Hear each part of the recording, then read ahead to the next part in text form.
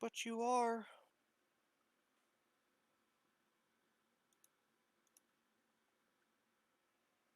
There we go. Shut up. When you say it that way, it hurts. I don't like being old, but you are. Fuck you. I'm not old, you're old. Might as well turn all this shit back on. What the hell? Oh, yeah, I don't have a webcam. Now I just need to make sure all the audio is recorded. Okay, can you guys say something? What? Cool. Thank you, Ryan. Blah blah blah blah blah blah blah blah blah blah. Too late, you hesitated. Aw.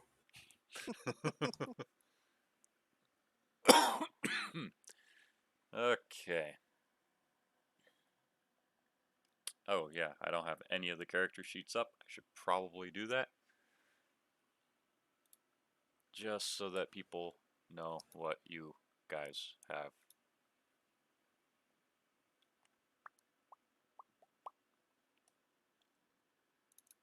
D stuff. Oh yeah. Here. What? So need this. Where's the zone? Ryan, I love it when you say things and then never follow up. Yeah. It's my Damn it, favorite no. thing in the world. I know. That's why I try to make sure I keep doing it. Ah, are you gonna wait? How outdated is the character sheet I currently have for wait a minute, what? Oh, that's the problem. Okay. Yeah. Okay, never mind. I was looking at 2 pages of the same character sheet. So I'm assuming, Ryan, you're sending me an updated version of Brown Cow? Yep. Okay. I just applied the level up. Where is it? It's sending currently. Send It's faster. uploading. We have one viewer and we are disappointing them. It's another TV viewer. I don't know what that means. Could just be their name.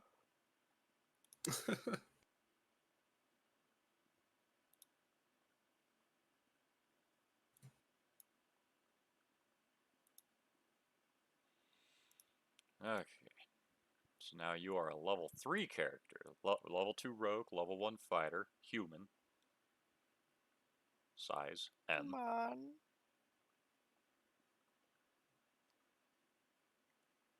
Okay. Wow, I gave you a lot of money to start with. Shame you lost it all. Okay.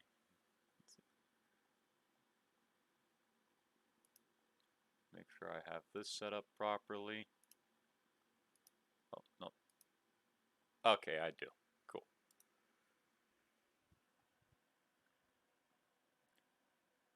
Okay. So, to recap. Hello, Forrest. Hello. you you do not need to be in chat, you know. I wanted to be in chat. All right, well, just okay, whatever. Anyways, so to recap, in case anyone who is listening to this now missed last session, which was 2 weeks ago, uh, we are following the misadventures of Alex Browncow, a rogue fighter human, uh, and N'ara Drakovana Wormrock, who has the name of someone who feels themselves really, really fancy. Thank you. Shut up. So we have N'ara, who is a rogue wizard, and we have Alex Browncow, who is a rogue fighter. And they, in the last session, were going towards a town, but rather than taking the beaten path, they decided to just try to make a straight line for their destination, trying to go straight from Havoc to Kodani. And they got about that far before they got horribly lost. And now, after many, many near-death situations that they're not even aware of, they are now way down here in a small camp of woodland elves. And they have just finished learning where they need to go from a fellow that they encountered here. And now, following his instructions, I'm assuming, they are going to be heading deeper into the deep wood, where they will most likely die, but you know, you can't make an omelet without breaking a few eggs. So, without further ado, let's get started. You're starting to sound like the sombrero owls from Rango. Honestly, I was worried I was starting to sound a little bit like Ultron.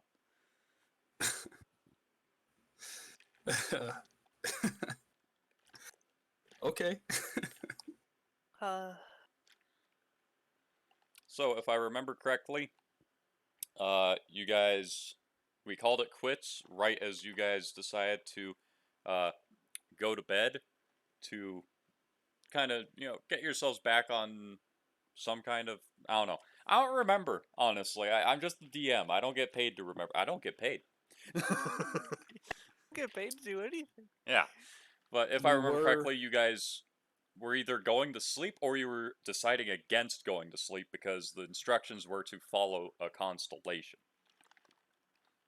A constellation we can't follow, but he gave us more visual guidelines off the environment itself. Oh, yeah. yeah, he straight up just gave us a direction to go and told us about how far to go. We're looking for like a black obelisk or something. All right. Which direction are you going? Um well, before we leave town, I wanted to know if I could harvest the bioluminescent crystals that are just everywhere in this village. You could, but it would be kind of like if you went outside and just started unscrewing light bulbs from the streetlights. Yeah, that's what I thought it would be like. So you can. That is an option, but it might get you in a little bit of trouble. So I'd have to be real stealthy while I do it. Yeah, if you're insistent on, harvesting them that way. Yes, I would like to harvest at least a little bit. Ryan's already laughing. What's so funny, Ryan? I don't know. What are you doing? It looks usable, man. It's a thing. I want things.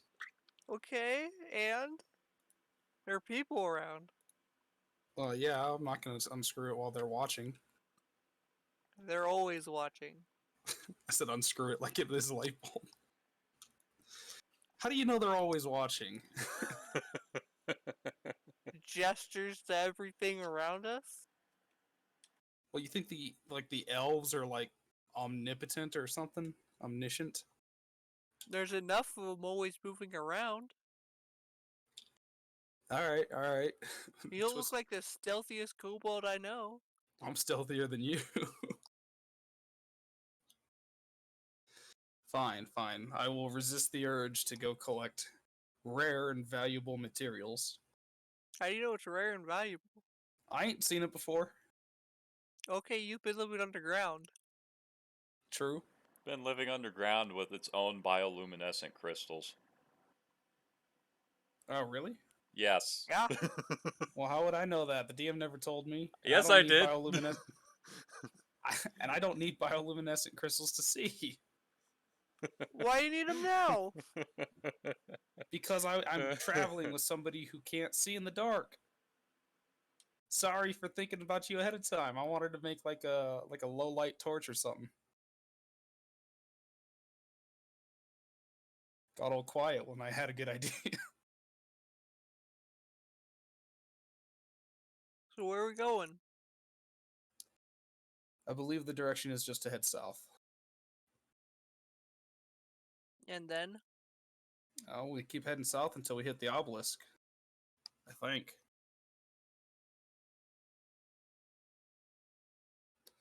Robert, can I roll for what would you call that? Wisdom check to see if I remember those directions correctly? Yes, that'd be a memory check, which is wisdom based. Cool. Well, I got a 1.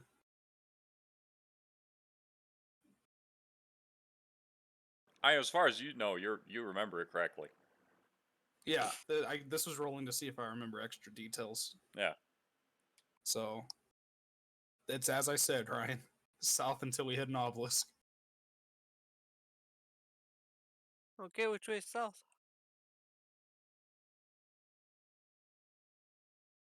Jeez, I don't know. What time of day is it right now, Robert? It's nighttime, right? Yes, it is evening. Did we bother? I'm sorry. Did we bother to get our bearings before night fell? Like, I'm assuming, we did not. I'm assuming we did not do that. That would be correct. As players, you know where you are, but as characters, you are still completely lost. All right. Well, since we know we have to head south, we should probably find somebody in the village who can give us directions. You want to go talk to an elf? Sure, you can. Well, what are you gonna do? Follow you. But I'm a little kobold.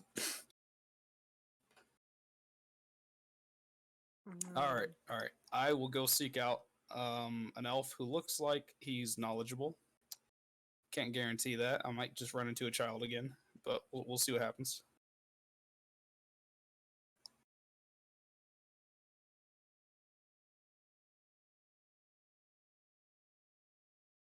Do I run into any elves in the village? Ah, shit, where'd it go? There it is. And if anyone's wondering, I'm not rolling a dice. I am rolling a pair of tweezers. Because it's So got what'd the you get? same probabilities as a knife. I mean, not a knife.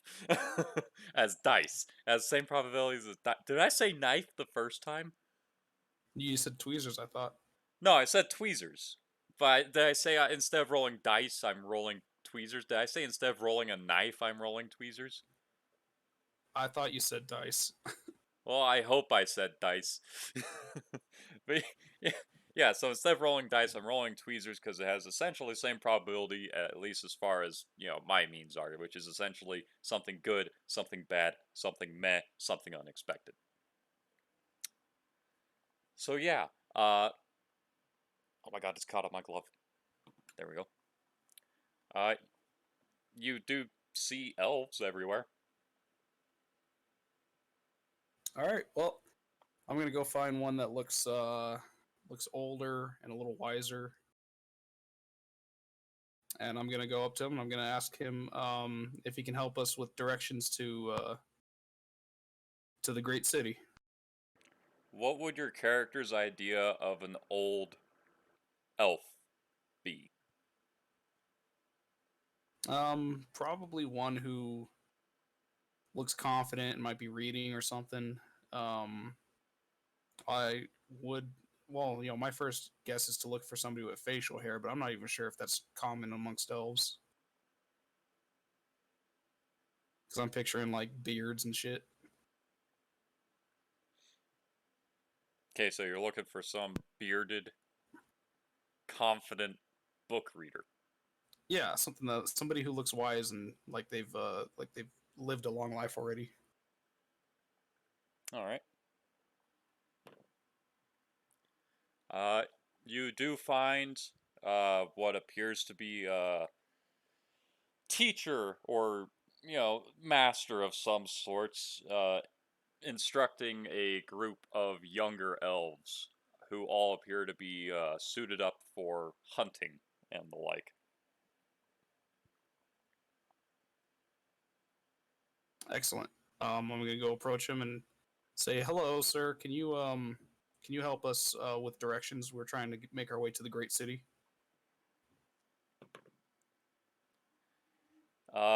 He looks down at you for a second, kind of scoffs, and then goes back to, explaining things in Elven to his students.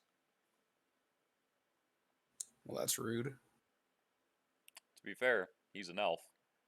You're a kobold. Yeah. As everyone knows, humans in in D&D are the only ones who aren't racist. Well, I tried. Ryan, they're racist. Your turn. I go looking for someone else. Just an adult. Oh, is there anyone communing I need with an nature? adult. Okay, communing with what? Is there any elves communing with nature? If I remember correctly, last time you asked an elf about that or something like that, they said they're always communing with nature.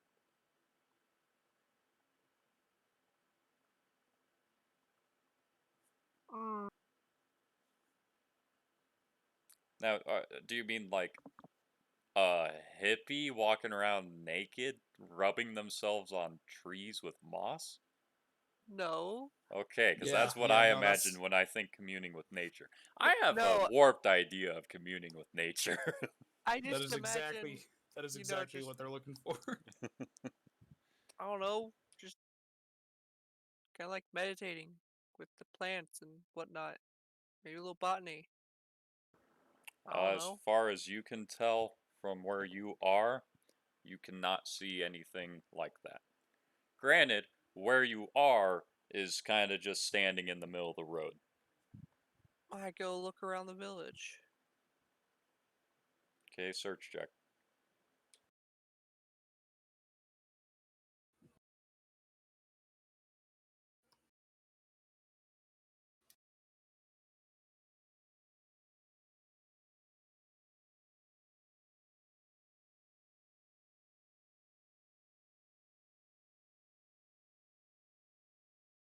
Mm, Did you do a search check?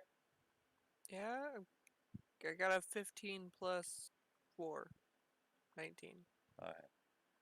So you do find what appears to be some sort of herbologist, in that they are, in a small little clearing that has, fresh water running through it, and they seem to be tending to a personal garden. It does look like it has a bit of a boundaries, kind of. It has an area, but that's pretty much all you can really tell. It's like coming across a clearing in, a forest. That just big open area. I mean, not huge, but decent. What's the question? Oh, never mind. I go approach him. I go, excuse me, do you know which way south is? The elf looks up at you for a second, uh, before kind of just looks really confused and says, just look at the sun.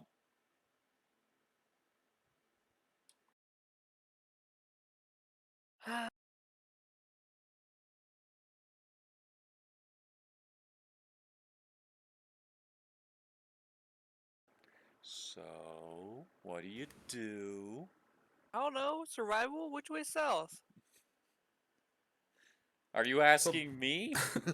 I'm I I'm asking, is that the right thing to use to figure out which way south is? what time of day is it right now? It's almost night. It's almost so the sun's been setting, huh? Yeah, And the sun sets like it does in our world, right? yes. Okay. Cool. Then yeah, can I make a survival check to see if I can use that knowledge to determine south? Yes.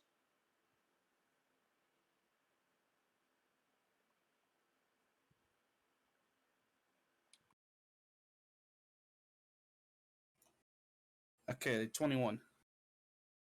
Okay, so you go back to the top of the canopies from where you guys were resting, using that tree because it goes all the way to the top, as you are aware. And looking out over the tree line, you see that the sun is setting in over the horizon. So using that, turning left, you now know which way south is from your current position atop the tree. Nice, nice. Also, you realize you know more about finding directions than a human.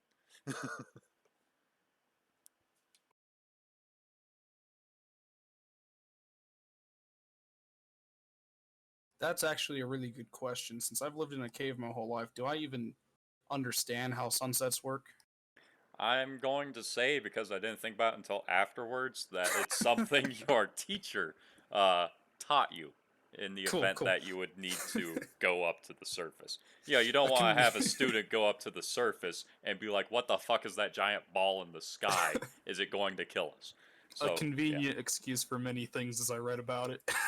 It's a good MacGuffin. How do you know about this, teacher? Internet. Yeah, internet, essentially. Internet. Yeah. So yeah, now you know where south is. All right, cool. I'm gonna go communicate that information to Alex. Like Thank you. pretty much just exactly as I divined it. Sunset south, based off of what I know about the world. All right. So now that we both know where south is, Alex, do you think we're ready? We're stocked up. Do you want to attempt this at night, or do you want to just go in the morning? I don't know. Can I see at night? I mean, maybe if we had a low light torch. No. Good night.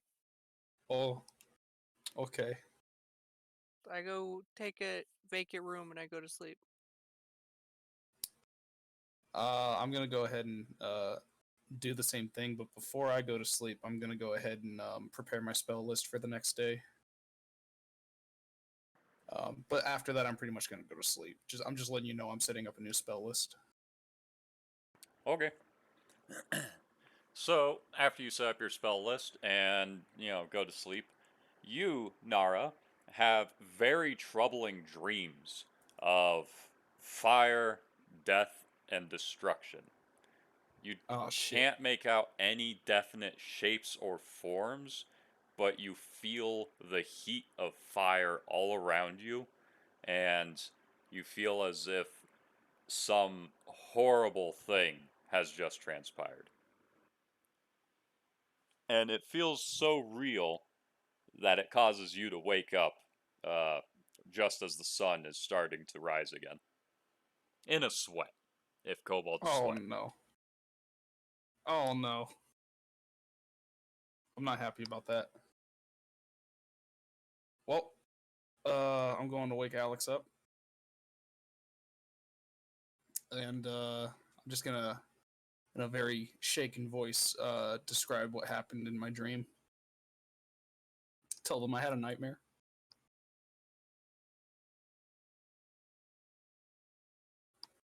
Seems like you had fun.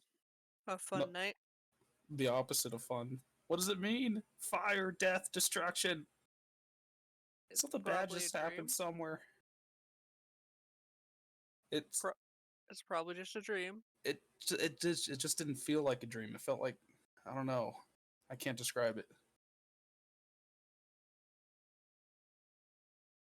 Oh, that's about all I can say. Because I don't know. Not many details other than fire and brimstone. That could be anything. Robert, can I attempt an insight check to understand my dream? Sure.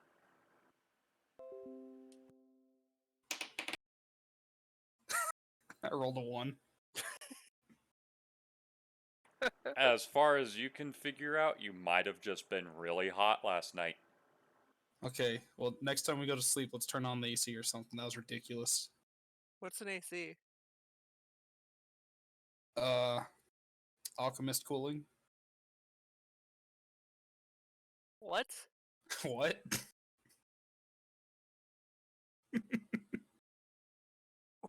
Why? You know, what, doesn't everyone have AC? Damn wizards. I just invented air conditioning.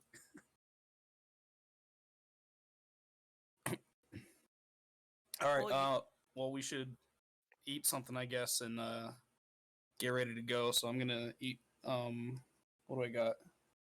I've still got a regular serving of trail ration, so I'm gonna go ahead and eat that to balance out my fruit diet.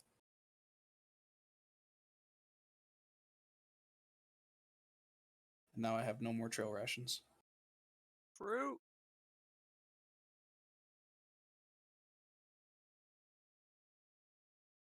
And packs a little extra in the Cobalt's backpack to go. Oh, what, for fruit rations? Yeah. I've still got 2 servings of fruit rations. I just don't have any more regular trail rations. Okay. You have to double up. You need 4 servings of food. I mean, it won't. Oh, because you don't have a backpack. Good point. Yeah.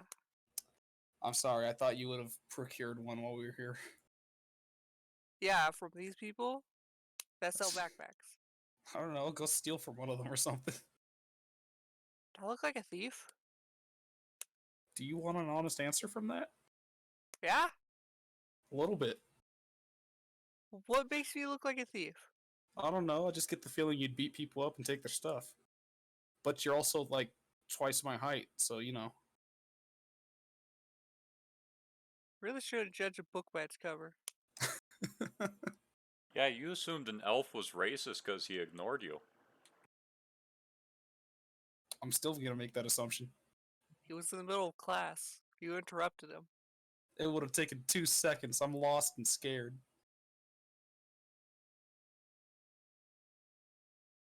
Okay. We have 2 days packed with our rations for both of us, and we are heading south. And we are blowing this popsicle stand. That is correct, yes. Okay, so you guys are ready to head back into the deep wood? I think Not so, really, yes. but yeah. Alrighty then. So, with all of your possessions in your hand, which direction are you guys going? According to N'ara? We are going south according to N'ara. Okay. That could be a TV show. According to N'ara. Yeah. How fast are you guys going to try traveling through this difficult terrain? Try full speed, if we can. Okay. Full speed will be counted as half speed still. Yes, that is the speed we want to travel at. Yep. Okay, so in order to okay, never mind. That's right. You guys said you're gonna go until you run into the obelisk, correct? Yes. Okay. So, and hey, at least now you are aware of which direction's south and how to find south. Well, we tried earlier, but the canopy was too tall, so. Yeah. And neither of you can climb, apparently. No, not me. Not very well. Yeah, with your -1 ability modifier. I just don't feel confident. I'm not doing it. Yeah. Okay, so you guys, just gonna make this a new layer, new color. It can be red.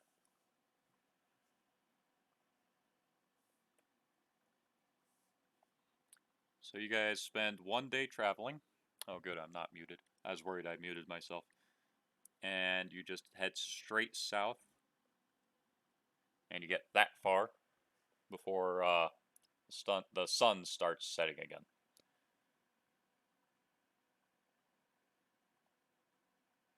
Hello? Yes, I'm still here. Okay. You guys are very quiet today. Sorry about that. Let's see.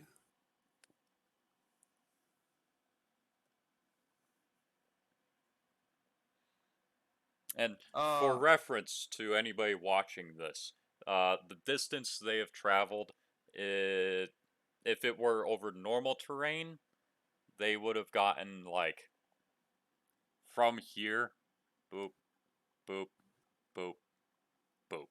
They would have gotten that far on normal terrain, which is like 10 miles or something like that per notch. So that's like 40 miles distance in one day. Just so everyone's aware.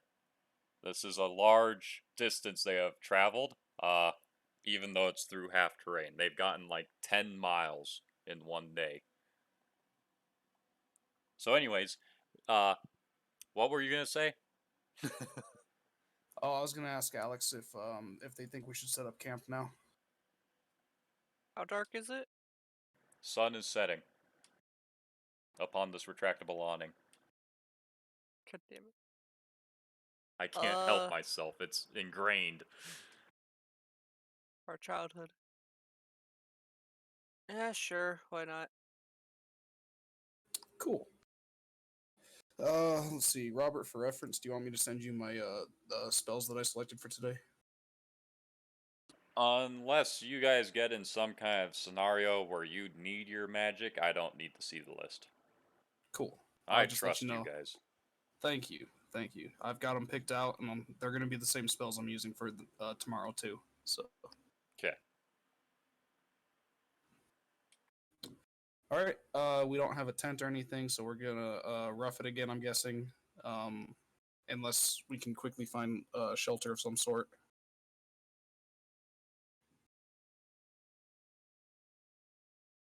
Could Let's we see. find shelter out here? I know, right? Can I do a survival check to see if I find like a cave or I guess for me a log would work well. I guess. Sure. That's a 16. You do find plenty of logs and roots, and the occasional one that's hollowed out to some degree that you can climb into, although there are lots of, ants and termites and the such in those logs.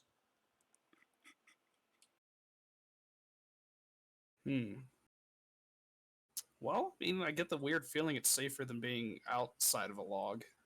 But I don't know. That would be like in a normal woods. These woods are like squish you. Dangerous. Yeah, they're like I don't know. They look at you funny kind of woods. How are you gonna sleep tonight, Alex? I don't know. Like a I searched baby. for like a baby. I search for a place as well. Somewhere peripherally not on land, or like a rock if I can find one, hopefully. I don't trust Roll! trees. Uh, 18.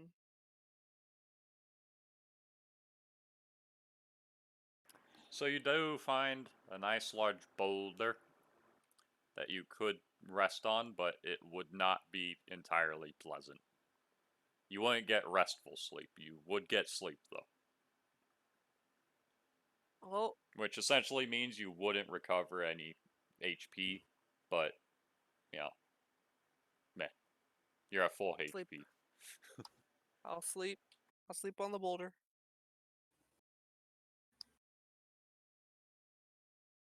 Oh yeah, how far is this rock from N'ara? I'd say a good 30 meters. N'ara, still, by the way. N'ara is a different character. I know! So 30 meters away. Holy shit. I'm gonna go and sleep over by the boulder. Yeah, it's a decent distance. I'm not. For an athlete, you could cover that ground in seconds, but for a kobold who's only like 2 feet tall, it's pretty far. Yeah, I'd rather go sleep by the boulder.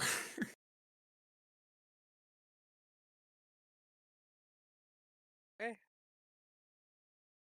Should we do shifts? Yeah, absolutely, we should. Okay. Who gets Do you first want? half? Well, probably. Well, if it's already dark, I'll take first half. Do you want to do Okay. second half? Yeah, just wake me up. Okay. Then yeah, I'll take first half. I'll stay awake for half of the night, and then I'll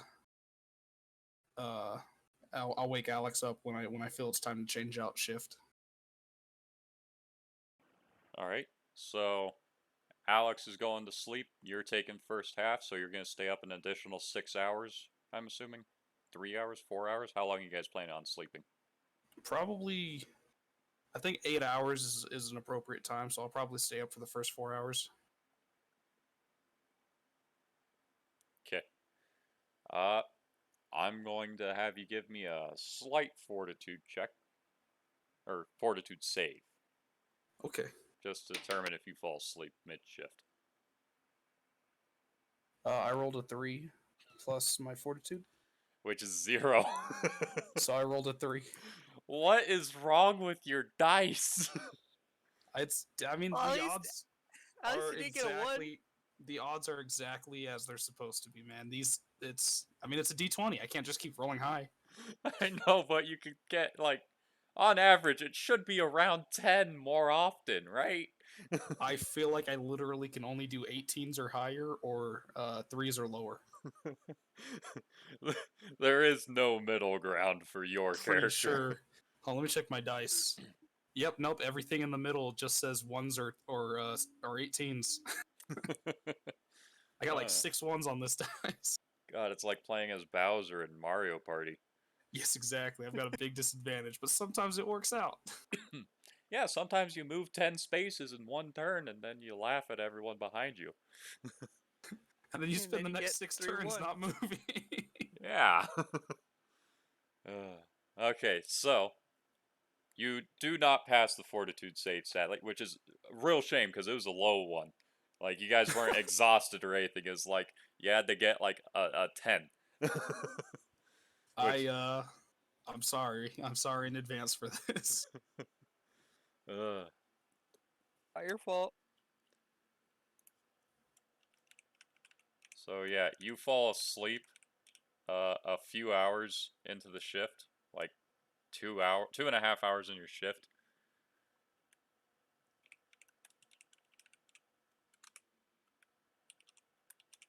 Man, I'm so helpful. Yeah. Which isn't enough for you to, really get any kind of like deep sleep before. Oh yeah, since nobody's gonna wake up Alex, you actually go straight. You do manage to get deep sleep, not restful sleep, but you do have another dream. Oh no. Yeah.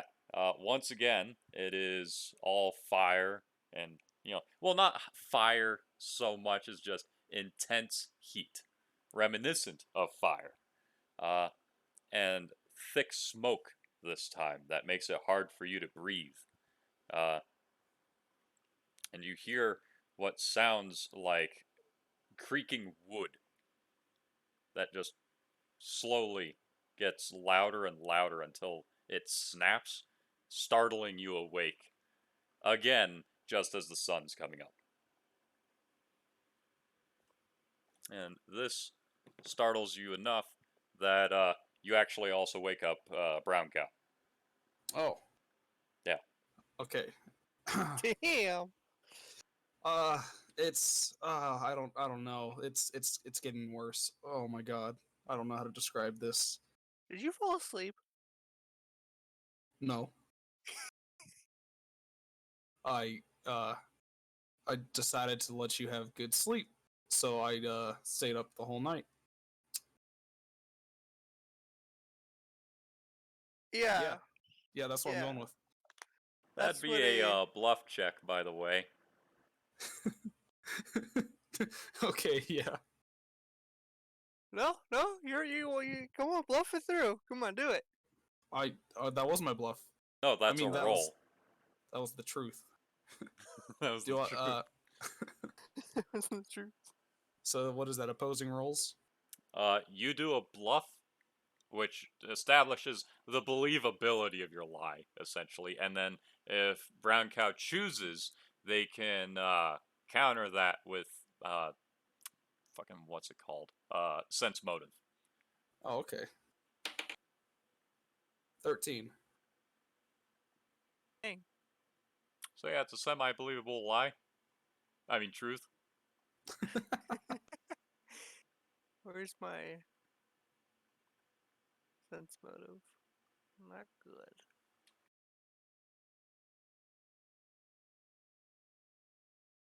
What was yours? 13. I got a 13.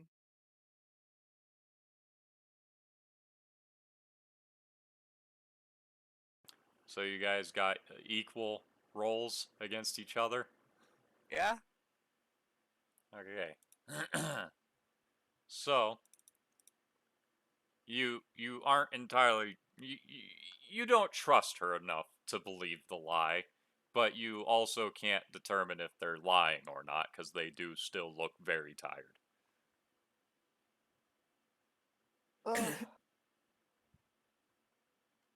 I'll give you this one time. Cool. Cool. Well then. Say, you haven't been having any weird dreams lately, have you? Not can tell. DM, have I? Oh, I muted myself. I thought I unmuted myself. No. Okay, that's kind of what I thought. Yeah, no weird dreams. Okay. Oh, how about this time? Robert, can I roll again for insight on my dream? Yep. I rolled a 3. Pretty much same thing as last time. Is you think maybe you just got a little hot in your sleep, and you know, you probably just heard like a tree branch fall in real life, and that's what made you hear wood in your sleep. Oh, well. Okay, so I guess it's time to eat some breakfast and get ready for our trip, right? Yep. Still gonna go south. Oh yeah. Okay, I'm gonna consume one of the fruit rations from my bag. I also ate one of the fruit rations. All right, so you guys have 1 day's worth of fruit rations left. That is correct. Yep. All right. And then packing up our stuff, which there's, it's not like we have a lot of stuff to begin with. We continue to head south looking for the obelisk.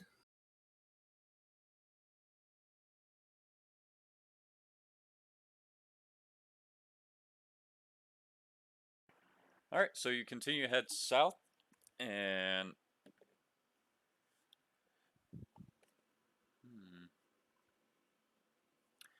you happen across a large area that seems to be full of berry bushes.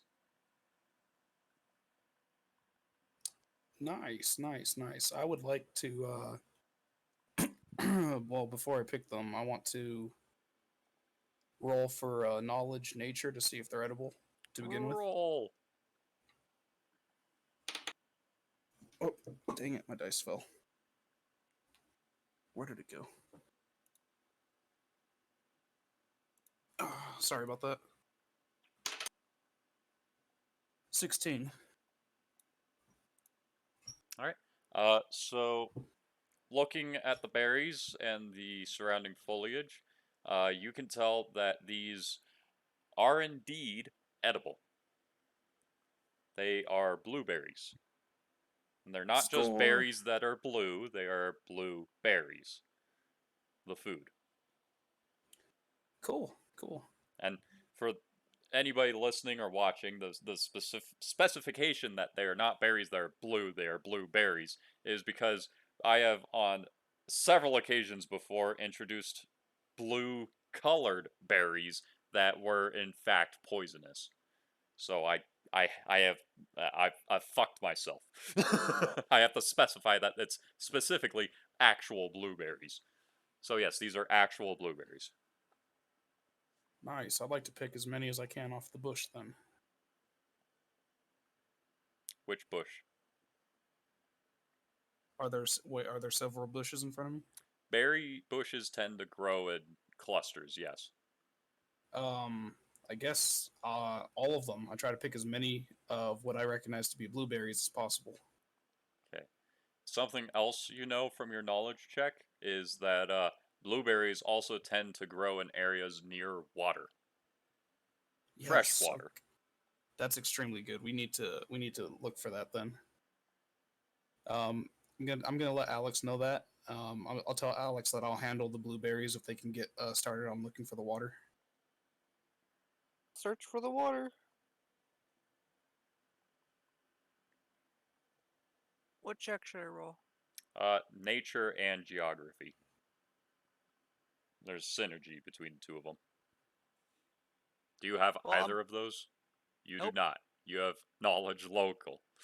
Oh, maybe I should do the search and you should pick the berries. Are you sure they're all blueberries? From what I can tell, yeah, they're all blueberries. Okay. I pick the wrong ones and we die. I blame you.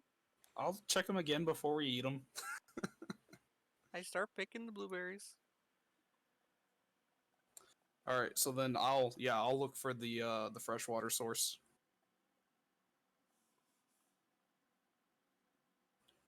Do you want me to roll for it? Yeah. I rolled a 14. Hey, that's a decent roll for once. It happens. All right, so you do find a small stream of water that seems to be fairly clear with fish in it and some frogs. Awesome. This is just great. I'm going to take a big ass drink from my water skin before I refill it. Okay. Um, let's see. What do I have in my bag?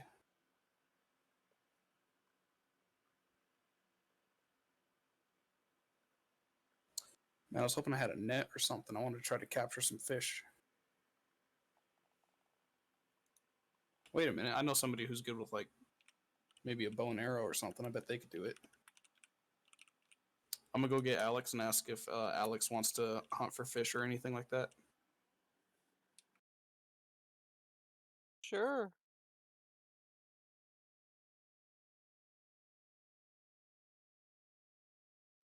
What'd I roll for hunting a fish in a stream? Survival. Damn.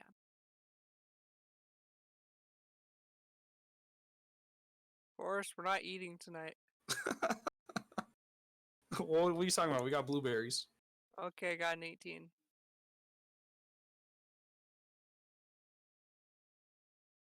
Okay, so you got an 18. What were you hunting the fish with? My bow and arrow. That seems like overkill, Yeah? because these are not big fish. Well, at least they're guaranteed to be stuck where I hit them in. Yeah, stuck. How big are they? Not that big. They're stream fish. Oh, if they're not big enough to bother, then I wouldn't recommend hunting them. Like, if you get a bunch of them, you got a meal. Oh, then it's not worth it. Yeah, Yeah, that'd be easier with like a net or something. yeah. I mean, I'm not gonna say that you didn't try at least once. So you did shoot one with an arrow, and well, Obliterated it. pretty much it'd be like using a slug on a duck. It's just the duck's gone.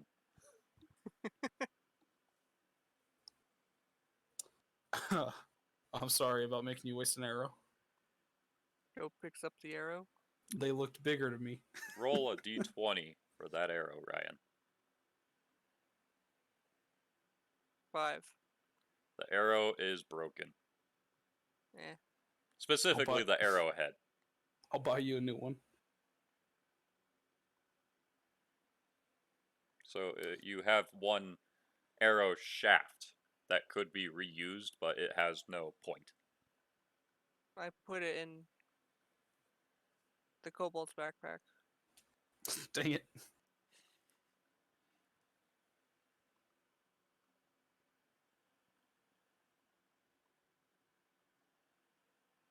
So what you guys gonna do? We're probably gonna add the blueberries to my backpack. How many did we get? I'm gonna say you guys got enough to make 2 poor trail rations. And I say poor trail rations because if you only eat the blueberries, as we all probably know, you'll get diarrhea. That's just what happens when you eat too many blueberries. Nice. So we just mix it in with our other fruits instead. It's all fruits, still gonna make you get diarrhea. Yeah. Like, problem is you guys are on an all-fruit diet right now. Which isn't unhealthy, it's just not balanced. So Yeah. you'll get diarrhea, but you'll live. Although Ryan, you will get dehydrated from the diarrhea. Ryan, I recommend you drink as much water as you can before we leave because I only have 1 water skin on me. Drinks the water. Like you're just shoving your face into the stream. Oh, preferably cupping it in my hand and bringing it up to my face.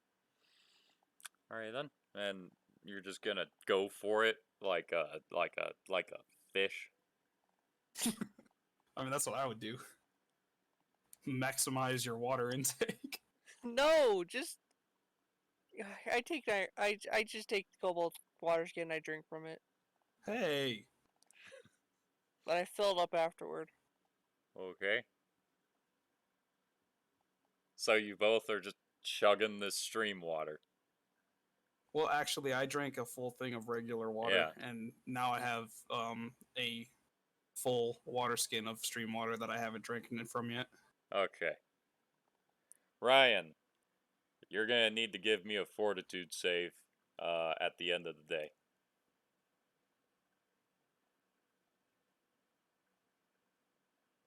I believe in you, Ryan.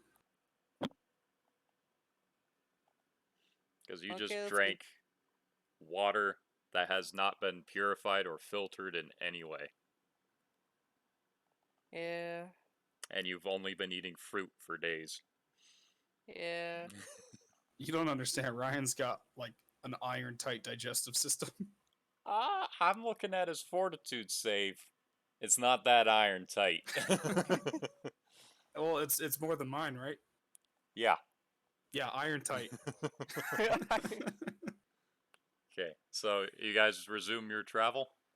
Yes, Yeah. we're gonna continue same speed, same direction. Okay. So continuing south. You guys get about there before the sun starts setting. I realized the inflection at the end made it sound like I was going to say more. I'm sorry. All right, what do you think? Do we keep traveling through night, or do we actually camp again? Sleep. I can't see a lot at night. All right, same process as yesterday. I'm going to do a survival check to see if I can find anything that we could use for shelter. Same here. 13. Okay. Similar situation as before. It's like almost identical situation. You find plenty of logs and stuff, but they've got, all kinds of insects and detritus inhabiting them. I look boulder. I mean, Hakuna Matata, right? Yeah. Means no worries. For the rest of your short-lived days. You can just say days. It means the same thing. Okay, I got a Ryan, what'd you 19. get? You got a 19? Okay. Yeah. Against all odds, you find another fucking boulder. And this one's Woo! bigger and nicer than the last one. It's even got some moss on it. Oh, hell yeah. Yeah. They make these things with carpets now? Holy shit. Yeah. I mean, hey, the pioneers used to ride those things all over the place. Why aren't we riding it? I don't know. You don't have a license? Oh, I that's forgot my right. key at home. I don't have my boulder license. It's a very good point. Yeah. Also, Happy anniversary to SpongeBob. It's been 22 years since its first episode aired. Jesus. Yeah. Anyways, so yeah, you find a nice big boulder. It's got nice soft moss on it. What's the plan? Oh yeah, fortitude save. And woohoo! I got 20. Nice. All right. So while your stomach does feel rather upset, you're no worse for the wear.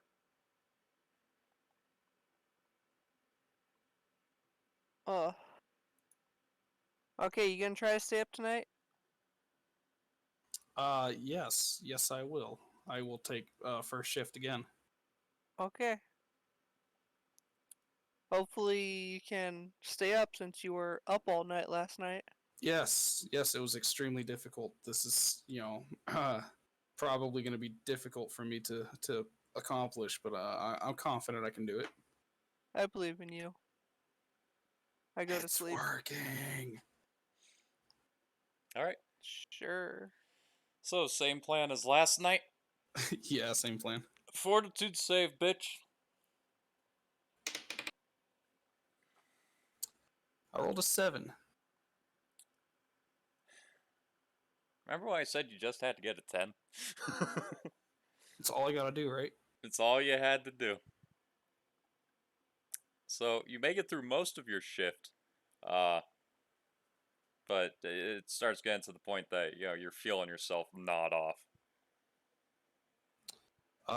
Can I catch myself before I nod off and go wake up Alex and tell her that I need to change off early? Yes, you can. I'm gonna do that then. Yeah, I'm gonna shake Alex's shoulder to try to wake her up. Am I awake? I don't know. Are you? Oh no, you're the one that ultimately rules over this world. Yeah. I don't rule over if you wake the fuck up or not. Well, then I guess I do. Good. I'm gonna just let you know that I'm exhausted. I'm about to pass out, so it's a little early, but I need to change off. Okay, go ahead. Yay! I go to sleep. I wake up and try to watch. With it being dark as heck. But I just keep an ear out for everything that might move. Fortitude save.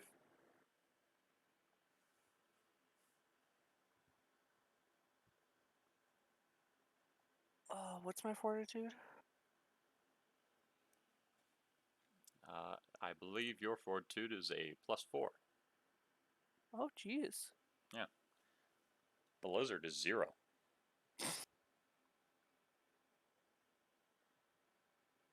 I got a 6, which turns into a 10. Alright. You manage to stay up for your whole shift, and you see the light peeking through the trees of the sun arising. It's a very Am I able cold to? day. Am I actually able to stay up for the whole night? How much sleep did I get? You got 4 hours of sleep. Oof. Yeah, I'm gonna wake up the Cobalt. I'm awake. Your turn. How did it go? Uneventful. Since So I can't see much. so it's just about morning though, right? Yes. Okay. We could leave early if you want to get another hour or two of sleep. You can, but it'll be daybreak soon. So I need sleep. okay. Give me like 2 hours. I'm gonna give Alex 2 hours of sleep. I'll continue to watch.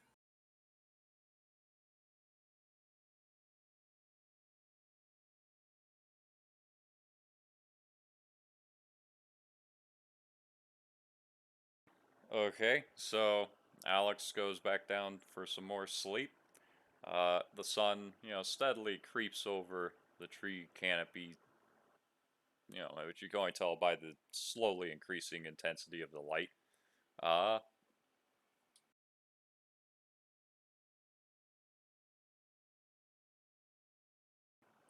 As she sleeps, you begin to hear some familiar silence. Oh no, no, no, no, no. Yeah, the sounds of the birds chirping has left, and you no longer hear the wind through the trees. I am going to look around and try to see if I can see what direction the. The I'm just gonna check. silence is coming from? Yeah, I know, right? I'm going to scan the horizon from the top of the boulder, and the whole time I'm doing this, I'm going to be nudging Alex with my foot, trying to wake her up. Brown cow, do you wake up? I hope so. In this situation, yes. When someone is trying to wake you up, it is not my decision if you wake up. Just go ahead and wake up. You only needed a brief rest anyway. Yeah. You're not gonna Okay, I'm get up. deep sleep or anything like that. Okay, I'm up. Oh, what's going on? I just without saying anything, I'm going to sign like the shush motion towards her, and I'm gonna motion to her, the ears with my hand open to tell her to listen, and hopefully she catches on. I listen. What do I hear? You hear roll.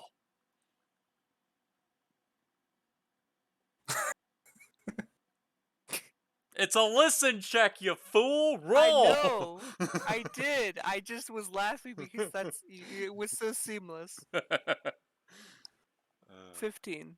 Okay. Listening, you hear almost absolute silence.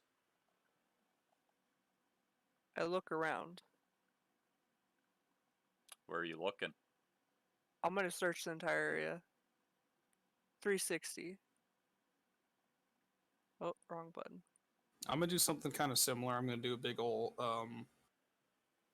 what is it called again? Is it a spot check? But Search. yeah, like a search check. Yeah, I'm gonna search the horizon line, just in wait. every direction. I think you actually had that right. It would be a spot check. Ah, good. Then Yeah. I'll roll for spot check. See, I imagine if my dad's listening, he's just like shaking his head in disappointment. Yeah, I really think it's supposed to be search when you're doing area. It's hard to remember because I hear search, I'm like, oh yeah, that's you looking for something in an area. But then I hear spot, I'm like, oh yeah, you're looking for something specific. It confuses me. Yeah. Yeah. I guess it's because of my definition of the words. Like search sounds like you're fine tuning it, and spot sounds like it's vague to see what you see. Yeah. Well, like search is intelligence based, whereas spot is wisdom based. So like if you're searching for something, you're using your book smarts to just kind of survey the area. But if you're trying to spot something, that's using like your intuition. That's what it means to me. That's why I was like, yeah, it's spot. But honestly, with your character, they're both intelligence versus wisdom. They're almost the same. Actually, they are the same. You have 5 intelligence, 5 wisdom. Yeah, either one works for me. It's still important to know the difference, but yeah, it's not a big deal for me. Yeah. That said, I rolled a 2. So you got a 7. You Yep. see nothing. Well, I'm glad we had that discussion. Yeah. Just to establish to everyone listening or watching that we don't know what we're doing. We've been playing this for, holy fuck, 8 years now since I got my first books when I was working at Amazon, which was when I was 18. I'm 26 now. Dead inside like an 80-year-old. Yeah. So yeah. 8 years and we still don't know what we're doing. Okay, so from like a top part of spot is use a skill to notice bandits waiting in ambush, to see a rogue lurking in the shadows, to see through a disguise, to read lips, or to see monstrous centipede in a pile of trash. Oh wow. Okay. So yeah, okay, now yeah. Yeah, so I was right. You're essentially using your intuition because you wouldn't know that those things are there. Yeah. Yeah, I know what I'm Oh, fucking okay. talking about. Search is like Pretty. you're looking for valuable shit. You know, like gold or booty. I think the best way to describe it is search Booty. is you're looking for anything that you're already knowledgeable about. And Exactly. spot would be you're looking yeah, like you said, it's wisdom based, so it's all insight checks. Yeah, search. You can find secret doors, simple traps, hidden compartments, and other details not readily apparent. Yeah, Well, spot Spot. is like, oh, I noticed this. Search is, I found this. okay, that works for me. I hope that cleared it up to anybody watching. Yeah, I hope we didn't just confuse the fuck out of people, and I really hope my dad isn't just embarrassed. He's just driving over to kick your ass. Yeah. Spot actually has a good definition between the two. Search does. The spot skill lets you notice something such as a rogue. It's a hiding rogue. Search lets the character discern something small detail or irregularity through active effort. Yeah. So, anyways, But yeah, what'd you spot? my roll is. Didn't you already roll? Did I? Yeah. You said 15. you got like an 18. 15. 15. All No, right. wait, that was for listening. Oh, that was for listening. Oh, Yeah, yeah. I told you you heard almost absolute silence. Yeah, that one was a 9 plus 3. Yeah. 12. For searching all around me. See if I You mean spotting. spot it. Well, we're boned. What? What? What? What? What? Nothing. Keep my hand on my blade. I'm looking at your character sheet. Which blade, you fucking... I don't even know what the word... It's something file. Knife-a-file. Stabby-file. No, but my kukri. Okay. Okay, so as you are spotting, you don't notice anything at first, but you do notice some plant life moving towards you. But not like at you, just in your direction. Coming from where you're standing on the boulder, your right. I look. I keep an eye on it. I look towards it. What is it? What do you mean, what is it? I don't know. I'm watching this plant that's moving towards me. Plant life, plural. It's the trees, the bushes, all the plant life is moving. Oh! Does the kobold know where I'm looking? Have you said anything to the kobold? I give the kobold a nudge. Okay, you get shoved by the human. Well, I look at the human, and I guess follow where their eyes are looking, and then I look out in that direction. Okay, spot for you then. 17. Damn. You see it? Plus 5 is 22. Okay. Now you're just flexing. I didn't realize you hadn't added the modifiers yet. So yeah, you look over there and your eyes are drawn immediately past the trees to what seems to be some large creature moving towards you guys. Yeah. From what you can tell, the trees are trying to get out of its way. Oh my god. I don't even know how to describe that. It's hard for you to even see because it isn't a different color from the trees. It's like as if part of the forest was walking towards you. Shall we run? Yeah. You don't know yeah. about it, Brown Cow. You just see the trees. I see trees. What do we do? I see What's I am- going on? I am going to What do you see with your special eyes? I can't say anything because it probably already knows we're here, but I don't want to risk anything. So, I am going to slowly climb down the rock and the opposite side of where this thing is, and I'm going to the entire time I'm going to be pulling lightly on Brown Cow's shirt or whatever. I'm just gonna if Brown Cow looks at me, I'm just gonna have like this horrified look of we need to get the fuck out of here. First off, it's not a rock, it's a boulder. It's a boulder. So bold. And that was my only point, really. Is just firstly, it's a boulder. What's secondly? No, let's just see firstly again. Yeah, see firstly again. Okay, so you kind of just slide off the boulder. I'm assuming on your left-hand side, so that the boulder's between you and the thing heading your way. Yeah. Okay. And you're bringing Brown Cow with you.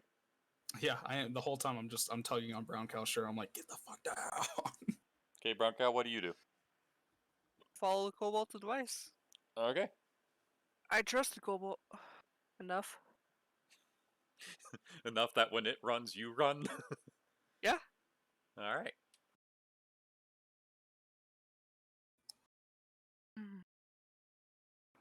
Oh man, that's terrifying. That is terrifying. So yeah, I'm assuming. Damn it, we're on the other side of the rock now. I know that it's just making its way towards us. And it's moving in a straight line, so I imagine we want to break off into a different direction. But I don't know if it's going to give chase. I don't know how this thing works. Which way is south for us?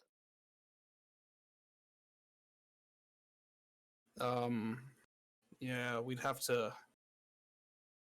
We just woke up. I don't think any of us had the time to get our bearings. To be fair, you've been awake for 2 hours. Oh, good. Do I know what direction this Or thing is coming in? Hour and a half, really. Yeah, from what you can tell, this thing is coming from the south, the direction you were heading.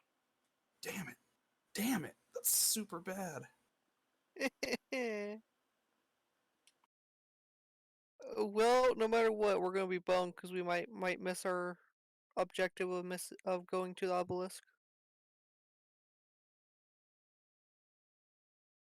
Well, Cobalt, which way? What should we do? Either east or west. Either way is fine. But we need to fucking run.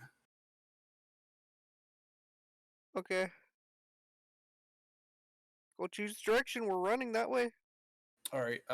From where we are, facing off of the boulder, we're gonna turn left, and we're gonna just fucking sprint straight into the woods.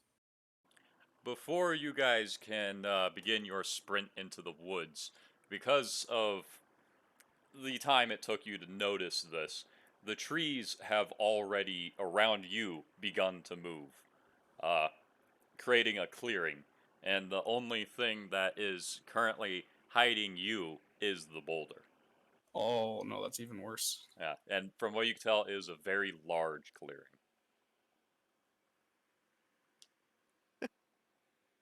What do we do?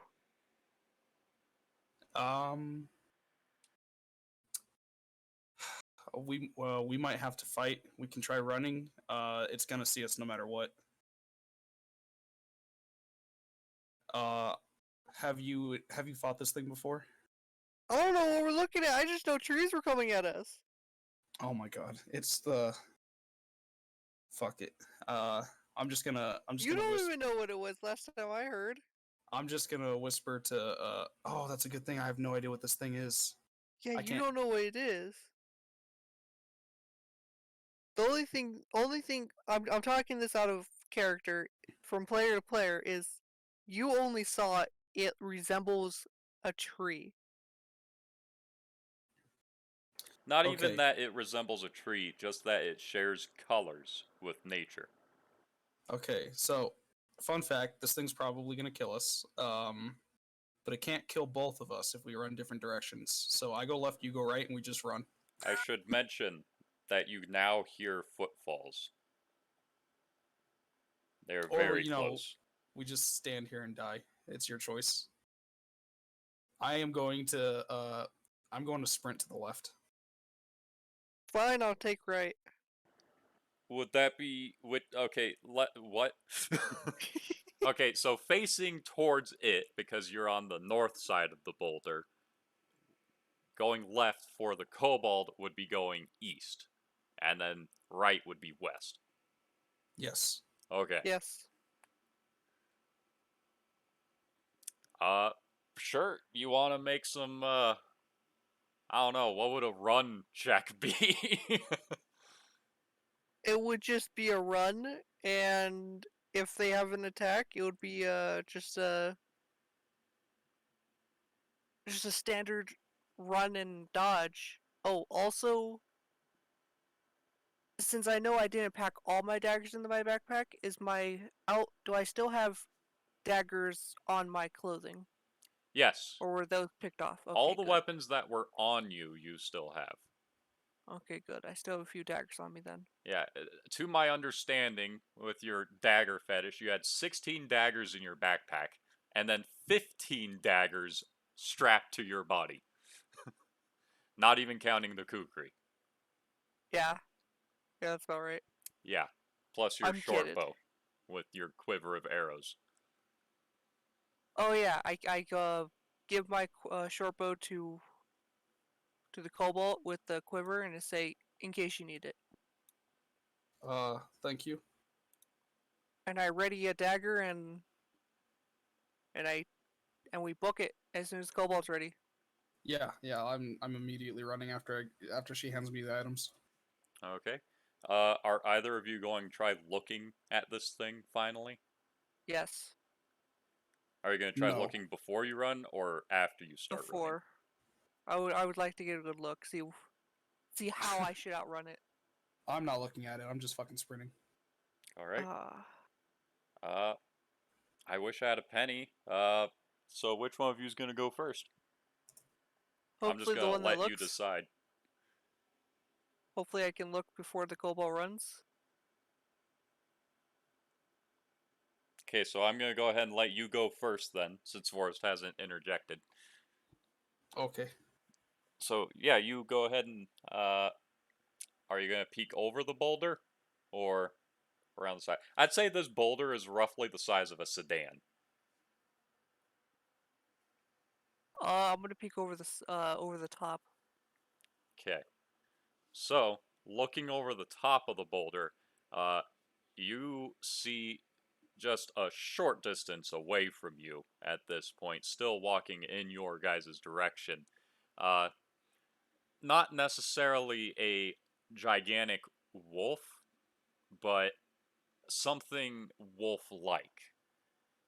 In that Hmm. it has kind of the body of a wolf, but it has the head of a deer with antlers like branches growing out of its head, and its entire body seems to shift with the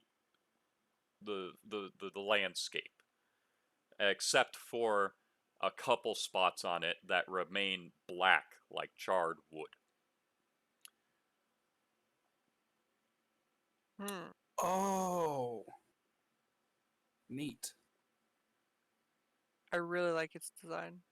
Yeah. You do not feel the foreboding sense of doom that you felt last time, though, looking at it.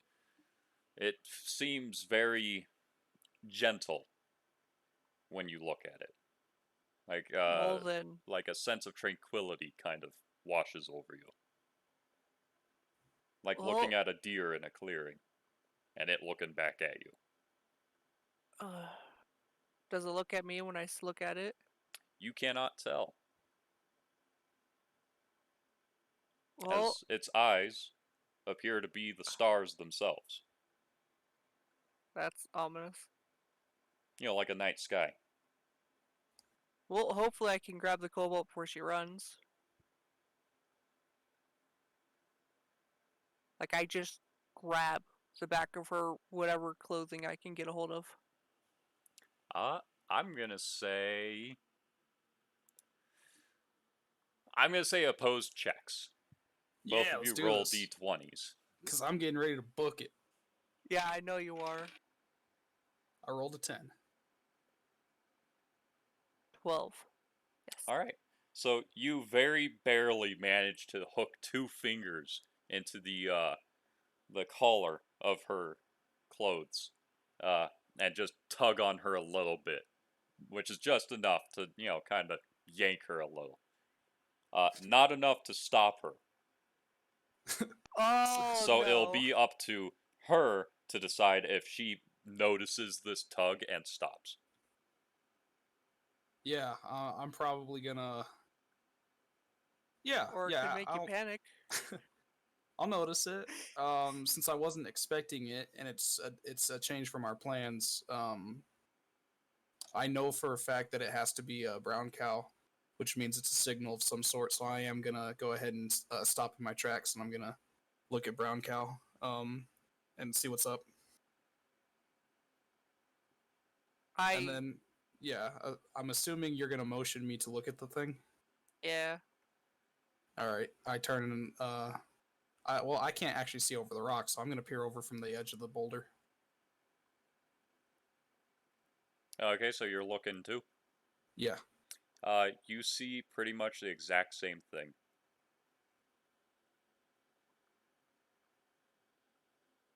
Okay, what do I do with this information? That's up to you. Because I'm honestly, I'm at a standstill. That's why I'm actually trying to get your opinion on this. I'd say you I guys have actually, enough time for one choice before it will be next to you. Okay. I'm gonna without taking out any weapons whatsoever, I'm just gonna stand on I'm gonna take a knee and just bow. you know what? Behind the boulder? Yeah, from from behind the boulder, but I'm just gonna bow. Just seems like the right thing to do. Yes, exactly. I put away my weapons as well. How? You know what? I bow to. From where I am. Alright, so you both just kind of bow. Do you look down at the ground like most people tend to do when they're bowing? Or are you doing kind of a My Lady thing where you're looking up all neckbeard-like? No, I'm looking straight at the ground. I'm trying not to make eye contact with this thing. How about you, Ryan? Sorry, but I want eye contact. Alright. Alright, I don't know if that's a good choice or not.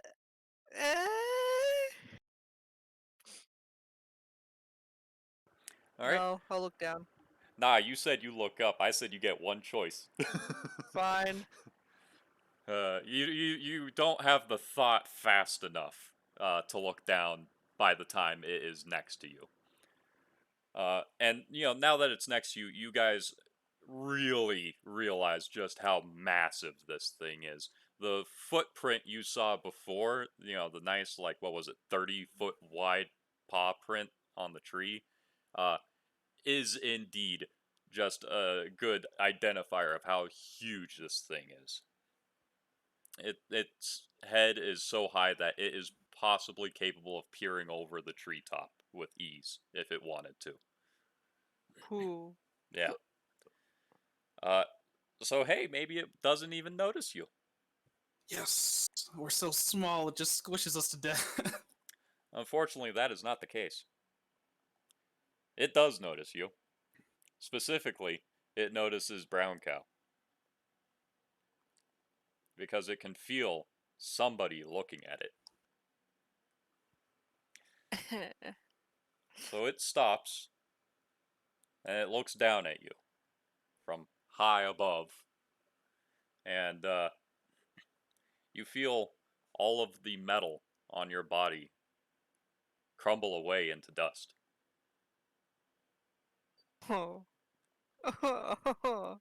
Yes. Your the handles to your weapons just fall with no, blades to hold them in their sheaths. Your arrowheads just kind of crumble away in their quiver. And I don't think you have. Yeah, you're wearing leather armor, so that's pretty much fine. And that's all you got. And then it keeps walking, leaving you be.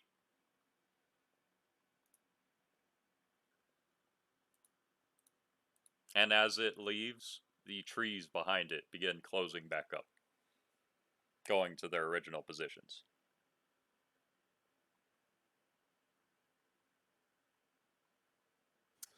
Well, I refuse to move until I can hear birds again.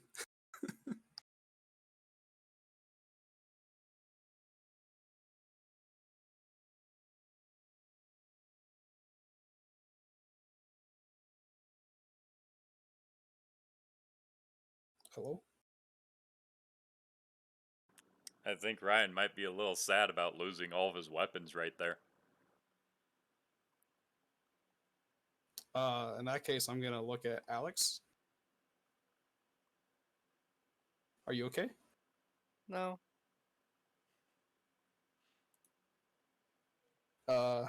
Do you want your short bow back and quiver? Oh, you had the short bow? Yeah. Oh, Alex gave okay. it to me just before. Oh, wait, did you give him the short bow without any arrows? He gave me No, the I gave quivers him too. arrows. Oh, okay, then yeah, the arrows are fine. I was just looking at the character sheet. Yeah, no, the arrows are fine then. It's just everything metal on Browncow turned to dust.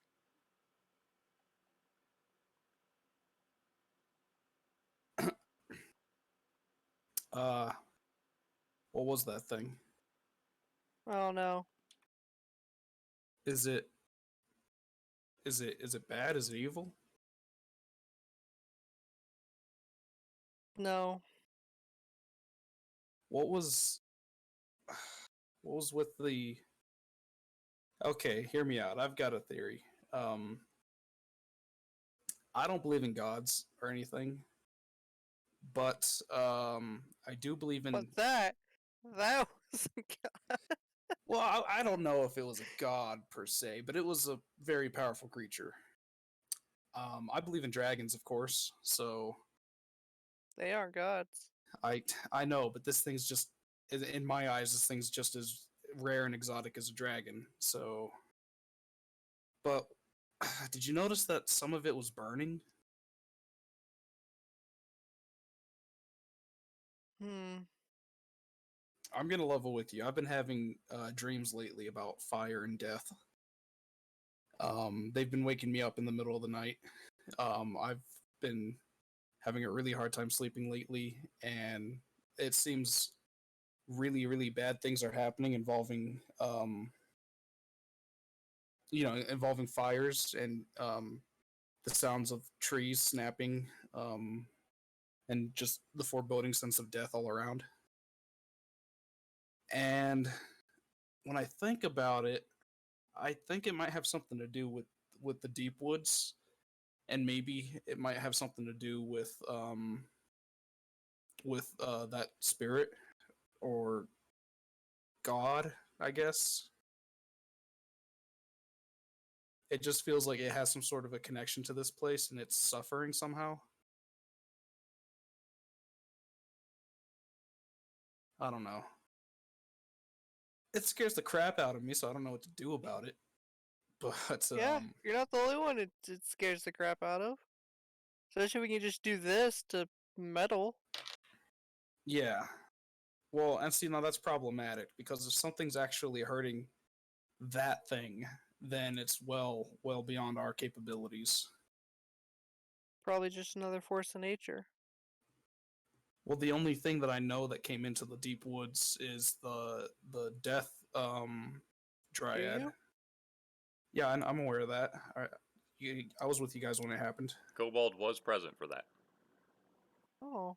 So I know that that thing is tearing its ass through these woods, and I've seen the aftermath of what follows it. So I imagine it's like scarring the woods itself, which might, in essence, be scarring that spirit. But that's all assumptions. I don't even know. I don't even believe in God, so that's just a guess. I'm assuming it's some sort of a wood spirit, and that it's being poisoned or burned or something somewhere. My best guess is the Death Dryad, which means well, since I'm having dreams about this stuff, I think I want to find Onyx more than ever.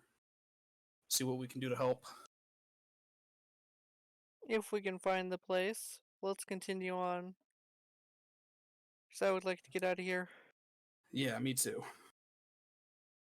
All right, we're gonna go ahead and continue south in the direction that the thing came from. All right. And yeah, by the time you guys have finished your discussion, nature has returned to normal. You can hear birds chirping and other nature sounds. The wind. All right, so you guys are going to continue south. You get.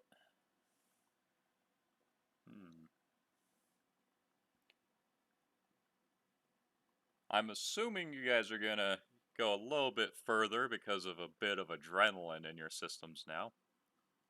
Yeah, that sounds reasonable. Yeah. So you guys get that far in the remainder of this day.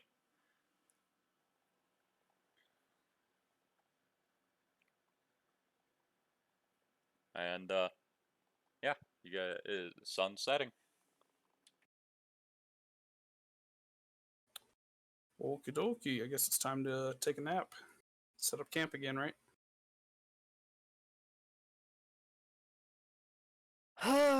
Look for a boulder. For a third time. Yeah, I'm gonna go ahead and do a survival check. I'm looking for shelters. It doesn't have to be a boulder. I'll still accept caves. I rolled a 10. 14.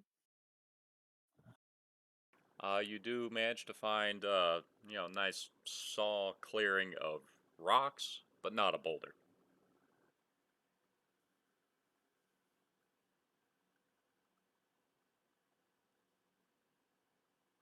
And, logs is typical.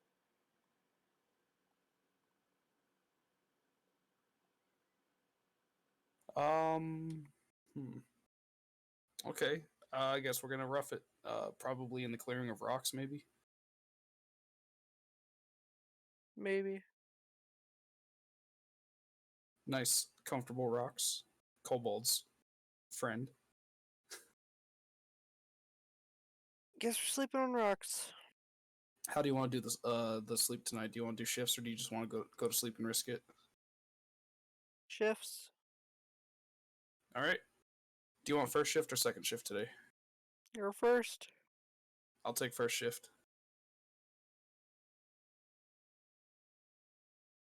So yeah, as Alex goes to sleep, I'm going to I guess I'm going to keep a watchful eye, scanning the horizon in all directions, just periodically, to make sure that I don't detect anything approaching us, or you know, uh, notice if I don't hear anything approaching us. Also, Yeah. suddenly deathly quiet.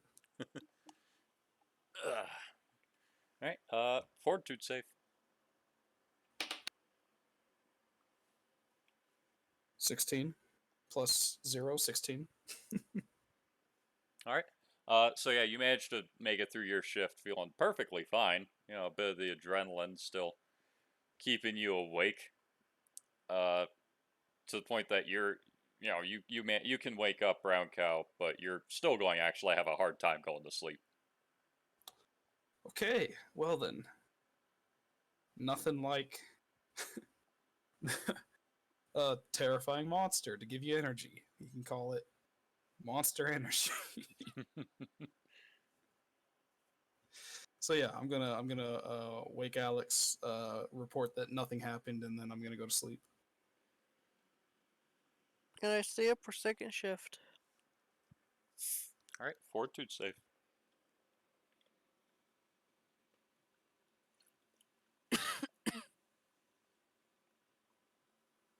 17. You stay through your shift perfectly wide awake. 21. All right, you're hyperactive. You're too awake. Oh no. You contemplate the meaning of life, existence, and everything in it, and come to the conclusion of 42. And it sucks without knives. Yeah.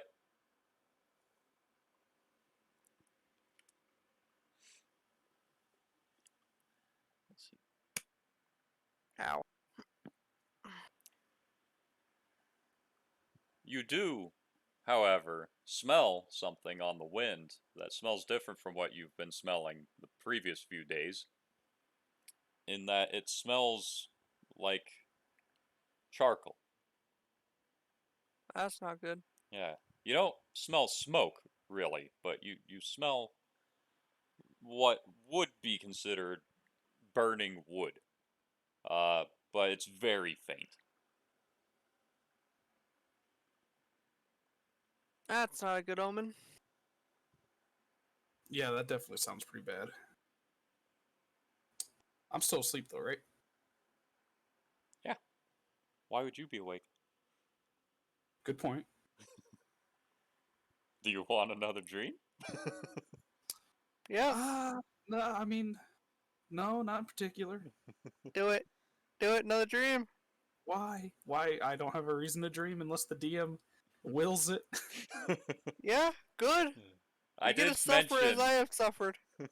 I did mention that you're having a hard time sleeping, so I'm gonna say you're not gonna sleep well enough to actually have a dream. Thank God. At this Aw. point, preferable.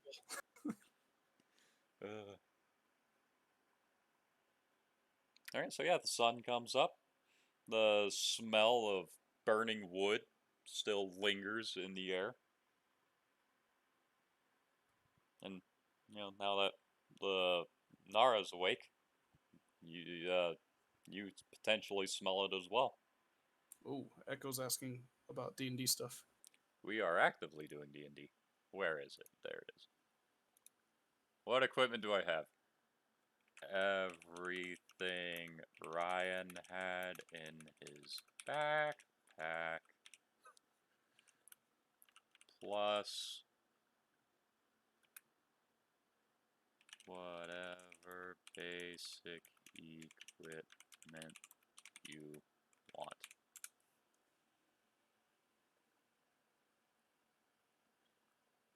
I'm a generous god. Unlike the forest god who takes. Yeah. Gives Oh wait, gifts. this was supposed to be Reach? Oh wait, I'll be right back. What? First encounter with Reach. Oh, Draft oh World. yeah, yeah, that was fucking funny. For people who don't know, in our first test session in D&D, we encountered some of our own characters that we had had for years, and I asked Forrest to introduce his characters to the rest of the party, and it is an NPC character by the name of Reej, and he shows up like the motherfucking devil. And I'm just listening to this description, I'm like, wow, I did not think he would look like this, because I always thought he'd look different. And I'm like, alright, so yeah, this is a friend. And then Forrest goes, oh wait, I'm a good guy? Disappears for a second through a portal, comes back wearing a completely different outfit. It's like, sorry about that. For for yeah, in case anyone's wondering, my character is an incredibly powerful, but literally insane wizard. It's the So price of power. yeah, so he approached the party, and mistook the notion of what he was doing for that day as encountering enemies, which is why he showed up ready for war. um, Realized his mistake, was like, wait a minute, good guy, friends. Oh, went back and put on just his regular attire, and I had to explain to Robert. I was like, "Yeah, that's like full blown. I'm slaying an army type stuff." My bad. So yeah, yeah, and I should mention, we will potentially have another person joining us for D&D semi shortly, depending on when they finish up their character sheet and send it to me. So yeah, look forward to that. Our one viewer and 2 people in chat that aren't Forrest. And if anyone's wondering, he who swaggets is Forrest, aka Oh no, N'ara. I'm just a random person. What are you talking about? Sure thing. So yeah, where were we? What were we doing? I got distracted by Echo. You just described to Ryan that Ryan could, or to Alex that Alex could smell a faint charcoal odor in the air. Oh yeah, And I you think I'm. both can. Oh, does Yeah. it wake me up? No, you wake up because, Alex wakes you up and Ah, you yes. notice that you can smell charcoal and it's not in your dreams. Like you can smell the heat. Oh, good, good, good. So I'm scared immediately because that's what my dreams are about. Um, do I know what direction the smell is coming from? It seems to be carried on the wind, and the wind is blowing from the southwest. South-southwest.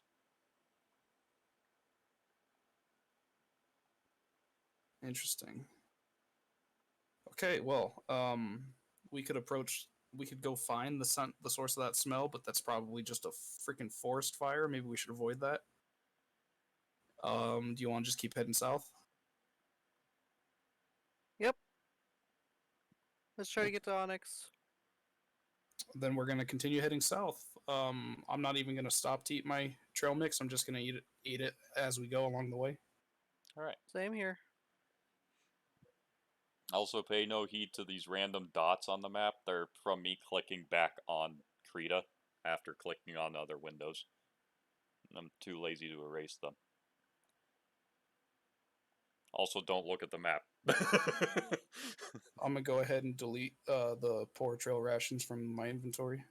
Yeah, because at this point you guys are running on empty.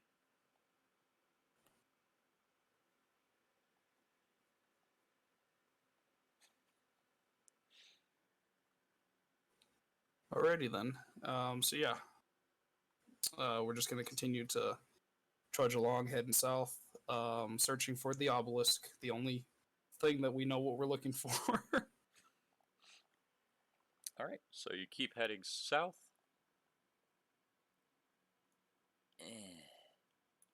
I shouldn't make that sound. So as night falls, you do get to a large clearing. The smell of smoke and fire is greatly intensifying as you head further south. But you do get to what you can only assume is an obelisk, and it is indeed black, and it's very large, but to the point that it has stone stairs carved in around it, leading up to the top, and up above, you're not sure what you see, but it seems to be some sort of cultist ritual site. The whole thing is very black and shiny, like obsidian. Nice. And you notice that all of the plant life within 50 feet of this obelisk is completely dead. Well, that's nice. Hmm.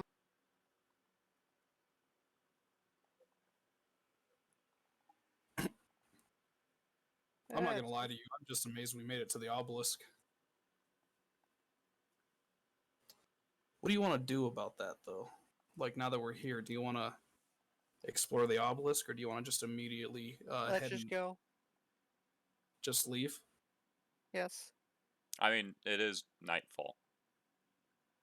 I don't want to sleep near the obelisk.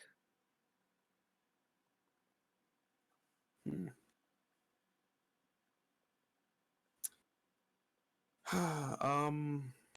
Interesting.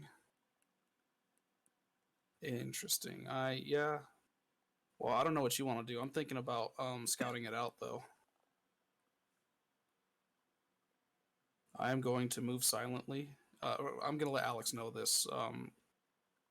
I'm gonna go explore the obelisk real quick, just scout it out, see if anyone's there. If no one's there, I recommend we use the obelisk for shelter. It's a ritual site. Yeah, it doesn't mean it's actively being used. It could be abandoned. If It you could know, be used in the middle of the night when we're sleeping. I know, bad things could always happen. But do you want to risk sleeping in the woods again, or do you want shelter for the night? Fine, we'll go with your plan. Also, I meant 50 yards, not 50 feet. Ah, Yeah.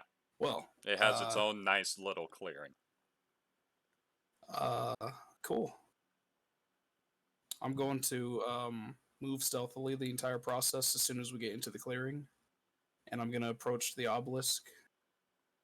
The whole time I'm doing this, I'm gonna be moving silently, trying to stick to the shadows as much as I can, and listening for any sound of living creatures inside the obelisk or anywhere around it.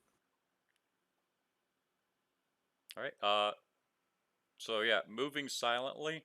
Uh, the area does have a very somber silence in it. You don't see any, mice or animals or birds anywhere in this clearing. And from what you can tell when you step in the clearing, it seems to be a perfect circle of decayed plant life. So it's not like somebody's, chopping down trees and burning them or something like that. It's just everything around this obelisk has died. Oh As if God. it has just run out of life to have. Uh, maybe I don't want to step into that clearing. Are we in it? Like, are we physically in the clearing already? Oh, You you are. are. Oh, Yeah. do I sense like the life leaving me or anything like that? No, you do not. Okay, well at least I've got that going for me.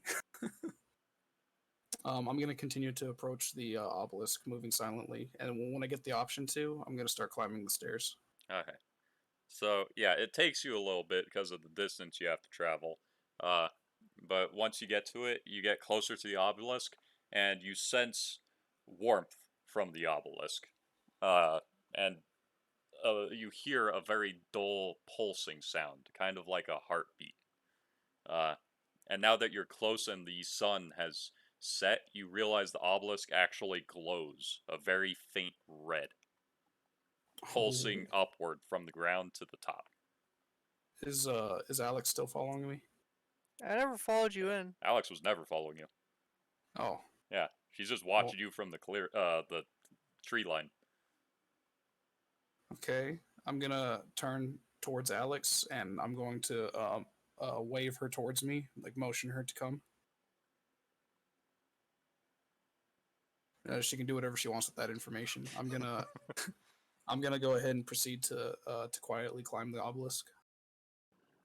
All right. Climbing up the stone stairs of the obelisk, your clawed feet do not help you move silently very well up the glass-like stairs. Uh, but because of the size of the clearing, you don't think the sound travels very well, because all you can really hear is the pulsing sound. That's good. That's good. Taking that into consideration, I'm gonna try to time my steps with the pulsing sound, just in case. Yeah. So, yeah. You're realizing how tall this obelisk is, as it looked large and imposing from a distance, and now you're realizing it's pretty much as tall as a tower, like the ones you saw in Kodani when you were visiting. Oh wow. Yeah, this thing's fairly tall. Maybe 10 stories tall. I'm gonna get closer so I'm near the clearing, but still at the tree line. Yeah. Where it's far back before stepping into the decay circle. Yeah, you're pretty much hanging out next to a tree. I'm gonna keep an eye out, and I'm also gonna keep an eye out on everything around me. Yeah. Just so I watch my back and watch to make sure nothing happens to the cobalt. Yeah, you're keeping an eye and your ears out. So, you are you gonna go all the way to the top? Yeah, I'm going all the way up. Okay. Going all the way to the top. When you get to the top of the stairs, I'm assuming you peek over just in case there might be someone there. Oh, absolutely. Yeah. So peeking over, the pulsing does get a bit sharper the higher up you go because it narrows towards the tip. Uh, but it's still very dull, very bassy, thrumming sound. But when you get up there and you peek over at the smooth glass-like floor, you see in the center there appears to be a huge egg, uh, being suspended above a blue fire that is just from what you can assume cooking it. Uh, but it seems to be the centerpiece. And when I say huge egg, I mean it's as tall as a human. And it is pitch black. And the pulsing, and it's being held up by just glass spikes, essentially. They're not puncturing the shell. In fact, they look dulled by the shell. And it seems to be the centerpiece of this whole thing. Oh, wow. And the pulsing runs up the spikes into the egg. I'm gonna go ahead and check the surroundings to see if I'm gonna scan the room to see if I see anyone else or if I see There is any. no room. Oh, it's just the top of this obelisk. Yeah, like I'd imagine, think like Lord of the Rings, Saruman's tower. Only get rid of those giant spikes. Okay. Yeah. So we've got a black egg just being suspended on this obelisk above a blue fire. Is the fire contained in like a brazier or something?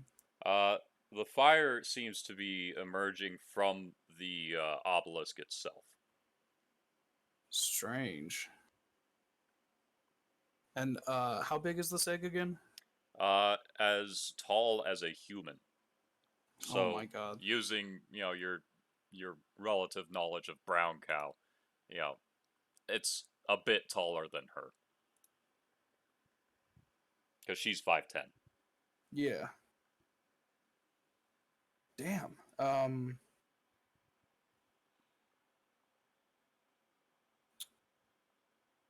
Huh. Can I cast detect magic on the egg? Yes, you can. I'd like to do that, please. All right. Casting detect magic. Also, detect magic, by the way, is an area spell. Oh, okay. Yeah, it's not It's a like a cone? specific item. It's like it's a cone of vision for like up to 5 minutes per level. Oh, nice. Let's use that then. All right. So yeah, using that, you are almost immediately blinded from the light as this entire obelisk appears to be magical in nature. Oh, wow. Yeah, but all of it, as you can tell after your eyes adjust a little bit, is being focused into the egg with each pulse. Okay, so the magic is being forced into the egg. It sounds like so. This kind of now feels like some sort of an incubation station for this egg. The egg itself, though, doesn't have its own sense of magic. It's just an egg. Uh, the egg itself is the focal point of the magic, so you can't discern if it has its own magic or not. Does the tower appear to have like I guess because the whole tower. From how things are described, I'm assuming the entire tower seems to be one singular magical device. It's just a huge one. Essentially, yeah, it's just a giant singular chunk of what could be compared to obsidian. I'm not gonna waste my I would normally try casting dispel magic to see what happens, but this thing is kind of obviously too large, so I'm not even gonna try.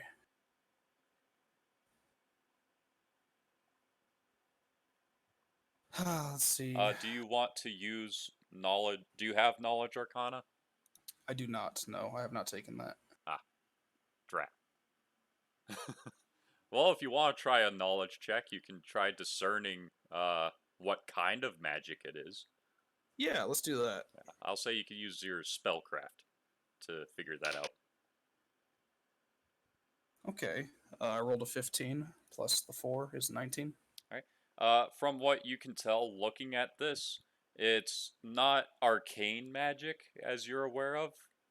It is divine magic, similar to what a cleric would use. Oh, wow. Yeah. Although you can tell from looking at it that it is not what a normal cleric would use. It is what a very twisted cleric would use, as the magic itself seems to be very just foreboding and ominous, as if it itself has ill intent towards you. Oh my god. Let's see.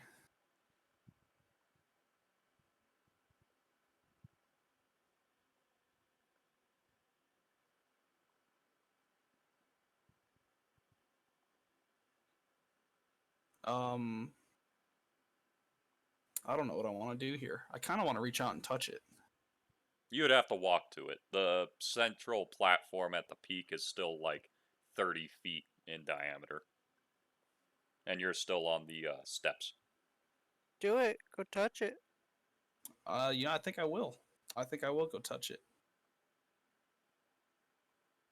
Okay, so you're gonna walk over there and touch the egg. Yeah, I'm gonna reach out a hand and touch it. All right. Walking over there, as you get close to the egg, you would expect to feel the heat from the fire underneath it from how large the fire has to be to, heat the egg. But all you begin to feel is cold. Very Oh. cold. Oh. That's ooh. I'm assuming I can't approach the egg then because this is just too much. No, you can.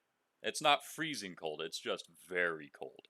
Like, you were a little chilly before because it's nighttime, but now it feels like somebody is blowing cold air on you. Like it's snowing. That's what it feels like. Damn. Okay. Then yeah, sure. I'll continue to try to touch the egg. All right. And as with fire, it intensifies as you get closer, but it's never like overbearing. But by the time you get to it, you are shivering from the cold. But you can indeed reach out and touch the egg. It has a very smooth texture to it. Just looking at it, it's not like the glass-like obsidian below it. It has the same kind of texture you would expect from any other kind of egg. Okay. And that's it. Nothing happens when I touch it. Oh, that was just, the description of you looking at it up close. Oh. Yeah. Oh. Then yeah, I'm gonna reach out my hand and I'm gonna touch it. Okay, so reaching your hand out and touching it, it is freezing cold. Like you just, grabbed an ice cube. Wow. Yeah. This is the exact opposite of everything that's been happening in my dream. Yeah. But yeah, when you touch it, it feels metallic. Not like an eggshell, but like metal. Like armor. Oh. Yeah, and with your hand on it, you can feel the pulsing that you've been seeing through the tower. Only it feels much smaller and a lot softer, like just a normal person's heartbeat. Oh. Yeah. Huh. Well, that's not what I expected. Yeah. And while it is freezing cold, you don't have a sense of panic in your mind as you're touching it. You actually feel just kind of a sense of sympathy or even pity as you touch it. Oh. Okay. I'm going to go ahead and return to Alex Browncow and describe everything that I just did and saw up there. Okay. Brown cow. Neat. What do you think we should do? Leave it the fuck alone. I think we should take it. I lack the knowledge of how to. I just think we should. No. Okay. How about that? Works for me. I'm not. I mean, I'm a little kobold. I'm not gonna. I've got literally no methods for doing this, so yeah, I can just leave it there for now. But it's interesting information. Yeah, because that egg's twice your size. Yeah, if I do ever devise a means of getting it, I'll have to return later. But for now, I can't do anything.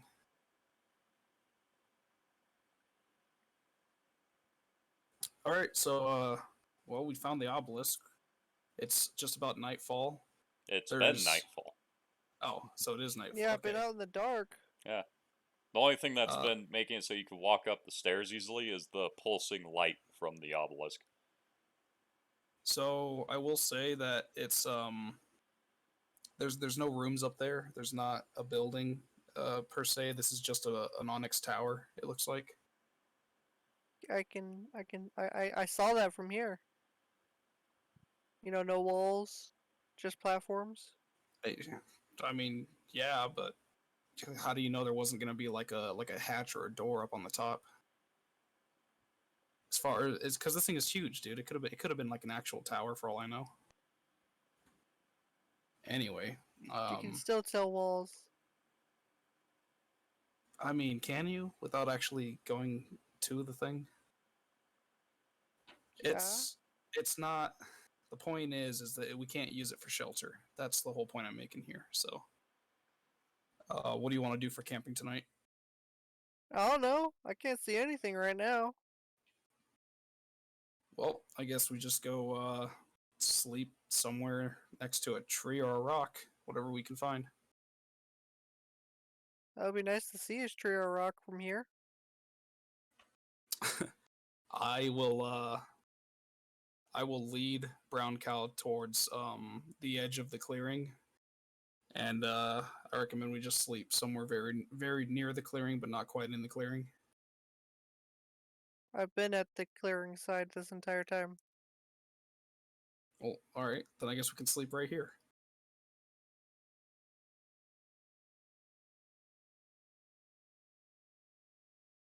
So are you guys gonna sleep right there? Like on the tree? Hold on, before we go to sleep, I wanna go back into the clearing and I wanna look up and study the stars real quick to see if I can see any constellations that might stick out to me. Do you have knowledge astrology? No, I did not. Do you want to just take a wild knowledge check? Yeah, I'll do a wild knowledge check. Okay, go for it. Go crazy. Don't hurt yourself. I rolled a 5. Right? Looking up in the sky, you see the moon. Just the One moon? of the moons? You see that it's a full moon. Oh, very cool. Very, very. Werewolves, run. Run. All right. Well, that wasn't useful. I'm going to return to Alex, and yeah, we're just going to bed down right there for the night. Alright. First shift. I go Oh. to sleep. Yeah, I'll take first shift. Alright. So, yeah, fortitude save.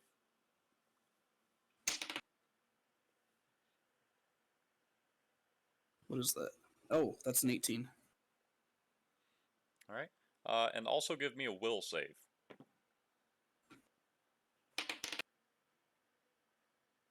16. Alright. So yeah, you managed to stay awake through your whole shift with ease. But the whole time, you have this nagging sensation in the back of your head that you need to go back to the top of the tower and be close to that egg. It's not overpowering, but it's just something that keeps sitting in the back of your mind with nothing else to occupy your thoughts. Oh. Told you not to go do it. But no. It's You not a had to bad go. feeling. It's what you would assume a parent feels when they're away from their child too long. You know, you feel maternal instincts for some reason towards the egg. If anything happened to this egg, I would kill myself and then everybody in the room. In Not order. that maternal. And you do have the, rational thought that you didn't have this thought until after you touched the egg. Oh, that's weird. Yeah.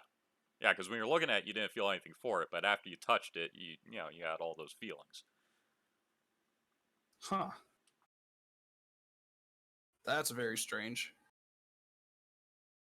Well, as my shift ends, I'm going to wake up Browncow, and I'm going to convey that nothing happened in particular, except that I'm getting a weird urge to go up towards the egg and ask what Alex thinks that means or what I should do about it. Don't go up there. You see this area? You see how everything's dead around it? You see how ominous that is? That's not good. Don't do it. Bad Cobalt.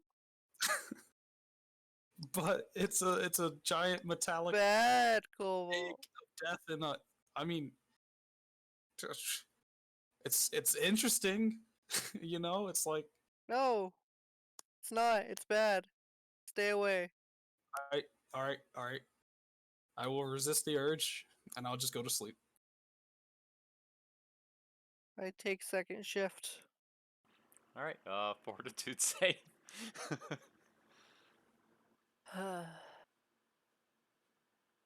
20. All right, so yeah, you make it through the shift perfectly fine. Man, you regularly get high rolls. You're the perfect partner for the kobold. At least I'm not getting only ones like I did last campaign. Yeah, you are actually getting some decent rolls this time. Ugh. Okay. Is there anything you want to do? Keep an eye out. Keep an eye and ear out. Occasionally keep an eye on the obelisk because it's gotten me worried. All right. And keeping the cobalt under my just keeping it close since I can't really see much. Yeah. So, yeah, you don't really notice anything out of the ordinary. You do notice, however, now that you've had time to kind of sit and relax and kind of think about everything, that your bow has changed since the kobold handed it back to you. And it was very subtle at first, but now you're actually noticing that it seems to have greatly improved since you got it back. Ooh. Yeah, you don't know what exactly caused it, but I mean, you could probably figure it out. Yeah, I have a really good guess. Yeah, is now it seems to be not so much like a handcrafted bow, but more like if a tree had grown the bow for you. Ooh. Yeah. And testing like the draw strength on it, you're realizing that it is now a much more powerful bow. Whereas before it was just an average short bow, now you feel like you could really hurt someone with it. So go ahead and change it to a short bow +3. A +3 short bow. Ooh. Yeah. So it'll get an attack bonus of +3 on every attack. Oof. Yeah.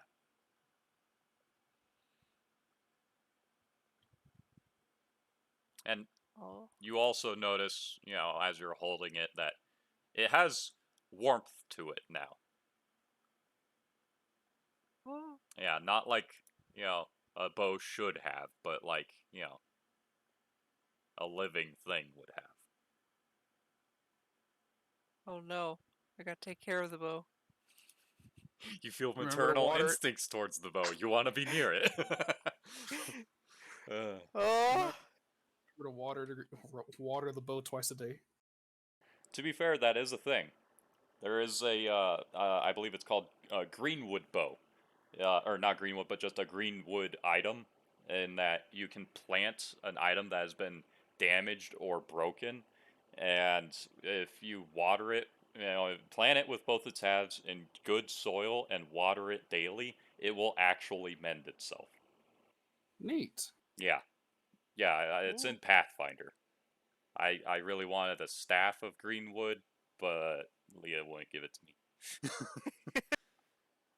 Or specifically, I wanted a adamantine staff, but Leah wouldn't give it to me, so I settled on the Greenwood.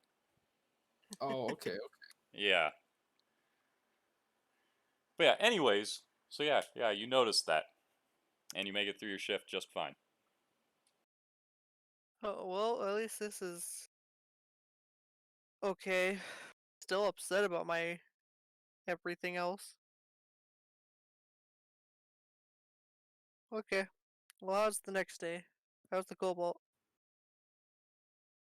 Kobold's alive and next to you. I'm Good. assuming you've Good. woken it up now. Come Scree. on, Scree? cobalt. All right. If I remember correctly, don't quote me on this. We're supposed to go east now in order to reach the great city. Well, the cobalt said so. Alright. As you guys are, getting your bearings on direction, you look around and you see that on the far side of the obelisk to the southwest, uh, the trees over there seem to be blackened, and Oh. the leaves seem to be falling off. They're blackened and withered, and it slowly seems to be spreading. Oh. That's not good. See what happens when you touch obelisks? That's not my fault. This is your fault. For the record, we noticed that before we got here. I think whatever is that way is coming this direction. Sure. I think it's a coincidence. And I don't think it is. I think it's a coincidence that you went into this place and now everything else is dying. You know what? That's bullshit. It is completely biased, and I just want to prove a point. I do have to Alright. point out that the trees over there are blackened. The ground around the obelisk is just dead, not blackened. Huh. God, get out of this. You are not called upon as a witness. All right. Just stay in That's an what. observational fact. I knew very well what was the difference. I was trying to bluff my way through this cobalt. Oh. Oh, okay. You're just trying to make me feel bad. Thanks, friend. Yeah. Picks up cobalt. Let's go east. Why do you need to pick me up to do that? Because I don't trust you.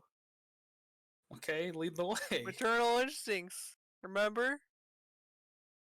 But it's my son. No. You were born and raised under a castle. That makes me royalty, doesn't it? No.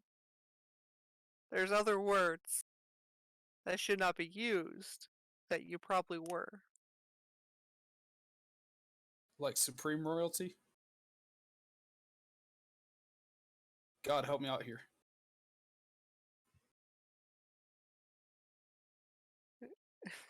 I've lost God's favor.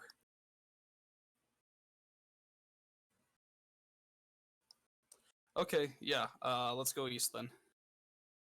I have East we go. exactly 2 more fruit rations in my bag. They're probably very close to spoiling right now. Let's eat them, because it's our last food anyways. I was gonna say it's all we really got, so I'm gonna go ahead and eat some. I'm gonna give Brown Cow something to eat. Okay, and now we head east. Ugh. All right, so heading east, away from the blackening woods. Am I in pen mode? Yes, I am. Thanks to the small clearing, you get a little bit further.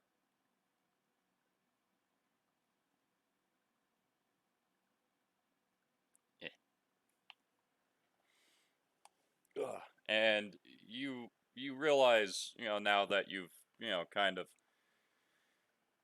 spent some time that the smell of burning woods is definitely growing stronger, even though you're heading away from where you're smelling it. Oh, it's catching on to us. It's moving faster than we are. Yeah. Yeah. And the sun is setting.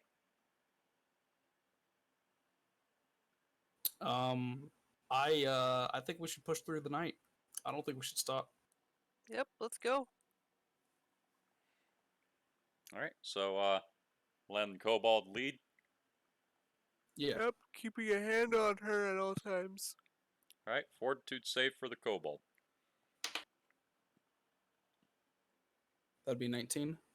All right, fortitude save for Brown Cow. Oh. 18. All right, so yeah, you both managed to stay awake through the whole night, and the smell of the fire is definitely sticking with you. Uh, but yeah, and it's definitely still getting stronger because you guys aren't able to move as fast at night since the kobold can only see 60 feet in any direction. So, say you guys get pretty much another day's worth because you got that extra bit from the previous day. Nice.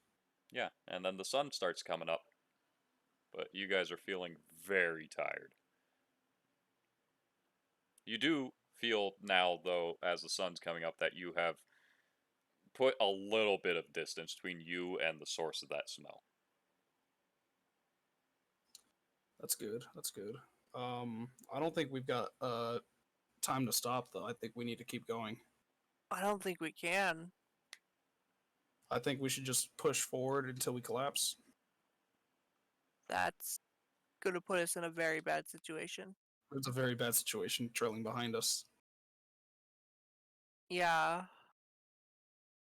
Give me a bit of time to rest, and then I can carry you while you rest. I'm not gonna lie. If you take a rest, I'm taking a rest. Ugh. Okay, let's no try to stay up for like at least 2 hours, so I can get some sleep in.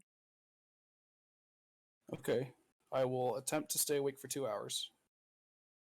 Then wake me up, and I'll try to get going.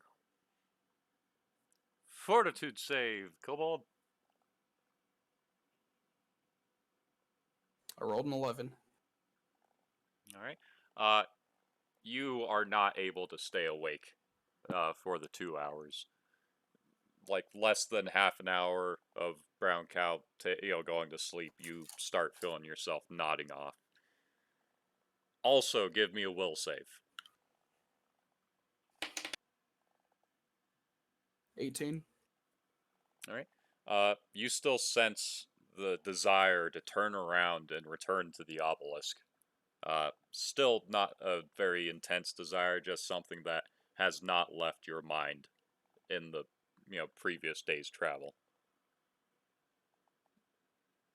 And then you fall asleep, and you have a dream because you fall asleep hard. Ooh. Yeah. Brown cow, by the way, also give a will save to see if you manage to wake yourself up. Oof. Because otherwise, you're going to be sleeping as hard as you can. Well, since it's a will save, it's gonna be a 6.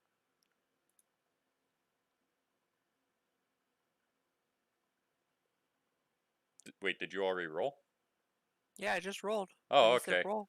Yeah, I can't hear your rolls. Are you using an electronic roller or something? That's all I have. Oh, okay.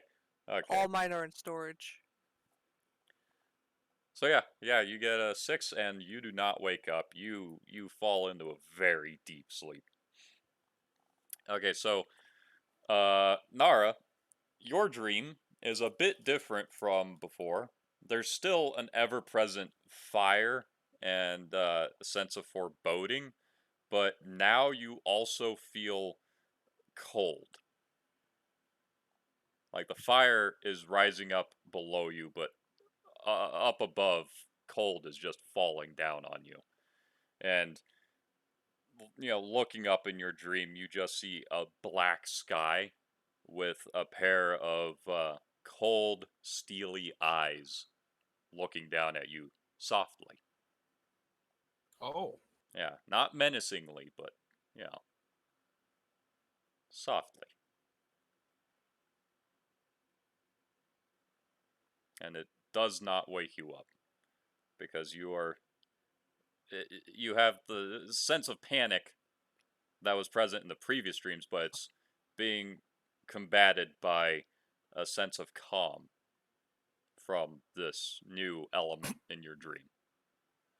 Can I reach out and talk to it?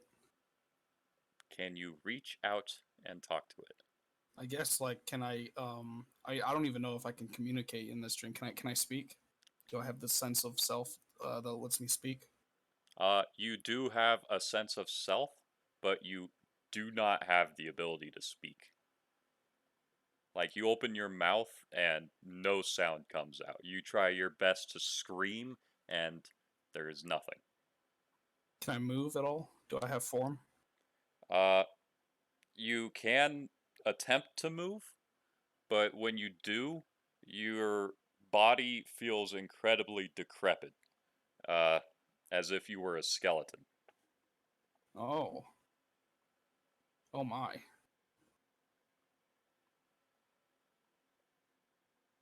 You do Well, start to get a sense of your surroundings, though, and you yeah. realize you are completely surrounded by blood. Oh. Uh. Yeah, it's at this time you realize you are surrounded. The heat you were feeling, because it wasn't fire, was boiling blood. Oh my. Do I see anything else? Uh, that's pretty much it. All directions, endless ocean of blood. An Boiling. ocean of hot boiling blood. A Do I get steely anything that fancy?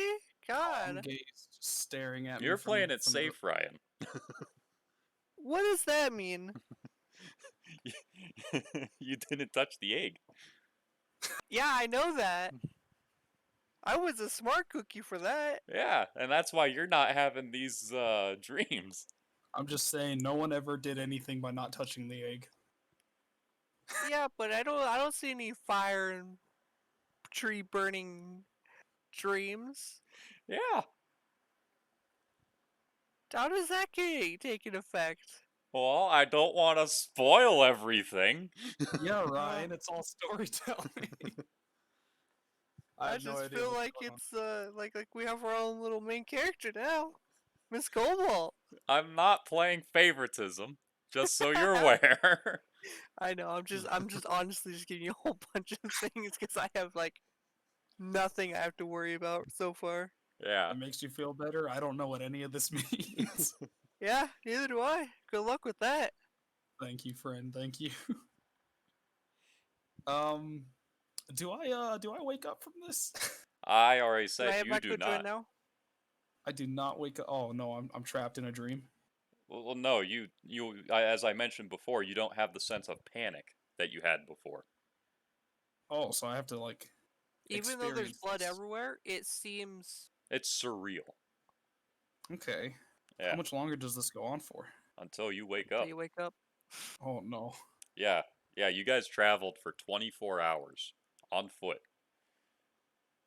Well, in my dream, even though I feel decrepit and I feel like a skeleton, I'm gonna still attempt to move. All right. Should I have Echo join? Yeah, Echo can join in soon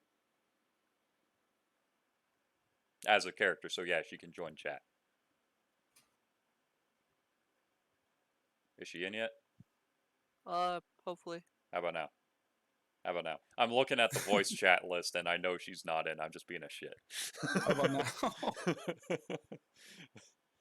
But yeah, so you try moving, and you do manage to sit up a little bit. And looking, down at yourself, you see you're not a skeleton, but you do have bones exposed. Oh. Oh no. Yeah, yeah, you seem to be not too great right now. I try to will myself to stand. You do manage to stand a little bit, but you realize you have to stand on one leg. That's unfortunate. Yeah, What am I standing on? Am I just standing above the ocean?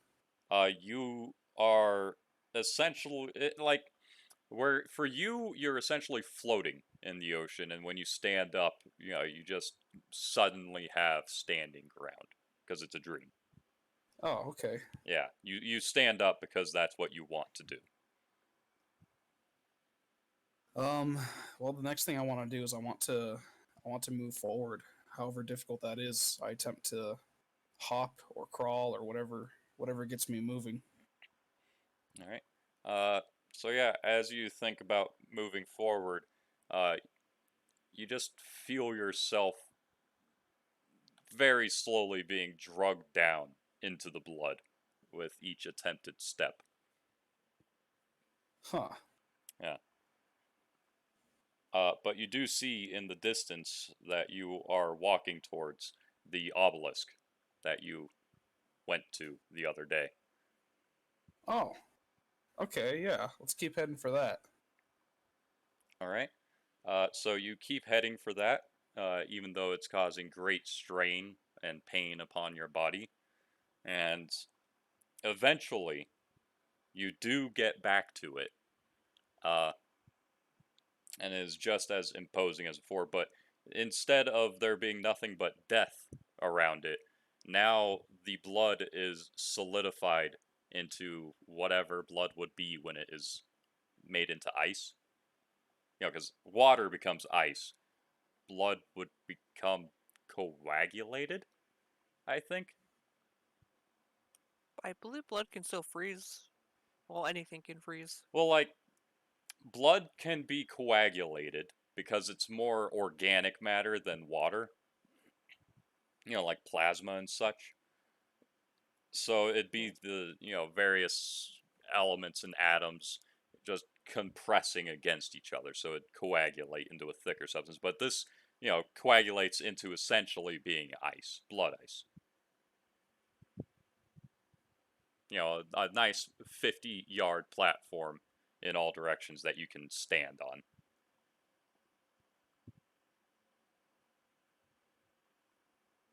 Huh. Yeah.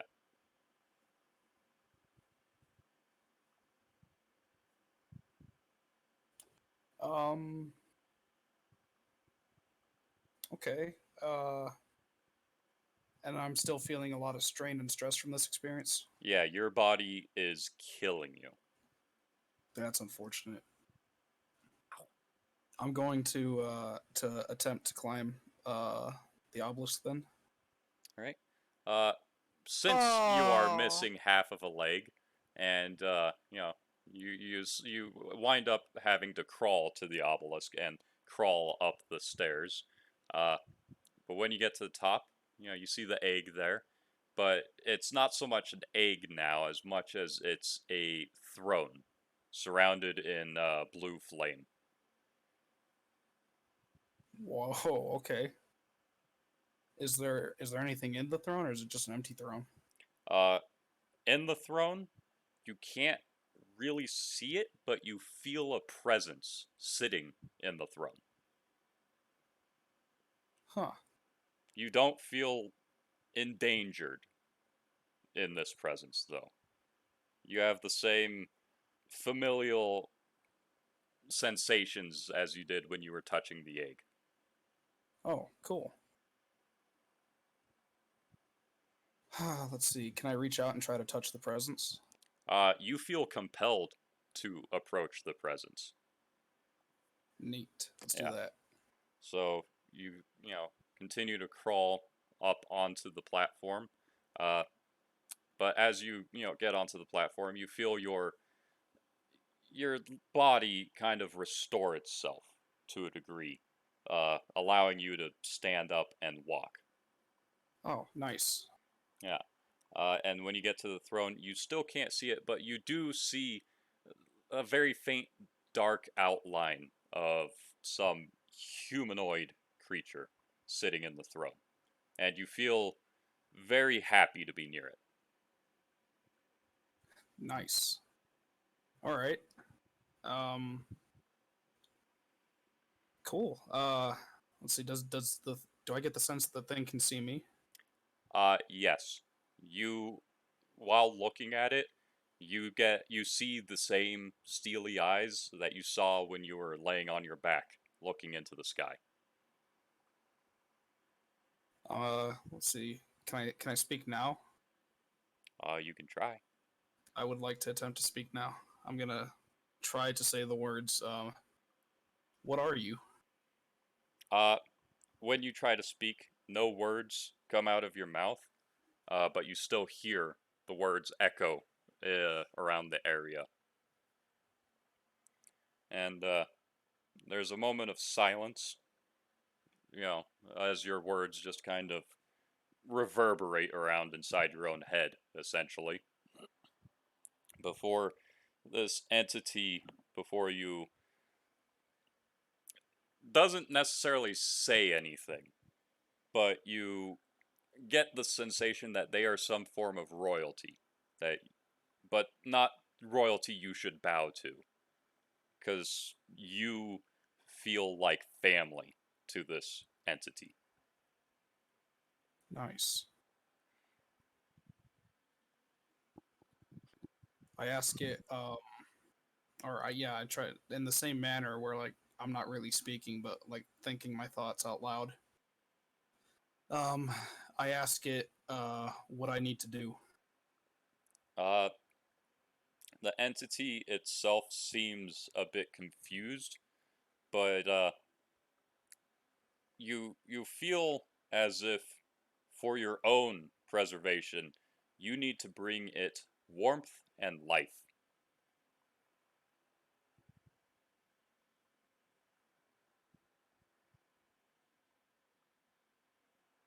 Huh.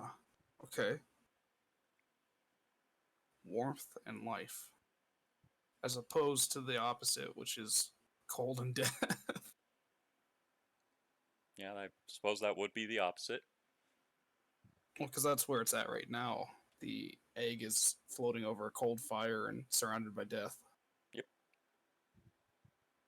Warmth and life. Off the top of my head, do I have any ideas what that could mean? Uh, off top of your head, you not necessarily know, but you do get the idea. You can only assume it's being implanted by this entity, uh, that it means fire and just life in general, plant life, animal life, whatever life you can get. Interesting. Yeah, you feel the urge to bring it to the egg and give it to the egg. You feel that doing this would be of great benefit to yourself and the world. Okay.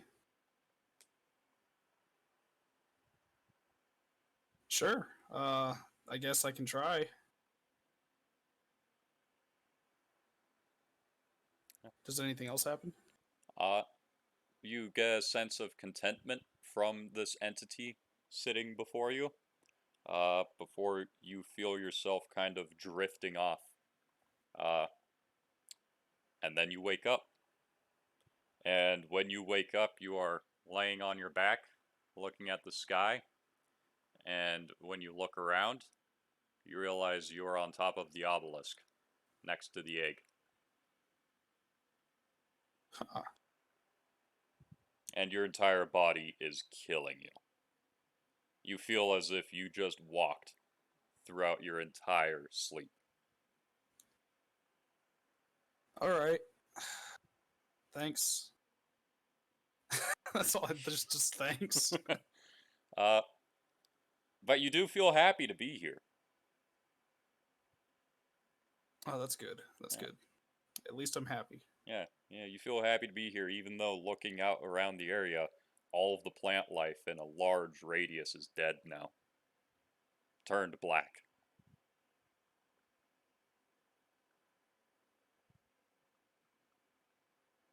Like the same radius, or has it grown? Much larger radius. And very uneven. Uneven. That's odd.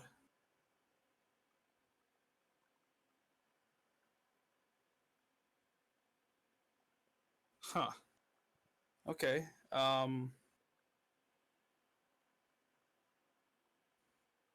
Geez, I don't even know what to do.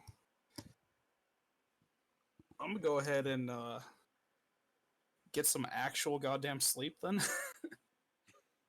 if I can. You do feel like you have rested, but your body is very fatigued. Oh, that's nice. Yeah. It's like after you've been to the gym and exercised like crazy, the day after that.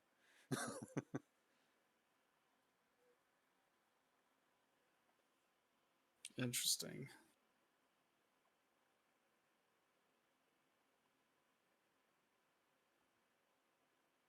Let's see. So it needs some warmth. Okay. I'm gonna try something a little weird. I like the sound of this. Can I go ahead and dump some fire salts into the blue fire and see what happens? Yes, you can. All right, I'd like to do that. All right. How much you dumping in there? 1 bag of large fire salts. All right. So, yeah, you just kind of dump it in there, and when you dump it in there, it explodes in flame, knocking you back. Almost actually sending you off of the top of the obelisk. Oh, that wouldn't be good. Yeah, you just caused a very large explosion. But you do note that the explosion is not blue like the flames, but is a very bright white. Oh, nice. Yeah, engulfing the egg in white flame for a decent while before dying down, and slowly going from white to other colors until it goes back to being blue. But this is assuming you're sitting there watching it for a couple of hours. Oh, dang. Yeah, them fire salts are potent, and you are very burned. I'm assuming I took a little bit of damage from that. Yeah, just a little bit. Yeah, you took what felt like all of your hit points, but you also feel perfectly fine. Like your body is charred, but Oh, damn. you feel fine. So you didn't Huh. lose any hit points, but your entire front is blackened. That's not good. Uh, okay.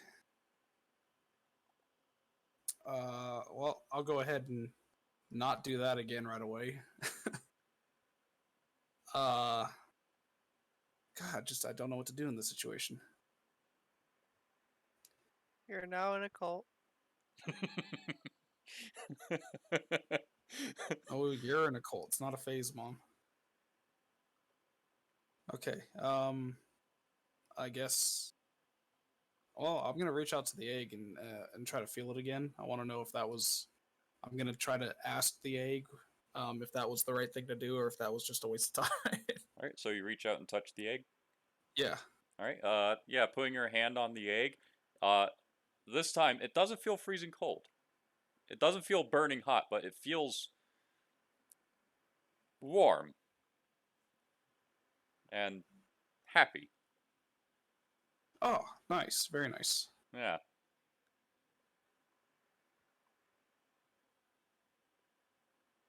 Well then,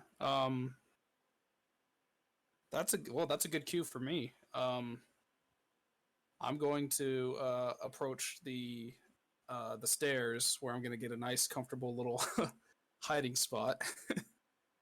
And then I'm going to toss another bag of fire salts into the fire. So you're throwing a bag of fire salts 30 feet. Yeah, just to be safe. Okay. Strength check.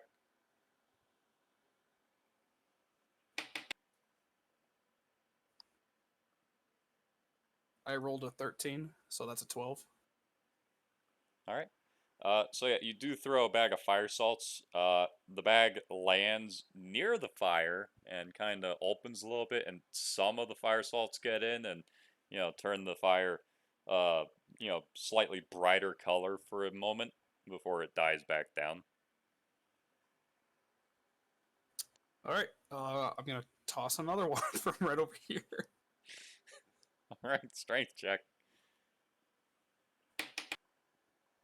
20. Holy shit. Okay, this one, fucking Kobe. You toss it and it just. What size bag was this? This is another large one. Okay, so you toss another large bag of fire salts. It lands in there with another similar explosion. This time, because you're further away, you can actually appreciate it. And yeah, you see it's a very bright white explosion that very very big, very very hot. You're a little surprised you didn't get roasted alive last time. Oh my god. Yeah. And yeah, it does the same thing as before, where it stays a bright white and slowly dies back down to being a dim blue. Over the course of several hours, of course. Yeah. Well then, I guess while that's happening, I'm gonna go ahead and head back down the obelisk. I'm out of large fire salts, so I'm not gonna worry about that for now. Yeah. All right, and I'm gonna say at this point it's about noon for you, and you are very hungry. Yeah, that's unfortunate. What about the charcoal sensation? Is that has that closed in on this location? That has engulfed this location. Really? As I mentioned before, all of the surrounding plant life, from what you can see atop the obelisk, all the surrounding plant life for a very large area has blackened and withered. Oh, But, from up there, look around, you see, when you look to the east, it doesn't go very far that way. And it doesn't seem to go north or south either. Like, whoever, came here might still be here. oh. Okay, that's interesting. I'm gonna climb down the obelisk then and see if I can detect the source without like walking into it. I'm just gonna approach the area that it might be in, and I'm gonna look for it.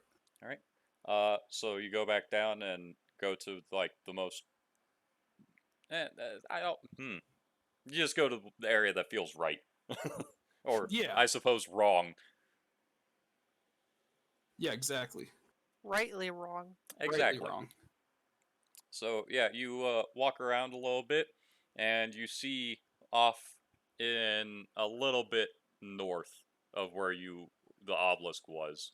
Uh, you actually see the Death Dryad sitting there with Vulgaris. Vulgaris looking very much worse for the wear. They don't seem to be fighting. They're sitting with each other. peacefully. But Cool. yeah, you see them. All right. Can I approach them? I would like to attempt to. Yes, you can. Give me a quick spot check. That would be a 19. All right. You do get the urge to, you do want to approach them, but you also see, just a bit of ways in the area that is still, living trees. Uh, the quote unquote huntsman that you spoke to back in the Illuvitari camp. Oh, really? Yeah, he seems to be lingering in the shadows.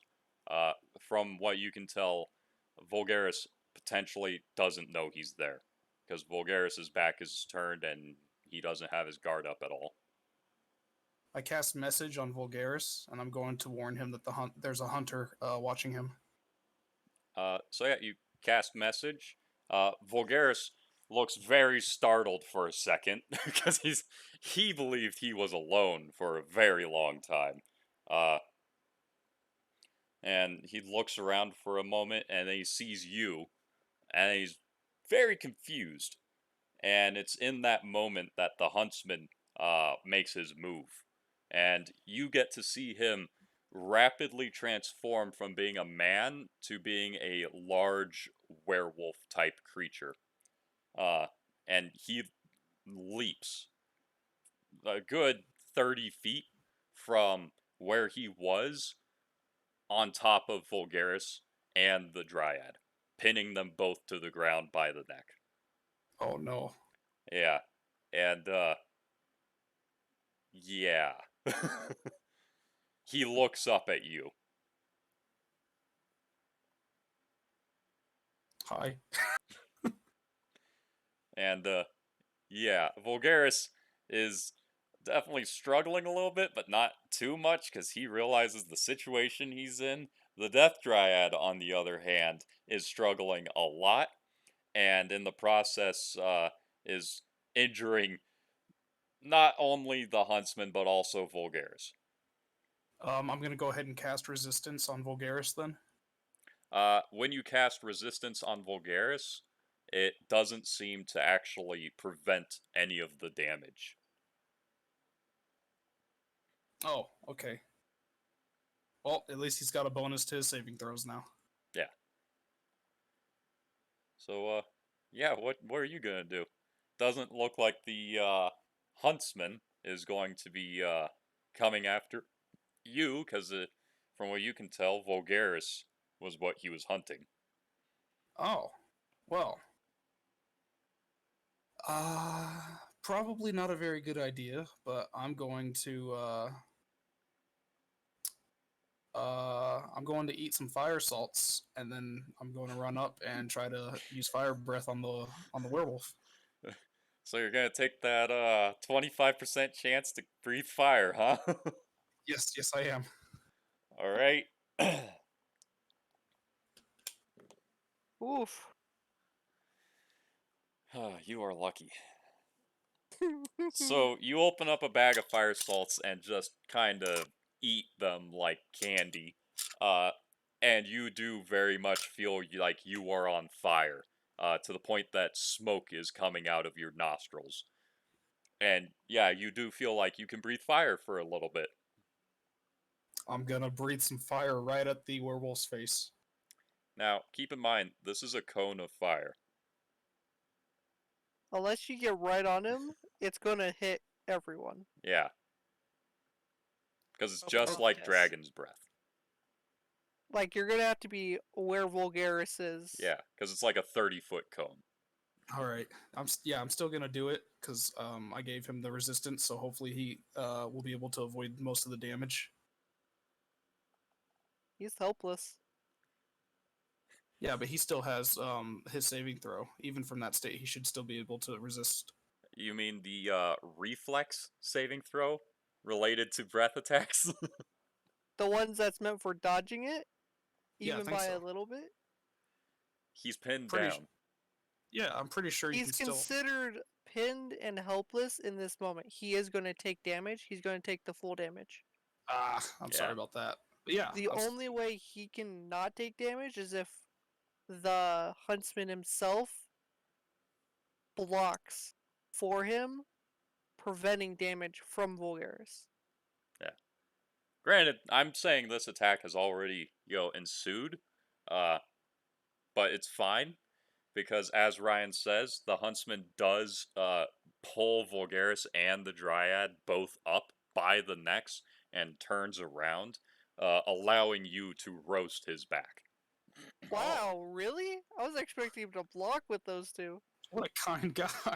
Yeah. So you do roast his back, but the damage you deal to him quickly goes away. Like his back's charred and bloody, but he quickly regenerates, as if you had never breathed fire on him in the first place. So he's got his back turned to me. Yeah, he turned his back to you to block the fire. All right, I'm gonna run. I'm gonna pick up my dagger and I'm gonna run it through his back somewhere near his lower spleen area. All right. So yeah, you pick up your dagger and you run at him, and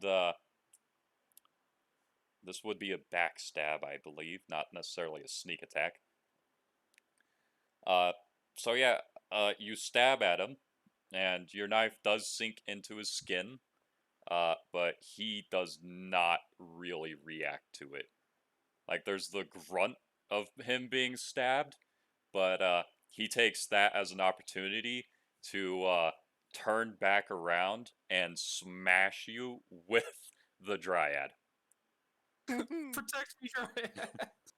Yeah, and yeah, he hits very hard and sends you a good 10 feet away, and yeah, you get knocked out. Well, I did the best I could. Yeah. Technically, that would be a fortitude save in a normal encounter, but this is a plot encounter that was going to happen here regardless. So I'm not going to be a dick and make you die because of plot. Oh, I appreciate that. Because Yeah. all I was honestly, I wasn't. It's like, yeah. In case you guys are wondering what I thought I was doing here, I know for a fact I can't do shit. I'm trying to make an opening for Vulgaris so he can do shit. Yeah. So yeah, you just kind of, your vision fades to black, and yeah, you do not dream. I feel like Forrest was already in a plot area from the beginning. I'd like to point out this is the first restful sleep I've ever had. I'm gonna wake up with a hell of a headache, but yeah. I'm gonna wake up feeling terrible, and I'm just gonna sit there and say, "Still better than last night." Yeah. But when you do wake up, because you're not out terribly long, you see that the huntsman is gone. But you do also see that there is someone's left arm lying on the ground next to you. Oh, please don't be mine. Please don't be mine. It is not yours, it is a human arm. Please be the huntsman's. Please be the huntsman's. But yeah, from what you can tell by looking at it, it is not the huntsman's, because the huntsman is a very large and burly individual. Vulgaris is not. Oh, Oh, Yeah. that's not good. oh. Yeah. So yeah. So that happened, but they are gone. I'm going to wrap the arm in like a cloth or something and just put it in my backpack. All right. At Vulgaris' dismembered arm. Yeah. Dismembered left arm. A left arm of the forbidden one. Left arm of the unfortunate one. Okay.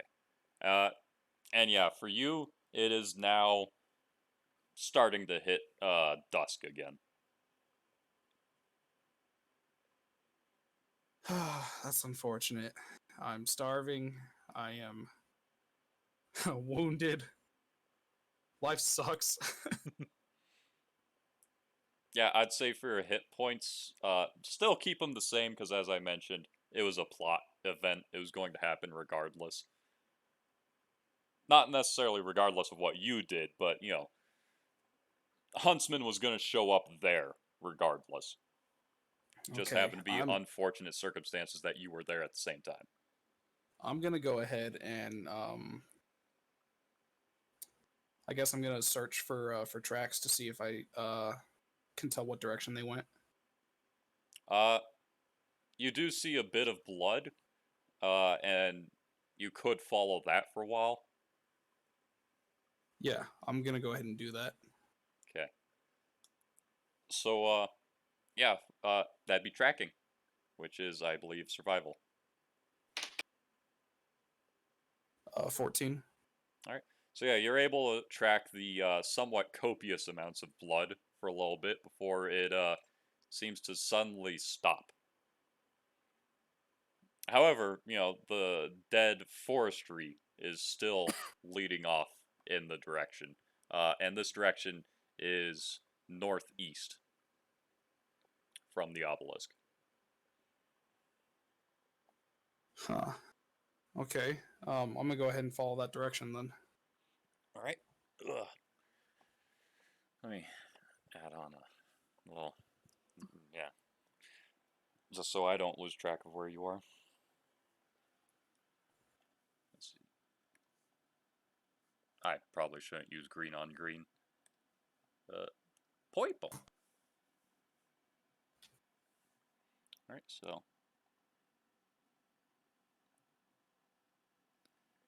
yeah, you get about there before the blood runs out, and thankfully, all of the plant life around here is dead, so you don't have any difficult terrain to go through, really, so you're able to cover decent ground, to the point that you get here, and it's only midnight. So yeah, what do you want to do? Keep going? I'll just keep going until I pass out. I'm either gonna find somebody or I'm gonna pass out. All right, then. Fortitude save. I rolled an 8. All right. You get about there before you just kind of collapse from exhaustion. Okay. Yeah. And on that note, Ooh woo. let's switch back to Ryan. Ooh woo. Yeah. So, Ryan, See. you wake up and you see that the kobold is gone. Because this is Great. now 2 days in the past. Yeah, I kind of figured this, but great. I figured this would happen. Now,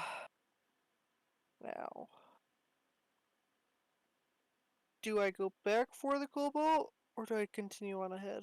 Well, you don't know where the kobold is. Honestly, my character would have a good guess.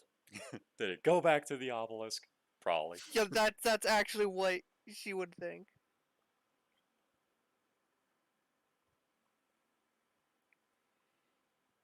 Uh, I'm gonna continue east and look for Onyx instead. I told the Cobalt not to do that. She did it either way. And I have a foreboding feeling of ever being near that egg. Yeah. I mean, sure. Okay. What? Nothing. Yeah? Nothing. So yeah, you wake up, and you plan on going east, but as you try to get up to move about and stuff, you discover that your hands and feet are tied with rope. Damn it. Yeah, and before you can fully process the situation, a cat lands on your chest. and it's like a house cat, which has no business being this far in the middle of nowhere, but here it is, sitting on you like it owns you. Give me, okay, just. Oh, I gotta laugh this out for a little bit.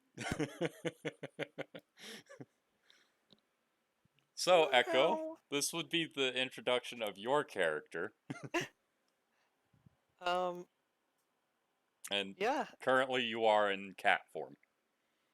yeah. You see a small, slightly chunky,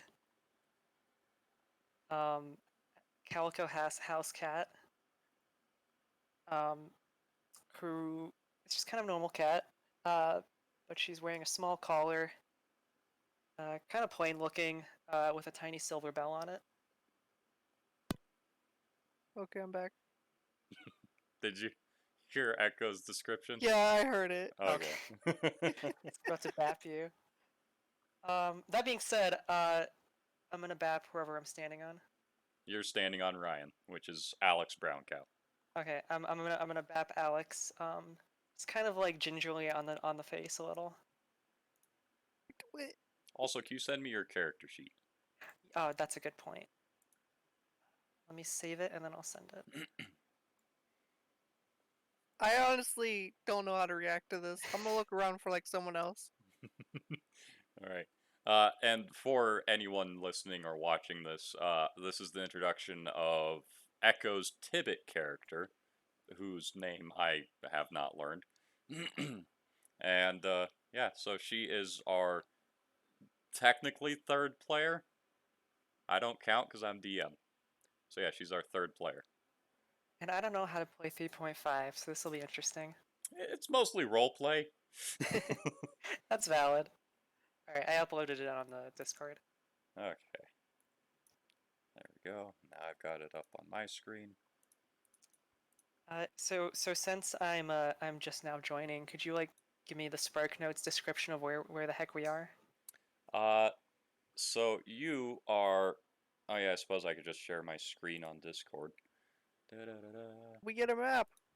Yeah, Ooh. yeah, you guys can look at the map.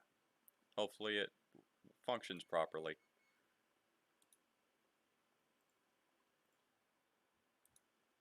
Okay, is that working properly? Yes. I'm seeing it.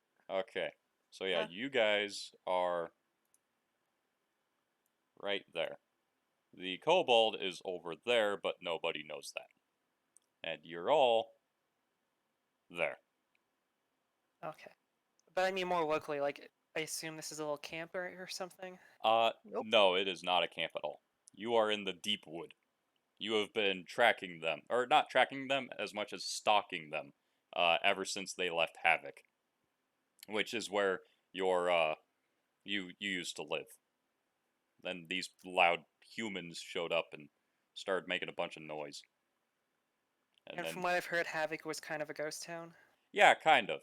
There were Okay. kobolds and goblins and such, but then these humans showed up. Gotcha. Yeah. And you have been tracking them, and you've stolen this person's belongings once before, back when they first left Havoc. And now that the kobold's gone, easy target. Okay.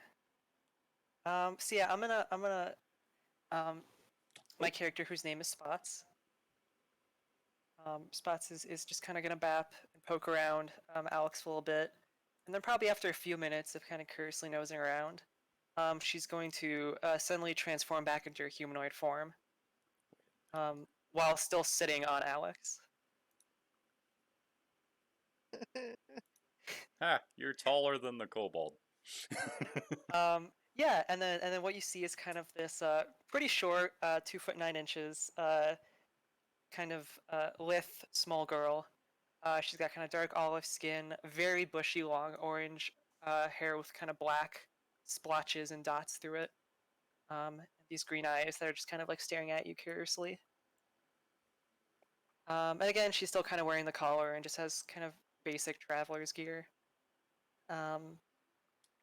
Though as she kind of gets out of her her. Okay, sorry I disappeared.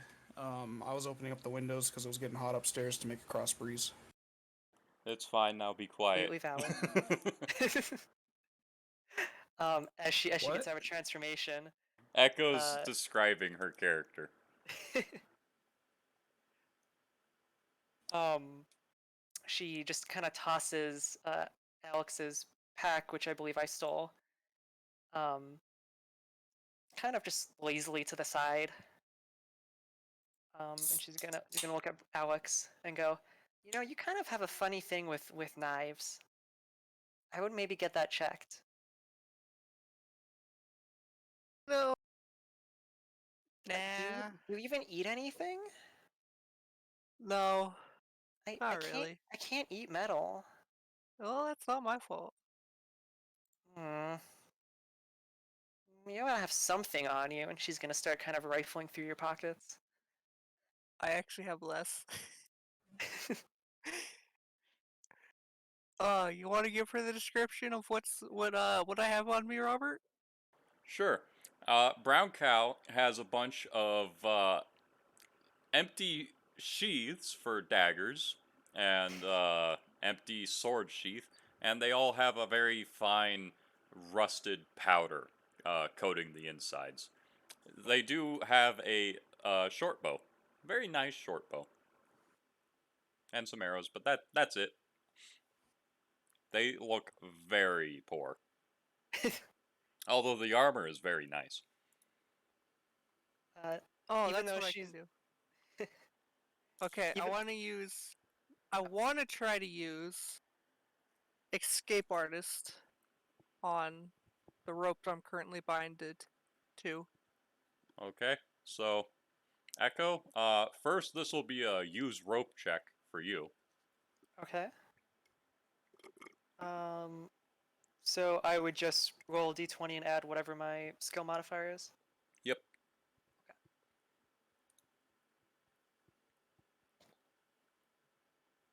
Uh, oh, that's a lovely way to start.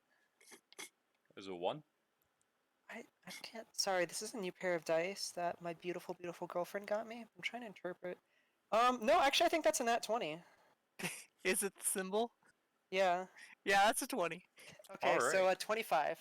Alright, Ryan, you have to beat 25. Oh, gosh. You're dealing with a bondage queen here. Apparently, jeez. Oh, She knows her knots. Wink, wink. Giggity. oh no. Oh, what's my bonus? 5. I got an 18.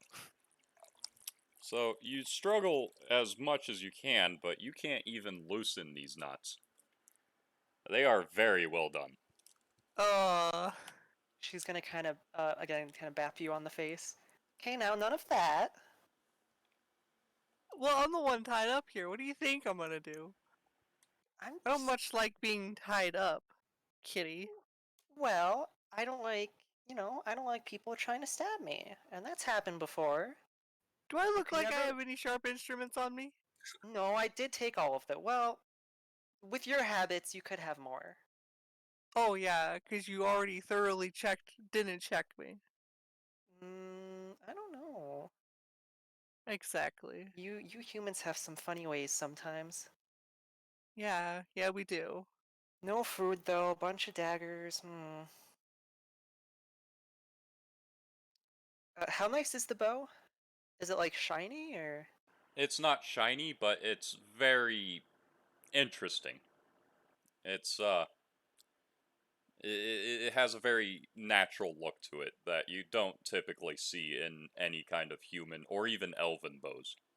Oh. So yeah, she'll pick up and kind of study that. Oh, what's this funny looking thing? I don't know. It's a bow. That's all I know.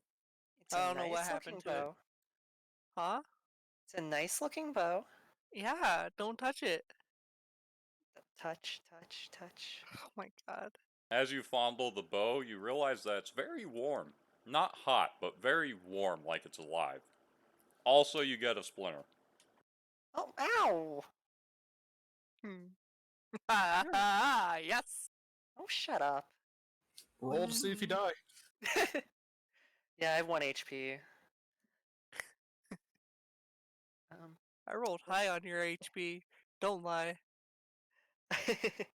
A small kind of purr comes from her throat, though, as she realizes that's warm. Well, this isn't so bad. Do you mind untying me now? Now that your curiosity has been sated. I don't know about that. What are you gonna do if I untie you? I don't know. Go see my friends, which I'm trying to get to right now. Oh yeah, you had a few other funny folks with you. Yeah. Check out what their stuff is. Oh my Which god, which no. which way did they go? Untie me. Maybe I can tell you. Mm, you promise? Maybe. Well, come on. I can't accept that. Untie me first. No, you gotta promise first. Untie me. And I'll promise Well, you'll get to meet him. okay, see, that's all I wanted. If I can find him. Hmm. I'm not exactly an expert in these woods. Oh, So getting to him is a little difficult. yeah, that's kind of obvious. Echo, I should mention, your character, Spots, is very familiar with navigating the deep wood. Gotcha. I guess, did I, like, see the kobold leave? Yeah, because you Oh. also have night vision, I believe, low light vision, Dark vision. dark Okay. vision. Yeah. They're all pretty Night much the vision. same. But yeah. So you were able to see the kobold get up, and walk off to the west. Uh, although it was odd because its eyes were closed and it seemed to still be asleep. Sure, sure. Oh, I just remembered. I actually don't need your help. Hmm. So this is a bit of a problem for you. How about we do a trade? Hmm. I untie you, and I get this warm piece of wood. It would be so wonderful at nights. It's awfully chilly in this forest. Penis joke. Damn it.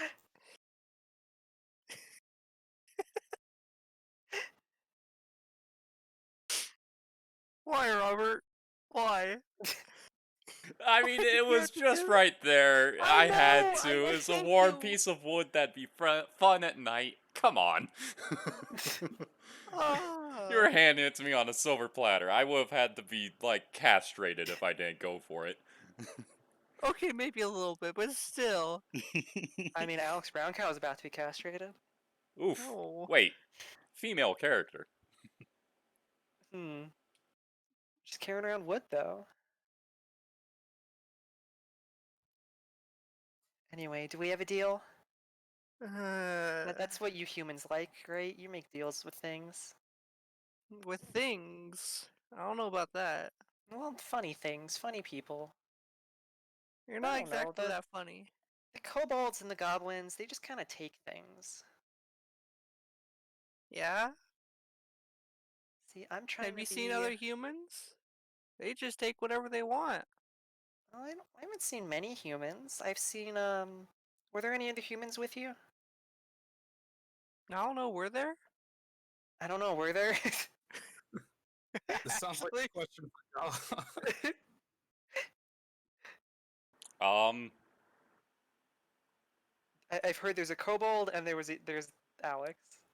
so yeah, with the two of them, there was Cobalt and Alex. Uh, but you personally also know that there is a big angry hairy man following them the whole time. Okay, who looks like a human? Oh yeah, he definitely looks like a human. Does Okay, not smell like a human though. Smells more like a dog. gotcha. Damn hunter. Well, there was like, I've seen like 1.5 humans. what do you mean? You and the funny dog man. I don't like him. Dog man? Well, some big hairy guy that's been following you. I thought he was maybe a friend of yours. Fuck. No, he was not. Oh. Wait a minute. I just realized something. This is completely out of character. That bastard refused to be our guide. And then we ended up being his guide. Son of a bitch. Wow, that guy really didn't trust me if he was following me. Would I know that he went after the kobold? Yes. Okay. You've he went essentially been a shadow of a shadow this whole time. Sure. Okay. I just want to make sure I know how much I know. Yeah. Yeah, Yeah. he kind of went after your scaly friend. Hmm. Is that a bad thing? Probably. Let's hopefully I can get to my other friends before anything bad happens to the kobold that ran away. Oh, Yeah, I don't want anyone to get hurt. Even if you are funny and mean. Hey! Alright. Well, just look at yourself.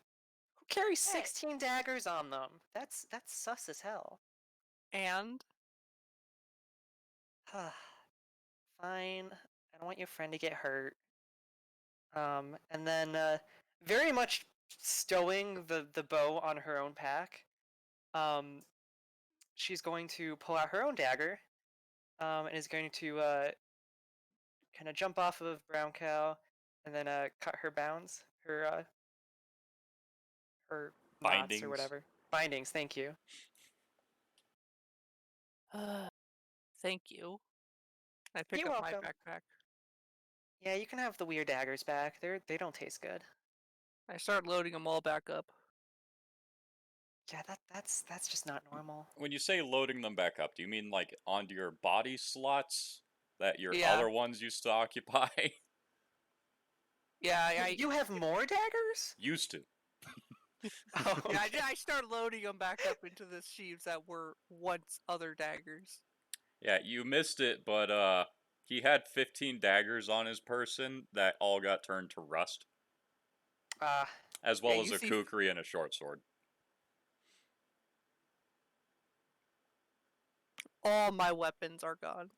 Yeah. Oh, Hey, That's at really least you didn't unfortunate. have your money on you. Echo had your money.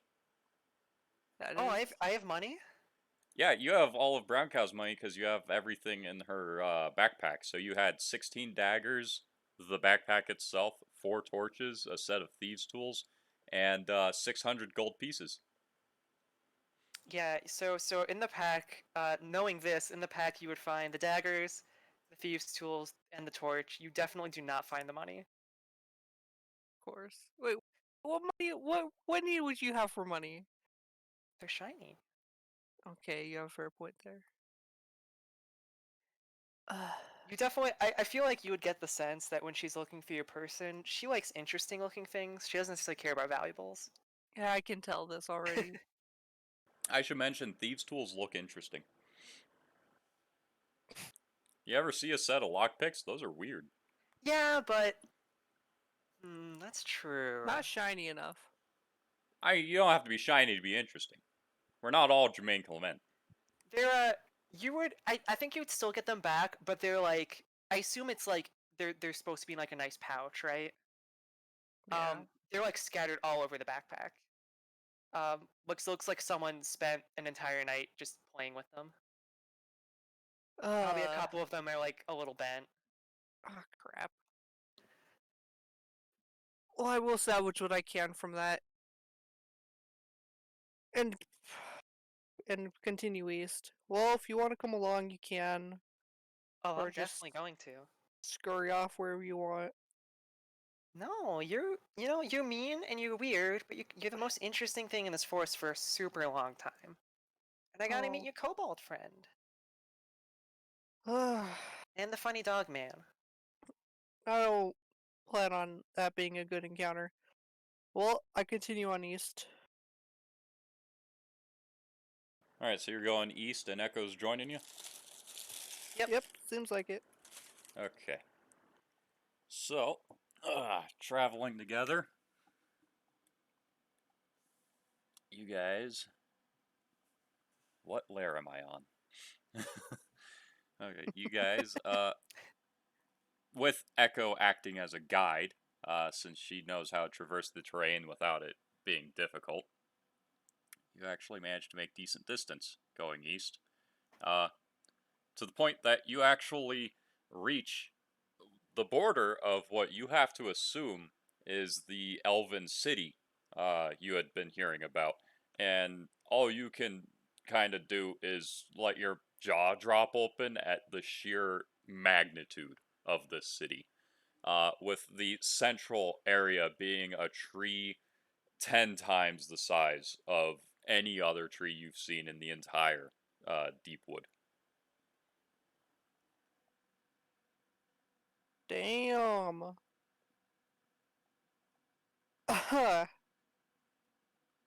Well, let's go on in. I'm loving this place so far. Okay, yeah, just go in.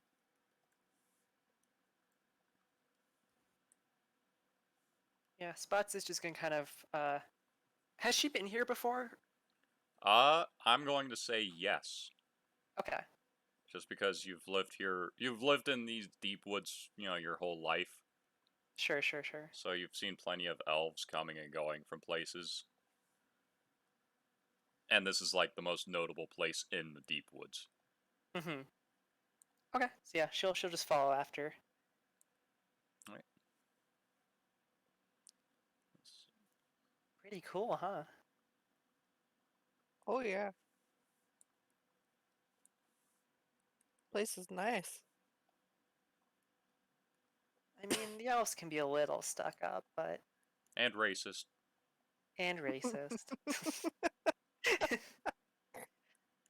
Because that's like a canonical thing is that humans in D&D are the only race that aren't racist. Because they literally in the handbook it describes humans as being welcoming of all other races, their settlements being mixed matched of all kinds of people. I Meanwhile, like it every how other race is just that race. I like it how in our society humans are racist. Yeah, our I reality, humans are racist. D&D, opposite. I kind of like that. It's suiting. How do It's- the elves see me? Because I know like uh Tibbets technically see them as like kindred spirits. uh, well, it depends on if you're in cat form or not. Sure. I mean, right now she's just walking next to Yeah. Brown Cow. You've lived in the deep woods long enough that everybody's familiar with you. Okay, I'm just the weird cat thing.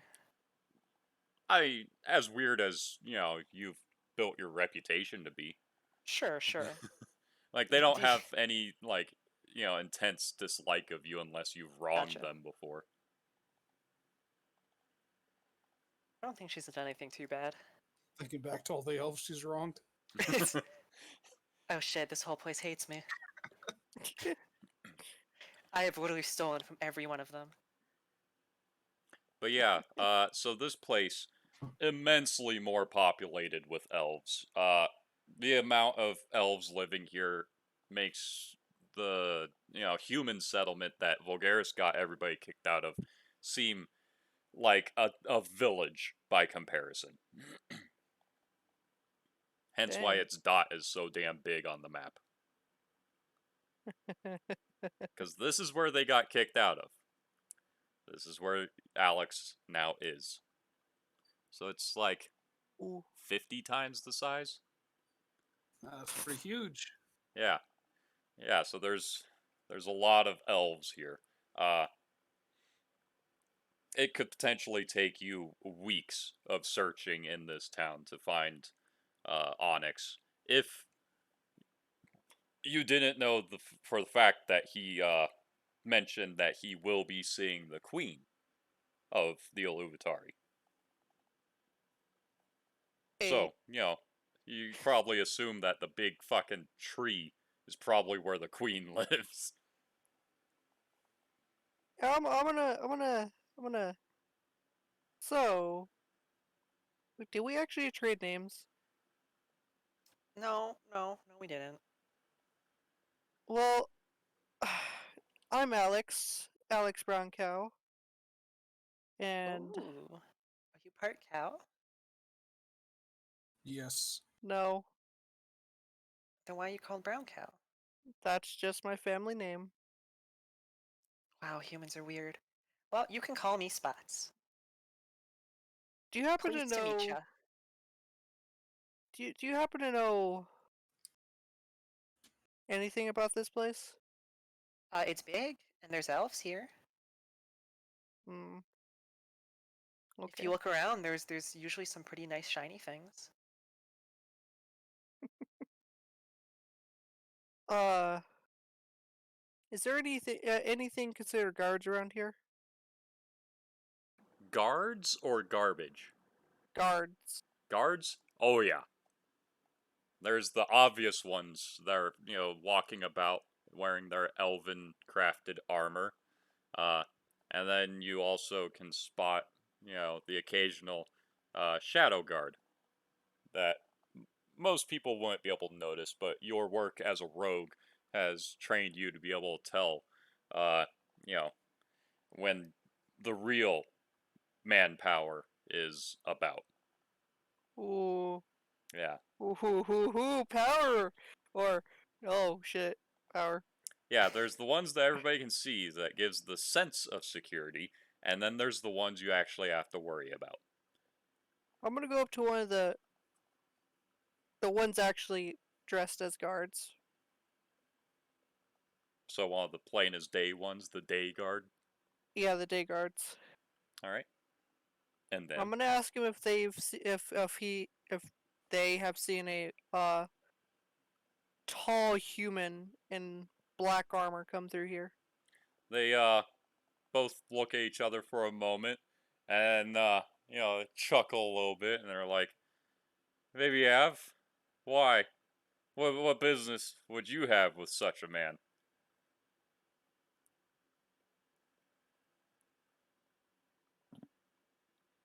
Oh shit, hold on. I have to think of something. I'm Do, here to see a do. friend. No I got shit. lost and I need to see him. All right, and this large man you're speaking of, he's your friend? Is he pointing at something? Did I say he's pointing at something? Sorry, I feel like I cut out for something. Yeah, no. He's just still incredulously, questioning you. Yes, he is a friend. Right. And what's his name then? And what exactly is his business here? His name is Onyx, and I believe he's here to see the queen. Oh yeah. Because the Onyx would totally be here to see the queen. Right. That's very believable. Uh, what actual evidence do you have that you're not just lying to us?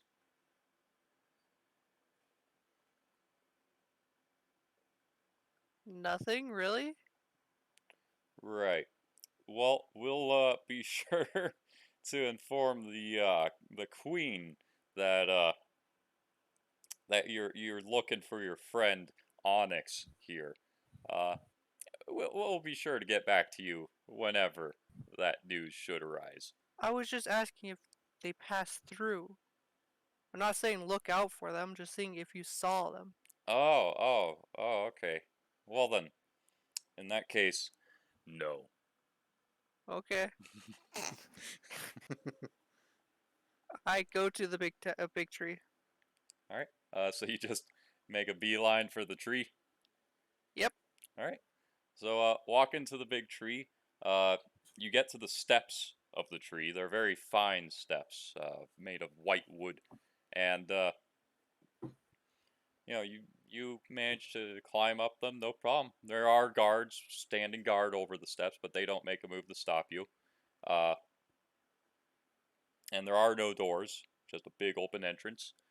And when you get in, uh, oh yeah, soft paws, feather paws, spotty, Scotty, Spots? spots. That's the name. uh, Like, are you doing anything with this, or are you just still following along? I think I'm just kind of tagging along. She's just kind of vibing right now. Okay. So yeah, you both walk into the what you can assume is the main palace, and I just noticed a typo on your character sheet. I hate it. Where is it? It's right at craft. It says Alchemy. alchemy. Yes, I saw that. I saw that one too. Yeah, no, it's alchemy. Yeah, good old alchemy. I'm gonna need It's you not- to show me how to do alchemy later. Yeah. It's like alchemy, but with more vitamin C. But yeah, so you get in there and you see a very extravagantly dressed elven woman sitting upon a throne of wood that is intertwined with the base of the tree.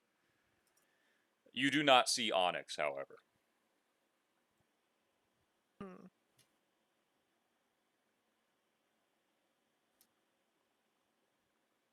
Well, I'm gonna leave then. That was I have no reason to talk to royalty in any way. all right.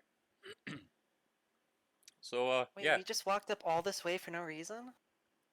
Yeah, Uh, you want to talk to her? Go right ahead. You've said you've been here. I kind of feel like the last time I talked to her didn't go well. Uh, great. I'm gonna go look around. Is everything a tree here? Like the other one? everything's a tree. It was always a tree. You're a tree. I'm a tree. It's always been tree. So there's no human-like things here? No, there are no human structures here at all. At least not from Right. what you can see from the palace steps. Also, before you even get out of the main hall, you feel hands grab you by the ankles, and when you look down, they are coming out of the ground itself, of the tree, and you quickly get pulled down through the wood. Not so much like, somebody ripping you through a wall, but like as if somebody pulled you underwater. And before you have a chance to really process, this is to both of you, by the way. Oh. Before either of you really have a chance to process it, you are thrown into chairs, essentially, in a very dimly lit room. And, once the initial shock kind of wears out, you look up and you see a very stern looking onyx scowling down at you. And beside him is a very tired looking elven woman. She's fairly pretty, but not as extravagant as, the queen that you just saw. But she definitely looks very tired. And also in this room, sitting in the corner opposite you, is Lulu. That's me, not my character. Woo! Yeah, and you see that Lulu has her hood down. She's, apparently very relaxed in present company. But as soon as Lulu sees you and the company pop in with the shadow guard, she immediately puts her hood back up to, hide her hair. Also, you realize that there are shadow guard standing around you. Yeah, Well, what's the big idea? and Onyx, being the gigantic man that he is, at 7 feet tall, wearing black and gold plate mail, because he never takes it off. Doesn't have a reason to. He's just scowling down at you, and is just lets out a very exasperated sigh, and is like, "What are you doing here?" That's an annoying story. We got lost. Me and the N'ara got lost. And we accidentally wound up into the other elven city. Not far from here. What do you mean, other elven city? There's only like a one elven city. sorry, elven village. It's like small, You mean a camp? probably. I don't know how they have things set up around here, honestly. Still not used to this place. But during our trip, do you know anything about a giant? I look around at the other people I don't trust, which is the shadow guards. I'm just like, am I allowed to speak freely here? To which the elven lady that's standing next to Onyx says, uh, "These are my shadow guards. I trust them with more than just my life, but the lives of all of my citizens. Anything that you have to tell me, they need to know. So yes, you may speak freely." Well, one of them is a concern for me, and because our friend Lulu gave me mentions of what could be lurking around in these woods. I've had the unfortunateness of actually coming across it twice. At first, I didn't see it the first time I encountered it, but I barely hid from it. And then, giant paw print with new life upon the stump I was hiding under. And then the second time I actually saw it, the thing was huge. The, I don't know, god? Uh, body of a wolf, head of a deer. Thing scares me still thinking about it. Hmm. Left me with a parting gift. That's what I can say. Parting Two of grift? them. Yeah, parting gift. Gwift. Yeah, parting gift. Destroyed all my weapons, which I'm sad about. But it gave me a bow. If I can actually use my hand, I point at spots. She currently has hold of my bow. On my And bow. no, it's not. We made a trade. And I ran into a very suspicious fellow when I was at this elven camp.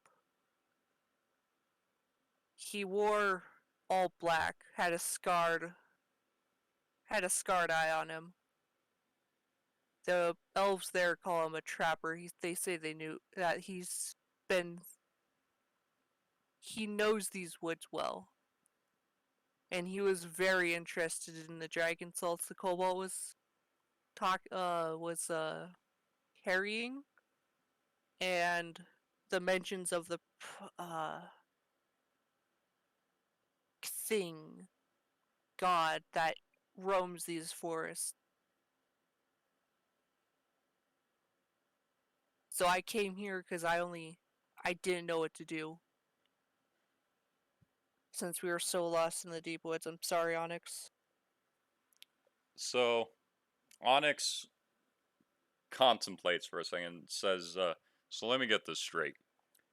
You and the kobold were going to head to Kodani to look for work.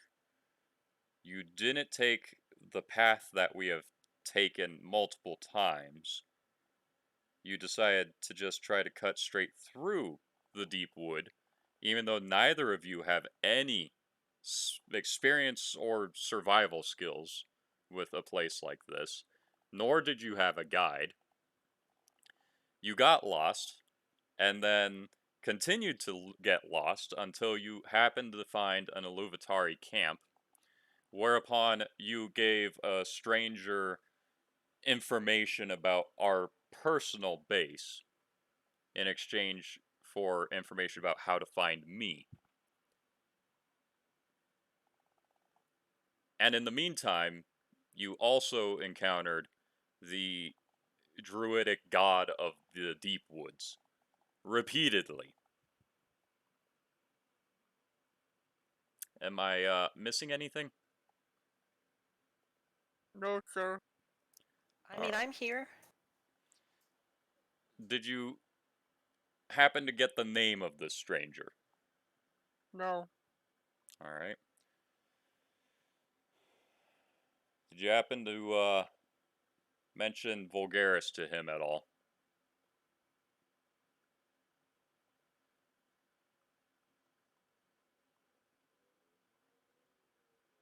I don't know.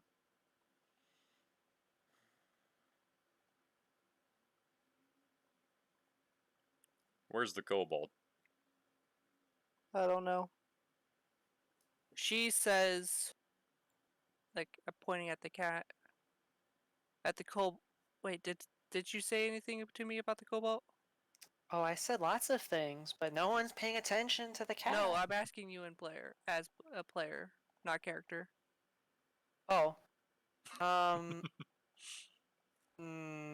don't remember. No, I think I. Well, no, I said I saw the dog man following the kobold. I don't think I told you where the kobold went. But did you tell me? I know you know that the cobalt left half asleep. But did you mention that to me? No. I literally, I think all I told you about the kobold was I saw the dog man following the kobold, and I wanted to find the kobold. Okay. That's what I say to him. That's what I know of what happened to the cobalt. So you say that a dog man was following and the kobold went west a day ago? Yeah. Okay, so upon hearing this, he Onyx pulls up a very large chair and, you know, sits down in it. It creaks under his weight, and he just kind of holds his chin in his hand and looks a little concerned and stressed. And he asks if you happen to come across Vulgaris in your journey. No. And Well, from what I can tell, I'm pretty sure we were close to him. he Because we were near the obelisk around daybreak. The forest behind it was getting charred compared to its dead area around it. Onyx for a moment was starting to breathe a sigh of relief, but as soon as you mention that, he immediately gets concerned again and asks you, how long ago did you first reach the obelisk?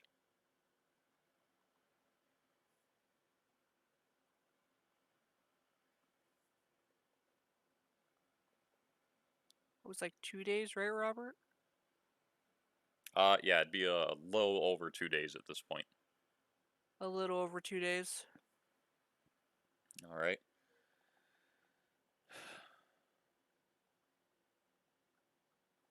He looks at the elven lady and says something. Do either of you speak Elven? I have your I character do. sheets. Okay. So, yeah, he looks over at her and says in Elven to her that he's going to leave the two of you in her charge while he goes and addresses the situation. Uh, there's the chance that Onyx doesn't realize you can understand him. Yeah, Alex is actually gonna have her head down, just like completely like, God damn it, I fucked up. Yeah. Uh, yeah, and he's She'll be going. listening, but she won't. Yeah. Yeah, so he's telling her that he's going to go address the situation and that he needs her to look after all of you. Because if this doesn't get addressed immediately, then they might need to find new prints. So, yeah. And with that, he just kind of sighs a bit, stressed, and he looks over at Lulu and continues speaking in Elven, saying that she is also to remain here until Astrid has fully recovered. Then they are to stay put until he returns, and if he does not return, then they are to leave to the far north until they get out of the deep woods. As much uh as much as Lulu is, she knows her own strengths, and if it's coming from Onyx, she knows she's very Outclassed. outclassed with this kind of situations, but she will still try to fight a reason to come with, Yeah. because she actually has grown a bit of friends with Vulgaris, and she doesn't want to see him hurt. Yeah. To which Onyx is immediately going to shut it down, saying that he's already at risk of losing Vulgaris. He is not going to risk losing everyone else. Yes, And that, I'll try to keep everyone else here too. yeah, and that with Astrid in her frail state as she is, she needs all of the protection she can get. Because if the person he thinks is following Vulgaris and company is here, then there's a good chance he won't be coming back. Oh.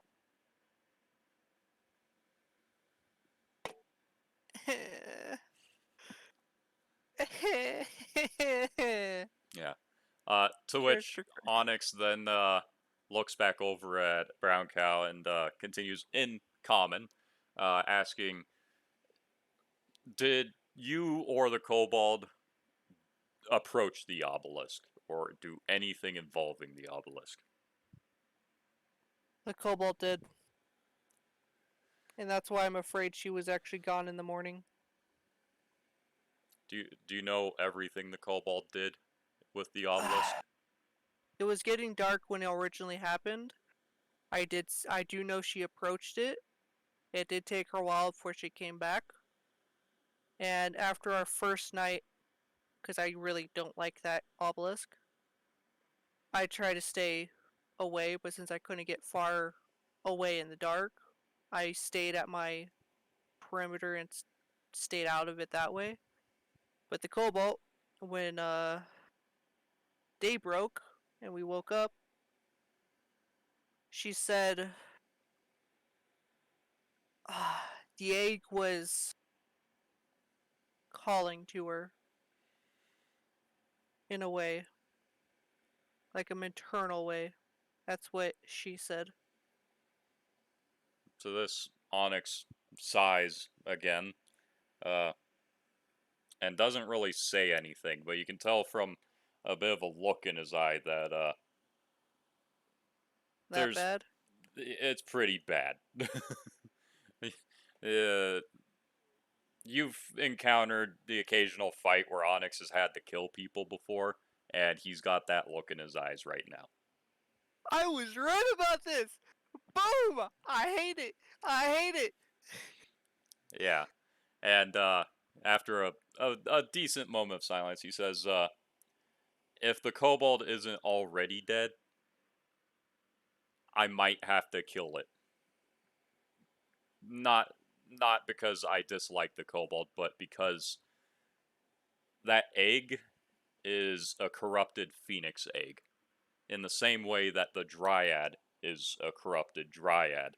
The cultists from my grandfather's time, they were all about turning things like dryads and phoenixes and the like into distorted versions of themselves. That phoenix egg has not hatched since it has re-entered its shell in a few hundred years.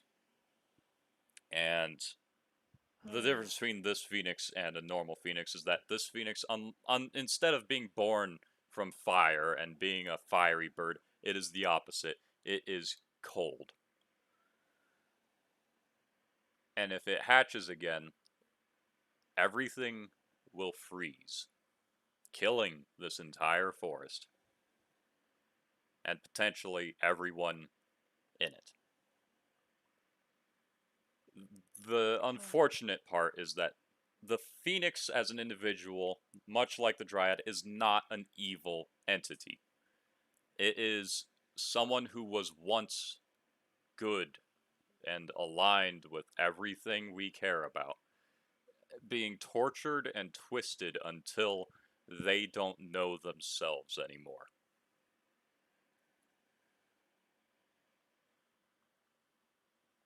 We already I have a understand. death dryad to worry about. We cannot worry about the phoenix at the same time. I understand. I will try my best to keep the kobold alive, but as it is now, the obelisk has formed a bond with the kobold's soul. If the kobold gets taken too far away from the obelisk, it will die. So the only two options we have is for the phoenix to hatch, whereupon which the kobold will live, but then the phoenix will be alive again.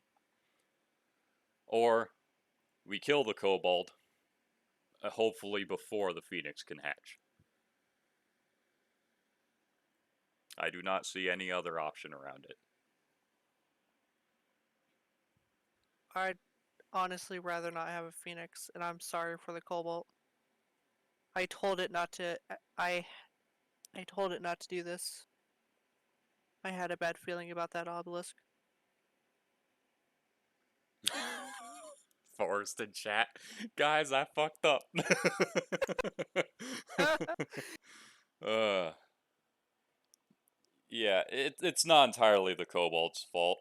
These cultists were very devious in their manners. They associated not only with demons and devils, but all sorts of dark and malignant creatures. Is malignant the right word? No, probably not.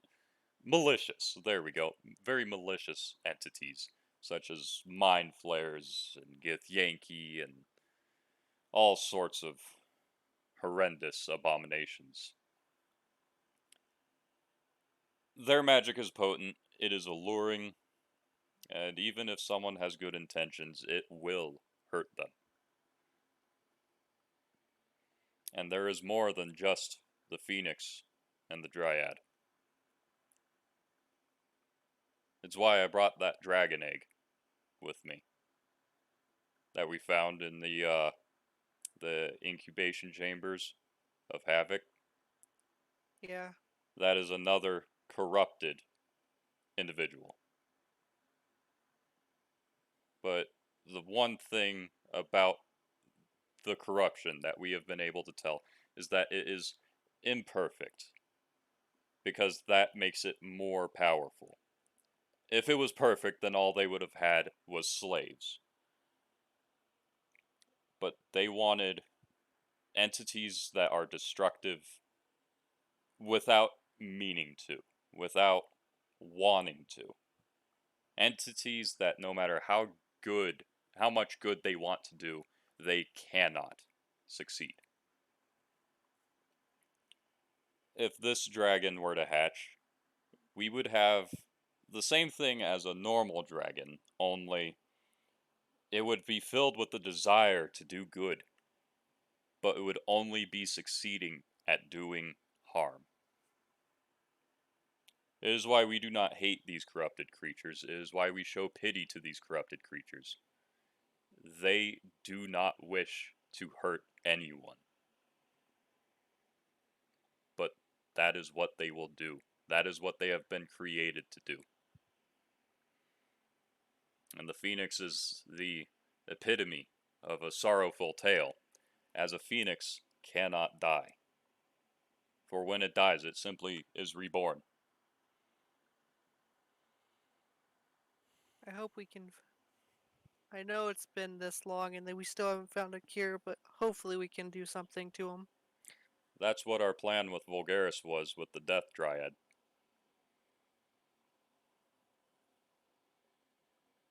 Lulu still objects that he went alone. In order for the potential solution to work, and this is something that I had to speak with my friend, the Queen, about, in order to understand myself, because my grandfather is a lunatic of a man, is in order for there to be a chance of saving these corrupted creatures from their fate, they have to be bonded with someone who can do good, someone who is not corrupted. So, with the Dryad, it has bonded with Vulgaris since Vulgaris saved it.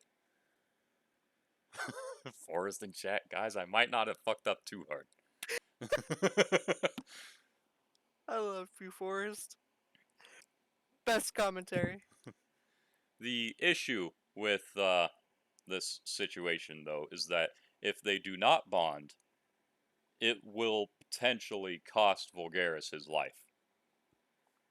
If they do bond, it will cost him great physical and emotional strain for the rest of his life. It is what bards would call a heroic sacrifice, martyrdom, if you will.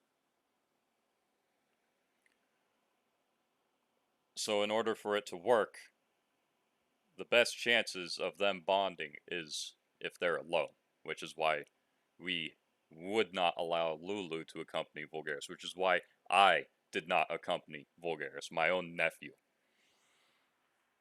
I am supposed to keep him safe, but more than that, I'm supposed to keep the world safe. It's a 1,000-plus-year-old dryad who has been suffering alone in prison for not eons, a millennium.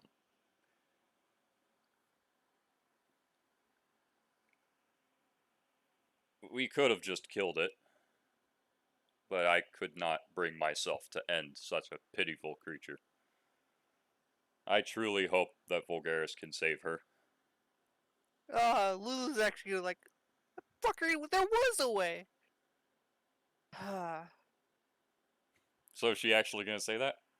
Just a little bit. Like, she's not gonna actually say it, but she will make like a gesture like, I'm gonna, Yeah. Like, she's gonna get upset because she wants to protect her friends. And even if it was a lie to help a friend, help cure something, she's still gonna be pissed that there was a way. Yeah. She's not gonna do anything to it. She's gonna let this go through, but she's just like, there was a way. I hate that guy. Yeah, there was a way, but Vulgaris' great-grandfather lied to you about it. She was right. Everything can die. The right objects. Oh yeah, everything can die. Although, like in the Phoenix's case, sometimes it comes back. But yeah, so that is the reason why Vulgaris was sent off to deal with the Death Dryad by himself. That is why the nonsense that their the grandfather was spouting out didn't make any sense at the time. Is yeah, essentially they have to bond. And if it doesn't work, Vulgaris will die. If it does work, he will suffer for the rest of his life.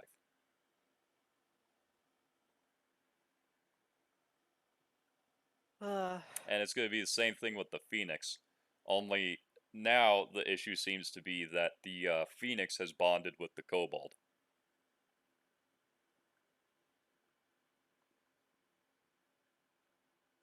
Fun. Yeah, and Phoenixes are legendary mythical creatures. So it will be a lot more difficult. And fun fact, and this is Onyx explaining this. Fun fact, a kobold does not live as long as a phoenix. And when the phoenix dies, it will have to go through the exact same process all over again. One lifetime for one lifetime. That is what is required for the phoenix to know peace. Hmm. The How phoenix long was is its the life? epitome of the cultist's plans. Typically, a phoenix lives about 100 years.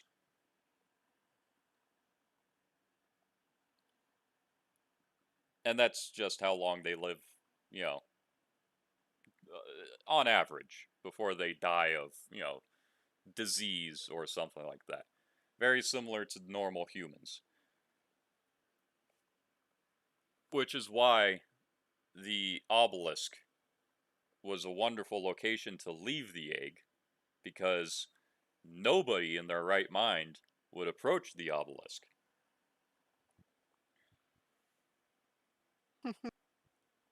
Our original plan was for Vulgaris to ascend the obelisk and bond with the phoenix. Since goddamn it, Forrest. Once again in chat. Guys, I did fuck up. But yeah, our original plan, his father and myself, was for him to bond with the phoenix, as our bloodline is strongly tied to the bloodlines of dragons. So we, on average, live to be 500 years plus. I myself am 585 years old.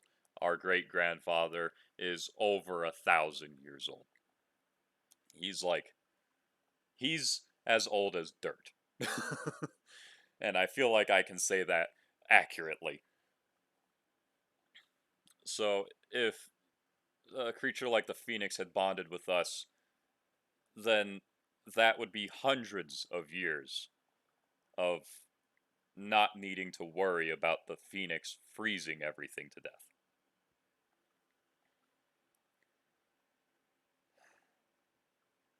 And now it's the kobold's responsibility. So we could either kill the kobold and delay the phoenix coming back, or support the kobold as best we can. Oh. Well, if you make it sound like that, I say let's support the Cobalt if we can.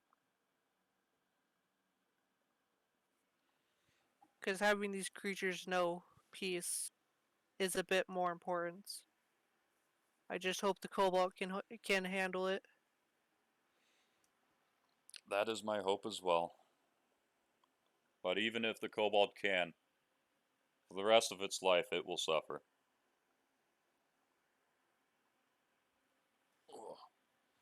But, thankfully, the phoenix is not quite ready to be born again. It should need quite a while before it is ready to hatch, as it still needs warmth and the life force of some other entity to live. A life force far greater than a kobold can provide. Hence why the area around the obelisk was dead, is the obelisk was feeding the phoenix.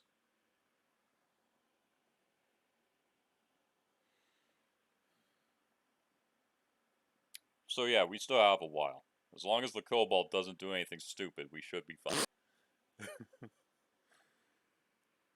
In the meantime, though, the more pressing matter is finding Vulgaris before this other individual who was apparently following you finds him. Losing a prince to a corrupted individual? Not that bad. I won't get in trouble for that. Losing the prince to an asshole? I'll get in trouble. I'll get in a lot of trouble. So, You all will stay here. I will go find Vulgaris.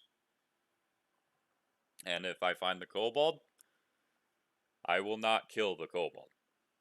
At least not yet. Okay. Alright. Question. Yes. A lot of questions, actually. Where do I start? Who in the nine hells are you people?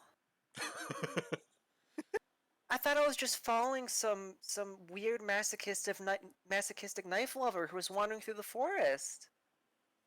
And now you're talking about birds and dryers and we're gonna freeze to death? Dryers? I don't like being cold. I really don't like being cold.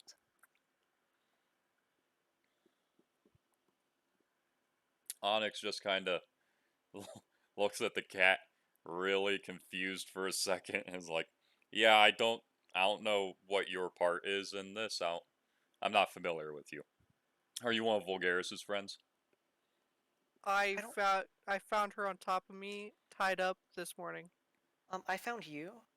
Somebody tied her up on top of you? No, she tied me up. Oh. Uh, I have Onyx kind of leans in a little bit. Did you pay her? no. It was honestly a little rude, and she stole my things beforehand. Oh. So Oh, so she's a bandit. Wait. So, she stole your things, tied you up, and then brought you here? yeah, she did help me out getting here. I'm Honestly, confused. she knows these woods apparently. I have no idea who she is, where she came from. I told you I'm Spots. Yeah, I bigger don't know who you are. To which the queen kind of interjects and is like, "Oh, yes, this is a Tibbet that's been living in the area for a short while now. Just like a few years, I think, like maybe 20. Uh, Try 50, maybe 100. what? Adulthood for a Tibbet is 125 years. Oh, well, her age sheet says 21. Oh, I forgot to update that. Yeah, sorry, 1 second. Yeah, that'll be a big update. So 150 years? That's vastly different. No, they reach adulthood at 14. Oh, So she actually I kind of like her being 21 then. She's actually a really young Tibbet then. I'm really confused. They so so they mature fast, but Yeah, they they can mature- grow long Yeah. over time. They mature at 14, but they can live on average up to 200, sometimes 300 years old. Okay. Damn magical familiar people. Okay, so you're 21. Yeah, I'll stick with her being a fairly young Tibbet though. Okay, because the other one sounds like it would have made you a very old Tibbet. Yeah, she talks like this, but she's got like 1,000 wrinkles. Yeah. That and hey, it means that your Tibbet would be able to live a lot longer than the rest of the party, really. I'm gonna outlive all you motherfuckers. Not all of them. Cops the other elf. There's a couple elves in the group, as well as dragon humans. Not if I hit you with my truck.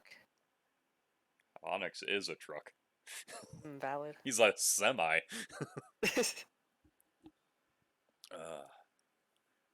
Yeah, no, I'm just a cat.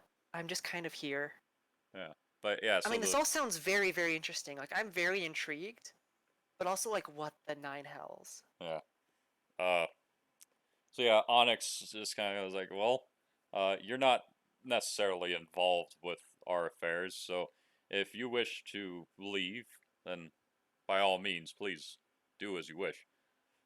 Oh no, big guy, this is like the most cool thing that's happened in my life. Do you know how boring it gets watching goblins try to eat mud Yes. for like 5 years? I know exactly how boring that is. Yeah, so you feel me. You get what I'm playing at here. Yeah. Alright. Well, it's I not was my venture so to lead. bored. It would be up to Lulu and Vulgaris, but since Vulgaris is a rather indisposed at the moment, it's entirely up to Lulu's decision as to whether or not we keep this cat. I'm assuming since Vulgaris brought along a kobold, you'll probably want to have a pet too. Yeah, everyone gets free pets. I like this rule. Ah, yes. Are they Lulu's saying this gonna out be- loud? Yeah, Onyx says this out loud. He doesn't give a fuck. Did you just call me a pet? Yeah, Sure, I'll have a cat, says Lulu. No. What? I'll have you know, I am no one's pet. you're a I don't share tibbet, this right? sentiment. Not even for belly scratches? Well, we'll talk about Not this even later. free carrying rides? Well, Just With don't let them pets? use you as a pillow. That was my downfall. okay, I can let you pretend. That's fine. But they better be some damn good belly rubs. Well, we'll see about this later. Not my cat. I don't care. Ugh. To which point, Onyx stands up and, you know, kind of takes the queen's hand and gives it a, very tender kiss before, bows and takes his leave and reminds all of you that you are to stay here. Not in this room necessarily, but in this city. Alex will go, yes, sir. I'm Alice, assuming Lulu will just kind of give a nah, nah, nah, nah, nah. oh my gosh, actually, maybe, but no, she'll nod respectfully, Yeah, understanding the severity of what's going on. yeah. Another question. Does that include me? You're part of the party now, so yes. But what if I want to go with you? You are not to go, says Lulu.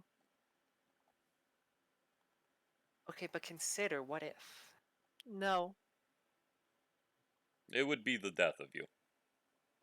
this is way over your head, kitty. I just found another typo on my sheet. Oh, this one's from Alice. Put Dark Vizon. Shush. I was half asleep when I was writing this. We'll see about that, you dumbies. See, I'm looking at the character sheet and it says Dark Vision for me. Did I accidentally hit backspace? Yeah, Weird. Anyway. Vison. Anyways, yeah, so Onyx, on that note, leaves the room, leaving the three of you with the Shadow Guard and the apparent real queen. And That's a I'm good guessing point. Lulu Who's the already lady has a place. upstairs? Oh my god, one at a time. Go on ahead, kitty. Echo. No, it's just uh Spots is just wondering out loud. Then who the hell's the lady upstairs? To which the real queen says a double. I can't afford to just sit in a chair all day looking pretty. Oh, I didn't know the queen had a twin. That's kind of cool. We're not related. It's just an orphan girl that I adopted and cast a illusionary enchantment upon. Anyone who sits in that chair is going to look like me. Oh. Yeah, at least if they have my blessing. I'm not a complete idiot. Oh. Yeah. So if I tried, it wouldn't work? No. Oh, that's just dumb.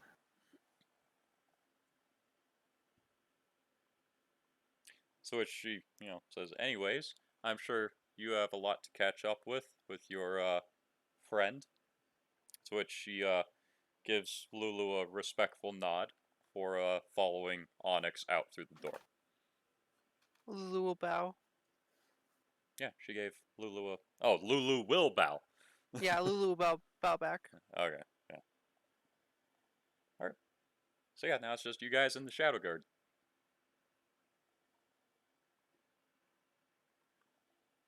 Well, this is gonna be freaking fun. You mean Is talking Alex to the- yourself? Yeah. Well, no, actually, that was Alex, like, reclining in chair, like, God damn it, I fucked up so badly. I think Cobalt did worse. Debatable. Oh my gosh. Alex is just gonna like ponder like life choices right at this moment. Just like, Spots is gonna lean over and try to whisper in her ear. So, we're gonna go after him, right? no. Why is everyone here so boring? Because that's how life is. So Lulu, do we have a place? Lulu's gonna ask the DM. Do I? Do I? Yeah, you're sleeping here at the palace. Because the queen knows everything about Lulu, so Lulu's being treated like royalty. And Alex has been revived, but she's still in the medical ward in the palace. Astrid. Astrid, I said Lulu was revived, didn't I? No, you Alex, said just get Alex. Oh, well then, Astrid Yeah, has like, been there are multiple revived. Alexes? Yeah, there we go. I keep doing that. I'm changing my name to Alex. That was 3 times in a row. Thank you, Robert. That was much needed. Yeah, so Astrid has been revived and is resting in the medical wing. Was this Lulu's after I well burst from aware your of chest? this. Different characters. Alex. Astrid What? got stepped on by a big mama dragon. Oof. Yeah, got squished. And I got her autograph. The dragon? Yeah, Yeah, Ooh. It's one a of my friendly sacred dragon. treasures. And Alex is gonna ask, can you take me to her? I'm just gonna go sit by her side for now. Ask Lulu? Yeah. And Lulu's gonna take her there. She's gonna ask the Spots, you wanna come along too? So to be down here with these guys? Sure. I kind of get the feeling if I try to do anything, they're just gonna kick me. Yeah, I'm gonna keep my eye on you too. So come on. No. No. Yep. Come on. Mm. Come on. So you're really a cat. A tibbet. Can I see? You what? See what? Lulu's talking. Oh. It's so weird. You two have like the same voice. I'm not good at voices. Sorry, I'm making fun of you. Oh. Aw, kiss. I mean, have you never seen a tibbet before? Because, like, I'm sure you I'm have. gonna say no. Instead of asking Robert, I'm gonna say no. Well, I'm sure you have. You just didn't know it. But, yeah, I guess. And then she's gonna jump and turn into a cat. Neat. Picks her up and walks out, Meow. leading Alex Browncow to the medical ward.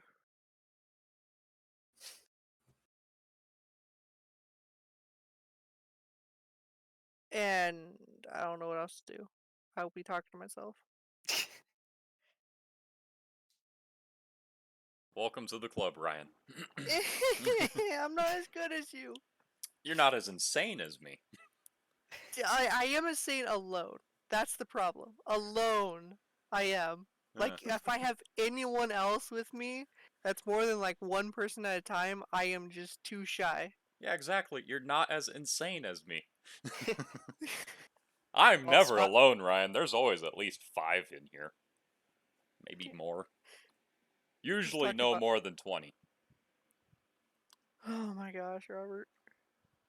What? No wonder Cityscape can continue on with you playing. Yeah. You're just the entire city. Yeah. I'm like, the spider in the spider isekai. I got that parallel mind skill maxed out. So yeah, Lulu leads them through the various wings of the palace. Oh, I just hit my knee hard. Of Oh, the palace, yeah, wings of the palace. To the medical ward. It's not a very large one. Only a few beds in here, and yeah, you can see Astrid just kind of relaxing in one bed, reading a book, and yeah, she sees you guys and is just kind of like, hey, take over. I hate you.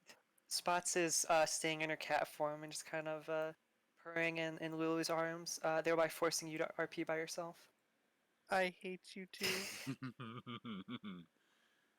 Oh, Lulu will be petting Spots for a little bit, but she's mainly just gonna stick at the doorway. Yeah, Lulu's on the Alex same is, page as Astrid. yeah,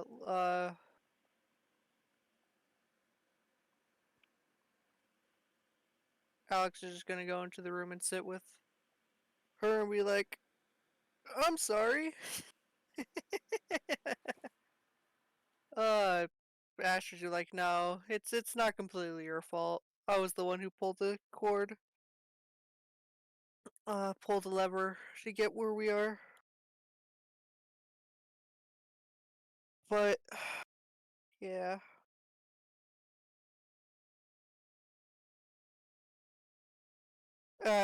Alex is just gonna sit in the room and just be there, because doesn't really need to do anything else. Lots been going on, transpired today. But Lulu is gonna tell Astrid of what's the plan is so far. Of we're staying inside the city.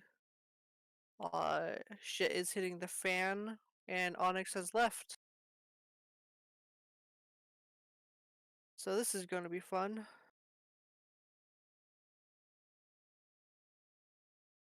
This is gonna happen through most of the day. So skip day. Trying your best Yeah. to get out talking to yourself, huh? Okay, so yeah, you just inform Astrid of the whole situation and how you guys got here, going over shit that we've already gone over. Uh, to which I can say, if nobody else is going to do anything in this group, we can probably go back to Forest. Yeah. Let's do that. All right. Yeah, that sounds fine. Spots is just gonna spend the time just absorbing all the info. And Lulu's not gonna let spots out of her eye. Hmm. Spots isn't gonna like that, but we'll deal with that later. You are also getting a whole bunch of pets A small reward. and pampered. Hmm. That is Laughs nice. nervously. I'm in danger. I'm in danger. Yeah, exactly. So yeah, going back to N'ara, Drakovana, Wormrock, very long name. You awaken after several hours of being asleep to the sun rising up and warming your scales. You don't feel hungry, surprisingly enough, and you feel rather rested and rejuvenated. Uh, yeah, you're feeling like good and ready to go. Uh, and you're where you were. Nice. Okay. I'm gonna spot check to see what's around me. Specifically looking to see if I can still see any tracks. Well, you weren't really following tracks. You were following a path of death. Yeah. Do I still see that? That's still going, right? Oh yeah, that's still going. Cool. I'm gonna go ahead and follow that then. Okay. So yeah, following that some more. Now, keep in mind, you are a kobold trying to keep up with a werewolf. Yeah, I figure they're probably easily outpacing me. Yeah. But if they stop anywhere, Oh that's yeah. when I'll get them. And thanks to them, you can, cross-train easily. Oh, nice. So yeah, you follow them. Okay, For- what was happening? I didn't say anything to you, Ryan. Oh, but yeah, there's actually something I did check up on. You can't use survival to track. It's a Oh. trained skilled only, and the only way you can track is at a if it's a DC higher than 10, you cannot track without this feat track. Okay. Oh. Well, this Yeah. isn't exactly a hard thing to follow. I'm just letting you know Yeah. if it's a hard thing and you can't add Yeah, I anything to know. it. All right. So for future tracking references. Yeah. Yeah, because as it is, if you somehow lost track of this, then we would have to assume that you've gone blind. Oh no! Did I go blind? What else could go wrong? Yeah, because this is essentially creating just a gigantic pathway through the deep woods. You'd have to be real special to get lost here. So yeah, you get about that far in one day's journey today. And then you rest. Are you going to Yeah. do anything special for resting? Nope. Not well. I mean, I'll look for a basic shelter before I do. But if I don't find anything, I'm just gonna rough it. All right. So yeah, I'm just gonna say you find a squishy log. Hell yeah. Yeah, you're nice and warm because of all the burning trees and stuff. And yeah, next day you keep traveling. You're still having some dreams, but you know they're not feeling any different than before. Okay. Interesting. Yeah. So yeah, I'm gonna keep going in that direction. I have no idea where they're going, honestly, but I'm following them. Yeah. So yeah, you're tracking them. You go that far again. You rest again, and then track them again. I assume. Yep, we're doing this all the way until I catch up or until somebody else catches me. So at this point, you're still one day ahead of the other group. So it's been 1, 2, 3, 4 days since Onyx heard the news.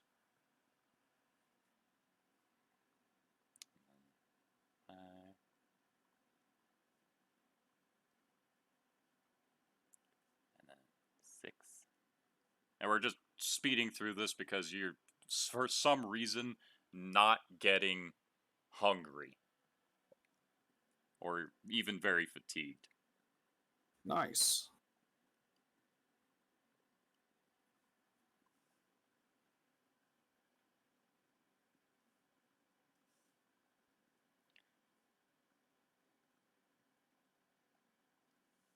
Oops.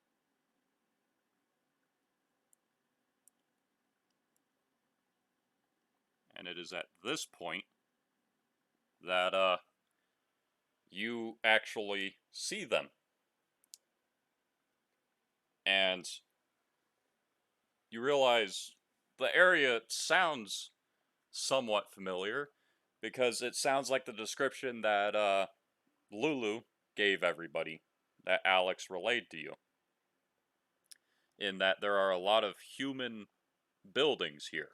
All, just log camps and a large stone quarry just off to the side. And standing in the middle of camp is the werewolf man, currently in human form. But you don't see the Death Dryad. You do see Vulgaris, however. But while you definitely have his left arm, he is not currently missing a left arm.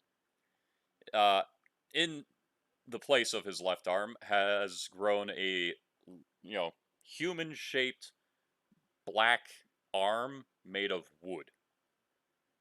Oh, well. Lug this around for no reason. Yeah. Uh, yeah, it is definitely still dripping blood from his wound. But yeah. Yeah, so you don't see the Death Dryad, you just see Vulgaris, and he does not look good. And he has his arms tied behind his back with the werewolf hunter uh, holding him by the neck with an axe against his, jugular. Oh, all right, nice. Yeah.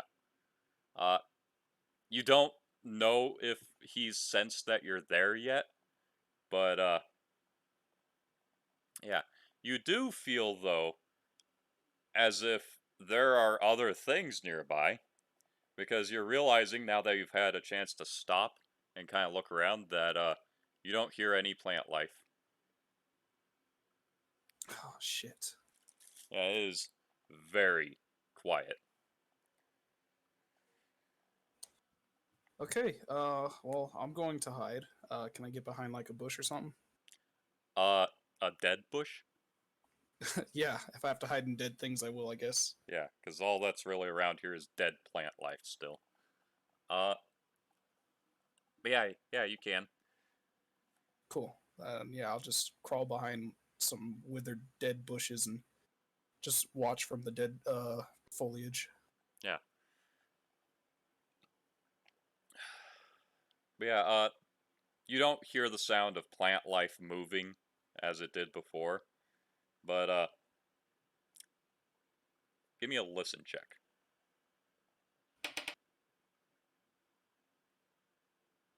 I rolled a 12 on the dice plus my listen, so that's 20. All right. So you do hear the slightest sound of leaves being crinkled behind you. And before you can even really turn around, uh, Onyx is kneeling down, essentially over top you. Oh, jeez. Yeah. Like, because with how tall he is compared to how short you are, you can fit in the crook of his leg. But, yeah, and he just kind of puts a calming hand on your back and, whispers, into your ear hole, just like, don't make a noise, don't move. This man is I incredibly dangerous, and I'm amazed he hasn't killed you already. Me too.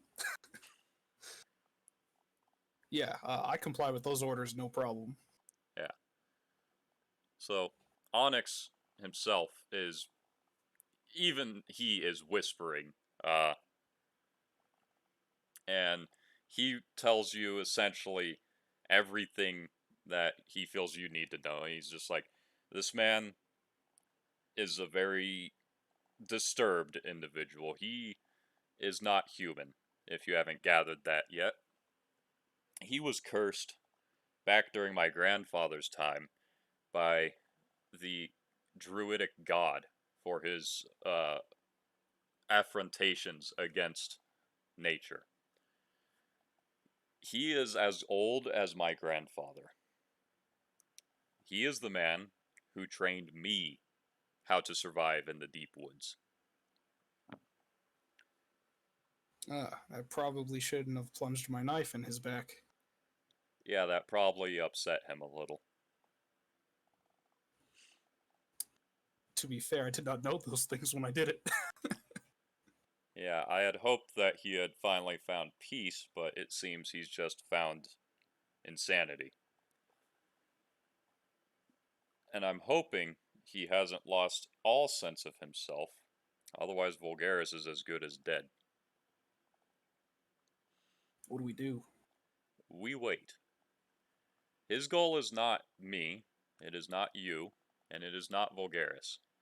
His goal is the god that cursed him. From my understanding, you have met this god.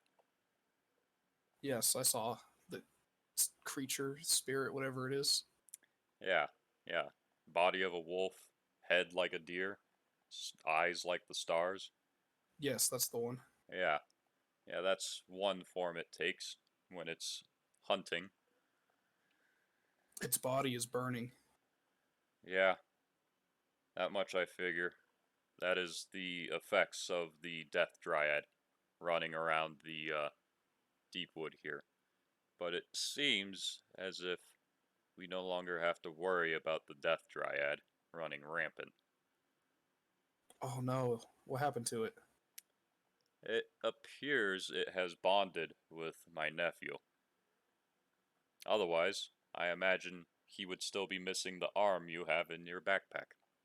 Yeah, I wasn't sure he was gonna have an arm when I got here. Yeah. Yeah, he left that with you to send me a message. Oh, nice. Yeah, if I try intervening, he will kill Vulgaris. Oh, that's not good. Yeah.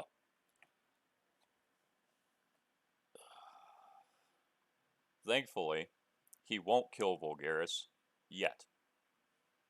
Because if he kills Vulgaris, he'll kill the Death Dryad, and he needs the Death Dryad to lure out the Forest God. Because the god is hunting the Death Dryad. But it can't get close. Because every second it spends close to the Death Dryad, it gets wounded. As you have seen. So, all we can do is wait. I do not know what his plans are for killing the Forest God, as he's been trying to kill the Forest God for over 1,000 years. When it happens, do we intervene? When it happens, you stay put. I will have to intervene. I'm just not entirely certain how.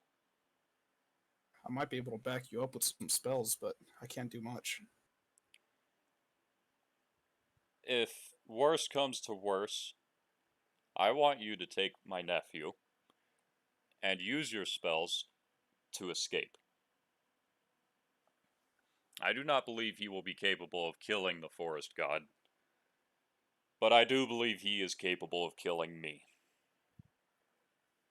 And if Vulgaris is still alive by the end of this, he will still hunt down Vulgaris. Because Vulgaris, being bonded to the Dryad as he is his ticket to finally dying. Oh my. Yeah. He can't die unless the forest spirit dies. He has been wanting to die for a very long time. Do we in case we have to run, do you have any way to escape quickly? I do. To which Onyx pulls out a scroll and hands it to you. Worst case scenario, hide with Vulgaris and use this scroll. It's not complicated. I made sure of it.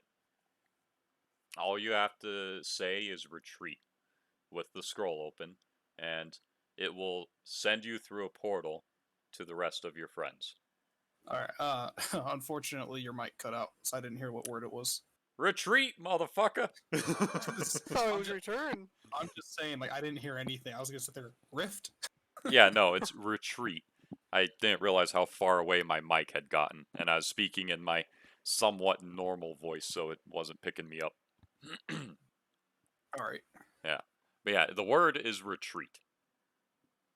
And when you say retreat with the scroll open, it will suck the two of you through a portal to the rest of your friends. Nice. Yeah. And Onyx also continues on to say, so I heard you touched the egg.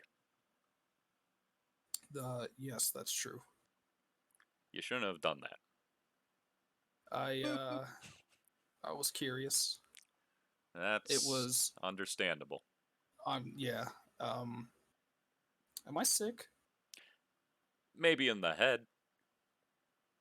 I haven't had the urge to eat or drink or even rest for days now. That would be because you are somewhat bound to the egg as it were, in the same way that Vulgaris is bound to this dryad. As long as the egg is sustained and alive, you will be sustained and alive. Oh, Yeah, that's interesting. at least that's the theory. I'm pretty sure if your head gets ripped off, you'll still die. Yeah, I don't want to test any theories. Yeah. You also don't want to go too far from the egg. You're honestly I've pushing it as you are. If you leave the deep woods, I'm fairly certain you will die. And not in a pretty way. I mean, like, you will die. Like, your essence, your soul will be turned to nothing. You will be erased. uh, uh, that's good to know. Yeah. Yeah, really shouldn't have touched Comforting. that egg. Am I able to move the egg? I mean, maybe not with your stature. Yeah, I mean, size-wise might be, pretty difficult, but if I could devise some sort of a magical way to transport it, could I? I mean, shit. If I don't die here, I can carry the egg for you.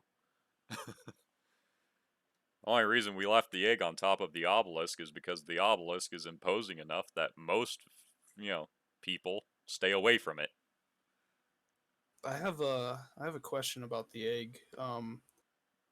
I've been kind of communing with whatever's inside of it in my dreams, and it's been requesting me to give it warmth and life. Do yourself and myself a favor and don't do that. At least not yet. Oh, okay. Yeah. Yeah, if it gets warmth and life energy, it will hatch. And when that happens, that'll be a whole mess that I really don't want to deal with right now. Is there a way to save the egg? In the long run, no, not really. Uh, but in the short term, technically. If phew, if we can survive this next encounter, and you can survive it too, then uh, I would like to devise a plan with you in the future dealing with this. All right, that's a deal. So, in the meantime, keep an eye out for the spirit. I know it's nearby, but it's not approaching. And Ulfgar is being very patient. Yes, a name. Yes, his name is Ulfgar. He's what you would call a slave breaker, or a taskmaster, either one. He is a dark relic of what our ancestors used to do. Less great. Yeah.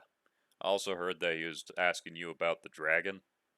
Yeah, I couldn't give him any information because he scared the crap out of me and I didn't trust him. Smart move. He eats dragons. Oh my god, that's real bad for Cilia. Yeah, he ate her mother. I don't like this man. Yeah, me either. He may have trained me, but he's a piece of shit.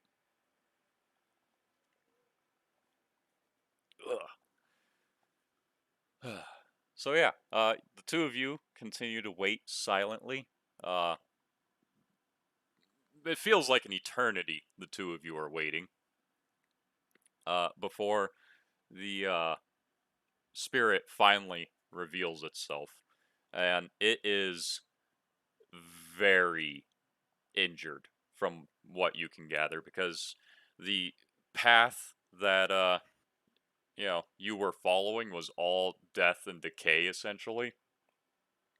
So let's see, if you guys want to look at the map momentarily, I need to add a little something. Oh, I'll just make a new layer. The amount of the forest, thanks to the path of the Death Dryad, that has been essentially killed is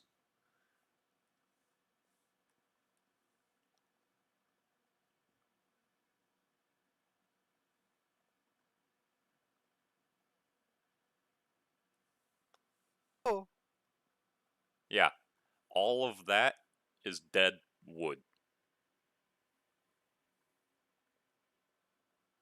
jeez. Yeah.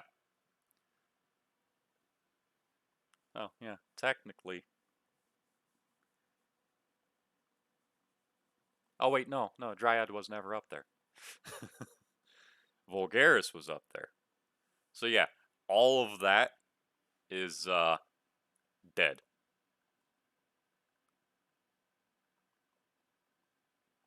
And as you're all well aware now, its life is directly tied to the deep wood.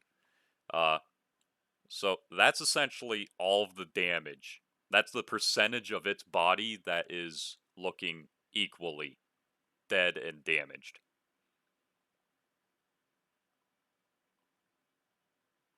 So, like a third. All right, that's pretty bad. Yeah.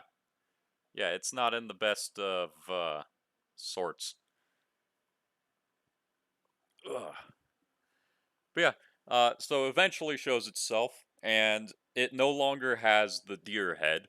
Now it has a serpent head, like a monstrous snake.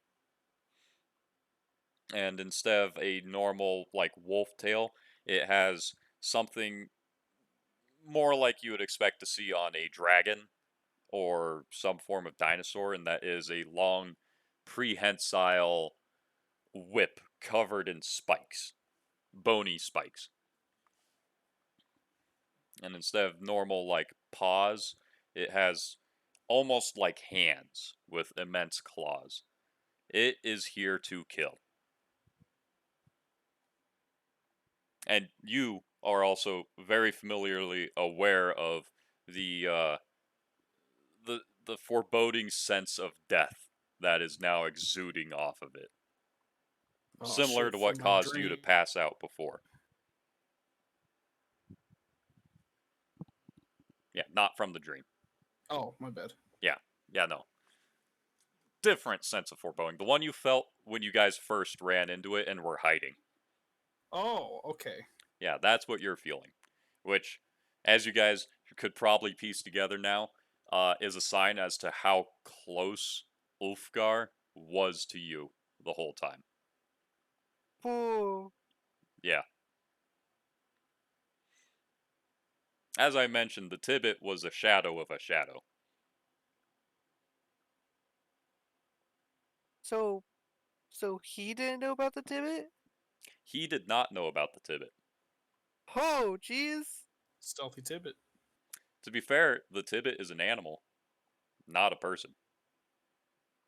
Oh. Yeah. Ugh. That's actually completely true, yeah. Yeah, it's in the same way that the Tibbet smelled him as a dog and not as a human. Is he's a werewolf.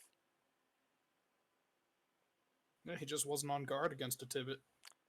Yeah, he didn't even register that a cat was following him. So yeah.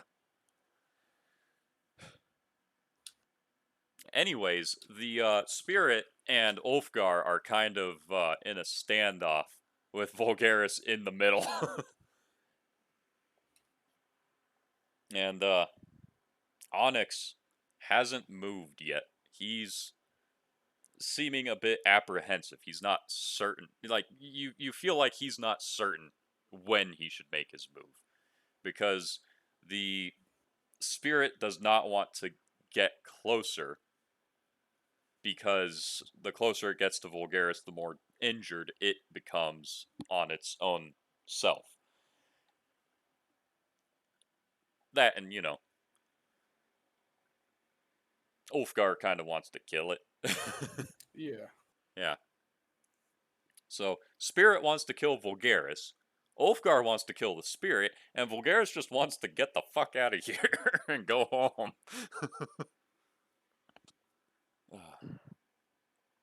So yeah, they're kind of at a standstill. They are speaking, like the spirit is speaking to Ulfgar. You do not know what they're saying, but apparently Vulgaris does, as Vulgaris also occasionally chimes in the same language. Would it be possible for me to cast comprehend languages on myself? I do not think it would be possible. Because that might give away my position. No, because it is a secret language. Oh, okay. If it's druid, I'm not even gonna try. Yeah, because it's the druidic god. They're speaking druid. Yeah, I won't attempt that. Yeah, Yeah. that's fine. I'll be right back. I need to go to the bathroom. That's all good. You're not the one that's about to die. I mean, wabba baba lava Lava, baba, lava. I don't like my odds, guys. Yeah. But, yeah, they're just kind of talking at a bit of a standstill. They're not, none of them seem to want to be the first ones to make the move. Seems we got us a Mexican standoff here. Just a bit.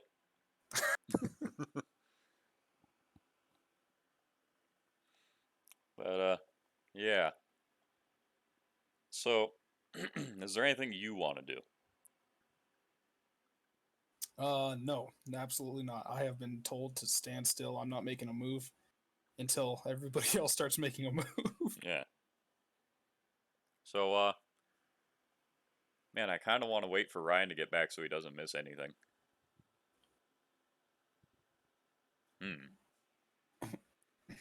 Do we all want to take a bathroom break?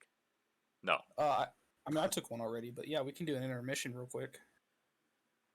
Second Nah. bathroom break. Nah, I can hold it. Honestly, I'm the only one who really needs to be present, and as well as Forrest. So, yeah. Then we've got 2020, another TV viewer, community for small streamers, he who swaggeths, and streamer Discord community, all in the chat. Although, I'm fairly certain none of them are actual people. Oh, streamer Discord community literally just joined in. That's the newest one. Yeah. Yeah, but I feel like they're Are you not telling real me he people. who swaggeth isn't a real person? He who swaggeths Yeah. is Forrest. Oh. No, that's a fake account. Don't worry about that. Oh yeah, totally fake. Well, I mean, either way, that's not a real person, so. Yeah. Yeah, exactly. Yeah, it's Some would say nobody. subhuman. Subhuman. Ryan can watch the recording for anything he misses. Yeah. Yeah. So Onyx, very slowly takes out his, giant ass mace, his rock breaker, as it were, and very, very slowly just starts crawling forward, and with a surprising stealth for someone wearing plate mail. To the point that the only thing you can slightly hear is the sound of the leaves crinkling underneath him. And you're right next to him. And he just gets a bit closer every few minutes, moving at a snail's pace so that he doesn't snap a twig or, catch the eye. And you notice his armor is actually starting to grow a bit transparent, and he's actually starting to disappear from sight. Ooh. Yeah. And before you know it, he's practically invisible. The only thing you can slightly see is the very slight distortion of light around him. What? And, you can sort of tell that he's just getting as close as he can. And, yeah. Unfortunately, Ulfgar can smell him. And he looks directly towards you. But thankfully, he's not looking at you. He's looking at where Onyx is. And in back in common language, he brings the axe closer to Vulgaris' throat, causing a bit of blood to trickle out onto the blade. and yells at Onyx to stay where he is unless he wants his nephew's head rolling down into the quarry. To which you can notice that Onyx stops moving completely, but upon Ulfgar looking away, the wolf spirit just takes it as an opportunity to lunge and just in an instant swallows both Vulgaris and Ulfgar whole. Oh. Yeah. Woo! I mean, that's not the end of it, Ryan. Why are you cheering? Also, why are you cheering? Vulgaris just got eaten. I was gonna say. actually just realized that my mic was actually trying to talk to you, saying I actually was hoping to try to do something, but it's like way too late for that hope to be done. Yeah. Yeah. I mean, what is it that you would like to do? I was originally gonna kind of. I actually thought about it. I was thinking like Lulu will try to ask the queen, see if there. It probably isn't, but just like hopes for me. It was like, is there any way I can actually get enough power to help them? Because I care about my friends. I've already failed once, and I don't want to fail a friend. Oh, well then, since Kobold's several days in the future at this point, yeah, we can spare some time to go over that, and we just had a nice little cliffhanger moment right there. Let's leave it at that for a moment. Yeah, just leave it at that for a moment. Ulfgar and Vulgaris just got swallowed whole by a snakehead. So yeah, you asked the queen what you can possibly do to become more powerful. Yeah. To which she's going to respond, do you mean in the immediate short term to help with the current situation? Or do you mean moving forward?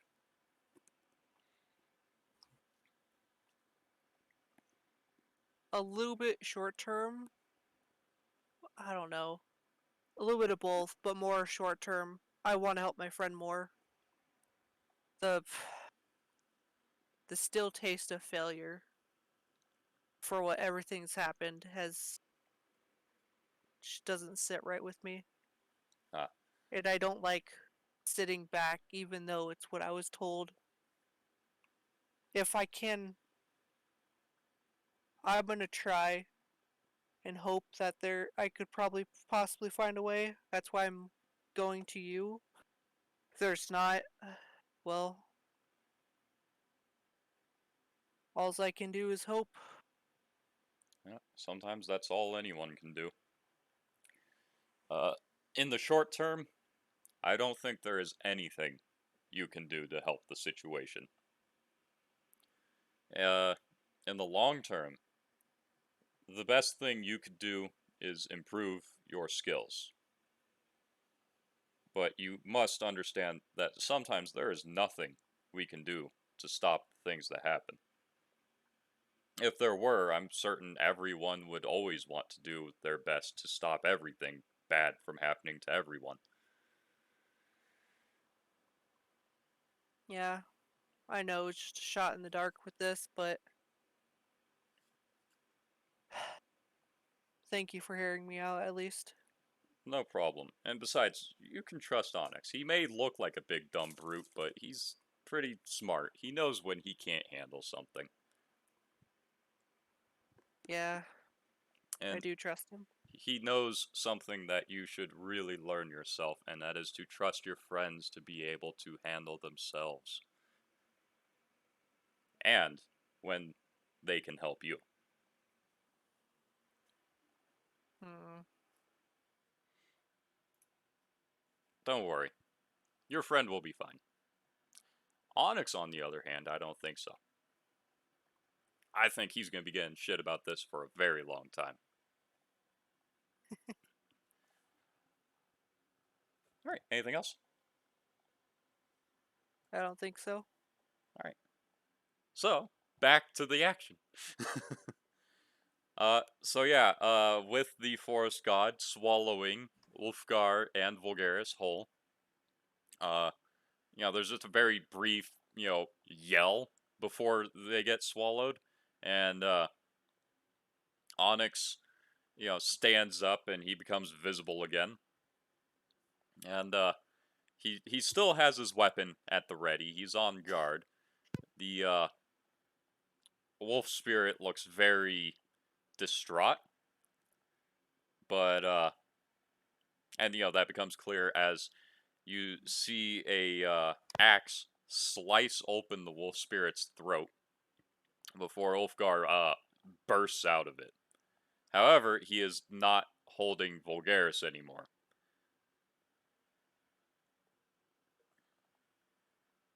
But, seeing this, Onyx sees this as his opportunity to finally charge in and join the fray. And he yells back to the kobold to use the scroll to get out of there. Without Vulgaris? Uh, that's all he's saying. He's in a fight now. Oh, shit. Okay, I'm gonna see, damn it. Oh, fuck. Alright, yeah, I'm gonna use the scroll. Alright. So you open it and you say retreat. Yeah. Okay, so opening it and you say retreat, you get sucked into the scroll, which itself burns up behind you. And next thing you know, you are falling into a very comfy bed.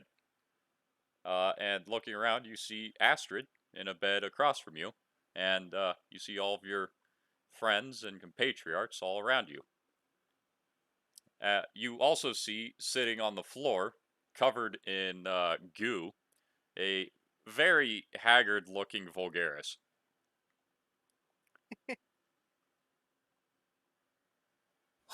Thank God.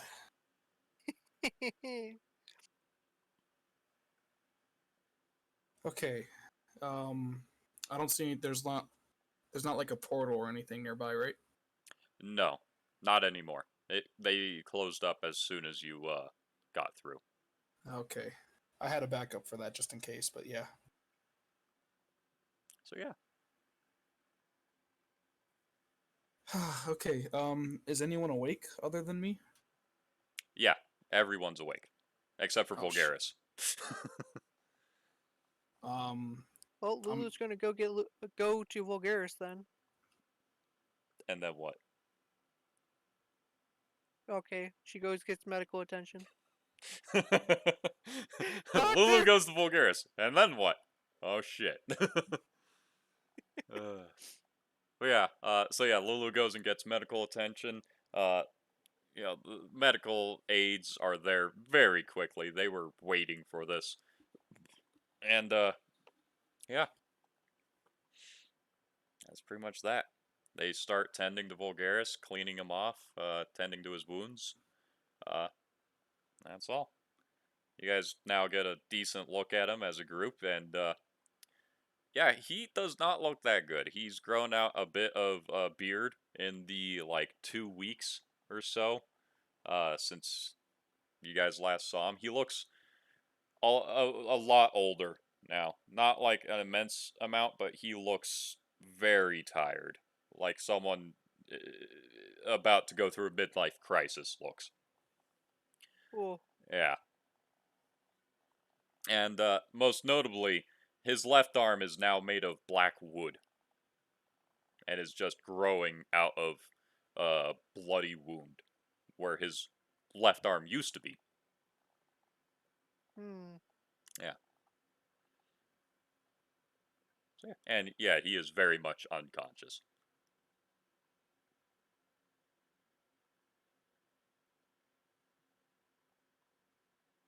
Anything else? Well, this is fun. Anyone? Hmm. Anything else? I got nothing. Does anyone have any questions?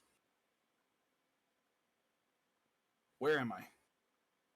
For one. Lulu says you're in the she catches the kobold up to where she is. I forgot the name of the place. It never really... The medical ward? The city we're in. The Illuvitari city. And what happened to Onyx? Onyx told me to use the scroll of retreat. That's why I'm here. He stayed behind to fight the hunter. I believe the hunter's name was it Ulgar? Or is it Wolfgar? Hmm. Is that correct, Robert? I'm not going to correct you.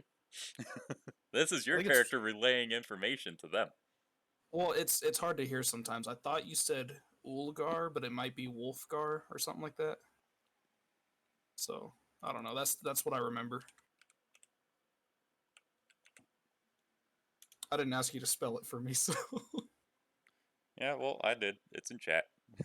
thank you, thank you. Okay, Stream chat. Wolfgar. Ulf. Yeah, all right. Ulf. Ulfgar. Anyway, yes. And last I saw, I only Ulfgar. just saw your messages you sent on Discord over an Oh yeah, hour ago. Oh, okay. Yeah, where you're like, I'm going to the bathroom. That was when you were doing the session with Alex Browncow because I was knocked out or whatever. So Yeah. yeah, Yeah, I so was that's using why that. you're like, I'm back, and I'm like, shush. Yeah, Yeah, I sorry didn't about know that. you were gone. I picked a good time to leave though. I didn't miss anything. Yeah, because we switched to other people. All right. Anyway, so yeah, I relay that information to them. I tell them Vulgaris was holding Ulfgar hostage. Well, I got that backwards. Damn, Vulgaris is a beast. Ulfgar was holding Vulgaris hostage, trying to bait in the spirit of the forest or whatever. And when it finally did attack, it swallowed them whole. And then I don't know what happened specifically, but Ulfgar cut his way out of the spirit. The spirit is extremely, extremely damaged. Might even be dying. That's actually really bad. I need who's in charge here?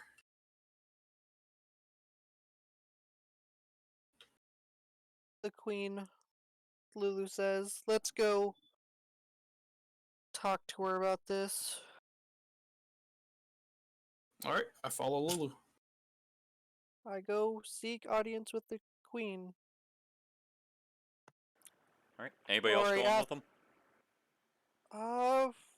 not that I know of. The other two are gonna stay back. And What about you, I don't know about the Tibbet. Spots? Spots. Echo? What? Huh? Are you joining us to go get the queen with the cobalt? Yeah, that sounds infinitely more interesting than staring at a bunch of people in bed. Yeah. Now, which form are you gonna take? I'm still in kitty form. Ah, sweet. Still carrying you then. Oh, Lulu more, she knows, her shadow guards, right? Yeah, Lulu knows all about the Shadow Guards. Yeah, she's gonna go ask one of them to go get the queen for her. To which they respond that the Queen is currently indisposed and unable to help. Well, there. Well, Lulu would know things. Is there a high priestess for this place? The Queen is the High Priestess. Oh gosh. Well, I guess you're out of luck then, N'ara. Hey, you did it. N'ara. Okay. That's everything that's happening right now is just so very bad. Yeah. We need to get out of here. Turns out I can't get out of here, or I'll die. Yeah. We know. So I need to devise a way to transport the egg. Um. What kind of magic do you know? Do you have any spells that might help me? You're asking Lulu. Is Lulu not the magic one? No. My bad. She Um, is a ranger. okay. In that case, I'm gonna ask if there's a place where I could study magic, like a library or something, or I don't even know what they have here. This is a much bigger elf city, so I need resources. I need access to resources before we can get out of here.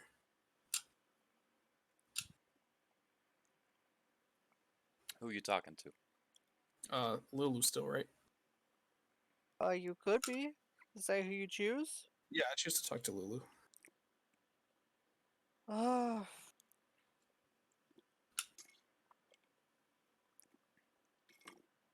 Why, I know we are in danger, but at the same time, why are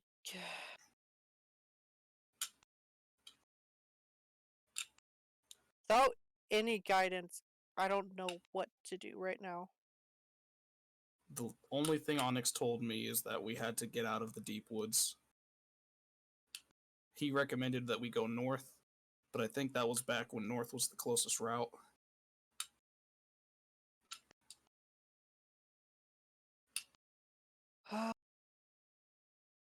Was this part of the conversation when I left? You mean when you were in the bathroom? Yeah. Potentially. I don't remember.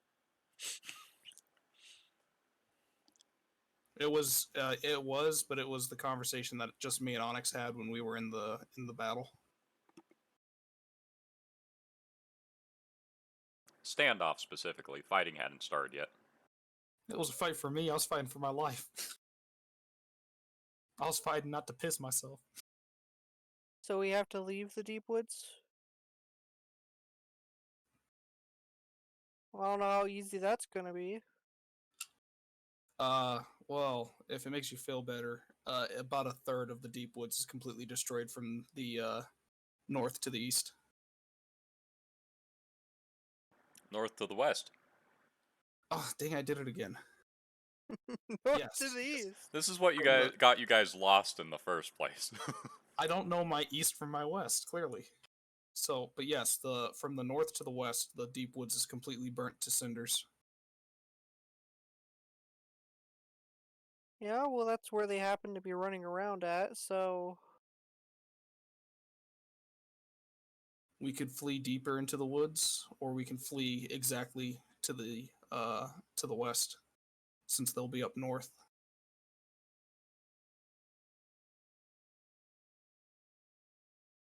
We also gotta get Vulgaris out of here in a way that he doesn't have to cross through the deep woods, because he is half the problem. Onyx told me more information. He told me that the depending on how things go, Ulfgar might hunt Vulgaris down. And Yeah, but Ulfgar, first we need to give him medical attention. As you can see, he can't move. yeah, no, I understand that. I'm just saying that we need to formulate a plan. We need to figure out where we want to go, who we can get help from, who our allies are. As far as I'm concerned, our allies are back at our back back at our camp and here, which is the only places I trust. That's good and bad for several reasons. Ulfgar and Onyx are currently, from what I can remember, they're currently over by where the mining quarry was that you described to me, Yeah, so I can't get to my people. and they're also the enemy is right next to our camp, I which doubt is that he will hunt them since he's after Vulgaris. if we're lucky. Hopefully he doesn't detect Cilia in the area, because from what Onyx told me, he feeds on dragons.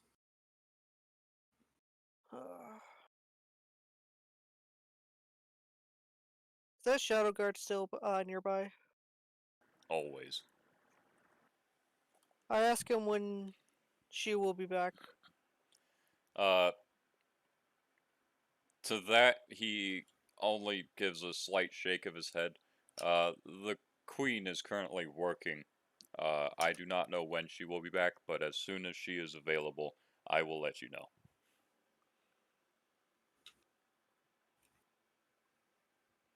Is there anywhere place more private? I ask him. There is the divination chamber. That's always a quiet place. Only the queen typically goes in there, because most other people don't have the wisdom for it. Divination room? Yes, it's a room where the wise go to divine the nature of the universe, as well as the ongoings of various affairs that, well, require quite a bit of thought.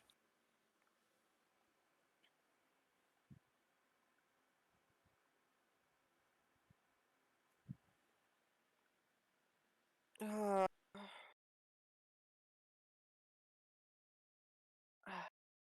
does Lulu have wisdom? Oh, I don't have her character sheet. I've got some decent wisdom. Just so you guys know, you don't need wisdom to enter the room. I figured know, that I'm was just- the case. I thought it was you need wisdom to use the room. Yeah, essentially, you need wisdom for the room to be anything more than just a pretty empty room. Yeah, I don't think I got the wisdom for that. Like, you can go in there, it just won't be a utility to you. But does she have the wisdom to know she does need wisdom to enter the room? Haha. I feel like at this point that'd be intelligence. does she have the intelligence to know that she's wise enough to use the room? Uh.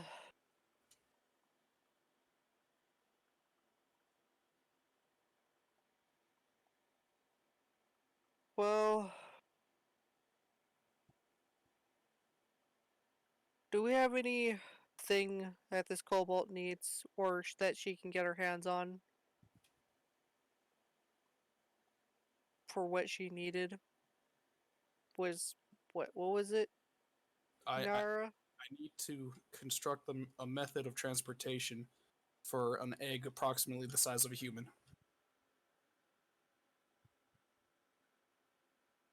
So, something simple.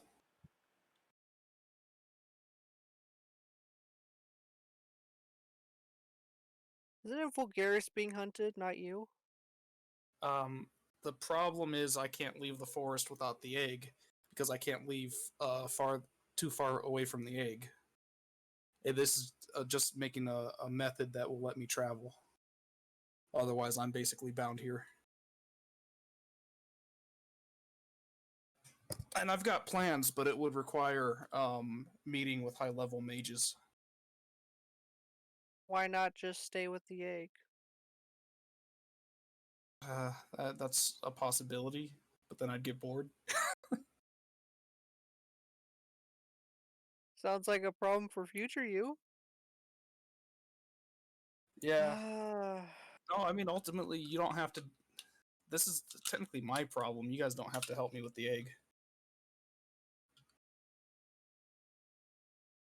I ask, is the Shadow Guard still here? Always. I asked them if they have any mages that I can speak with. They do. Can they lead me to them? They can. All right. I guess I'll follow whichever one is willing to lead me. Okay. Anybody else gonna do anything in this time? who's gonna go to the wisdom room? The divination chamber. Divination chamber. The wisdom Wisdom room. Okay, so gonna start with Forrest on this one.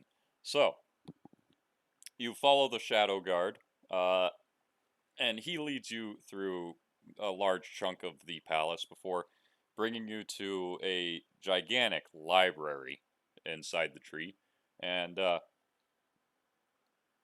yeah, in the room you see all sorts of scholars and knowledgeable folk.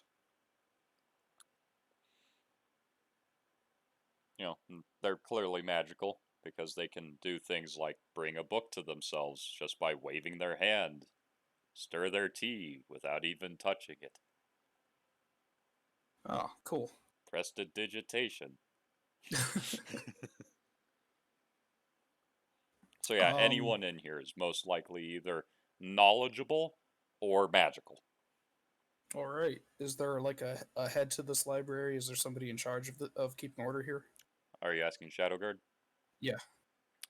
He says, uh, technically the queen is in charge of the library, but she has one of her adopted daughters maintain the library while she's indisposed.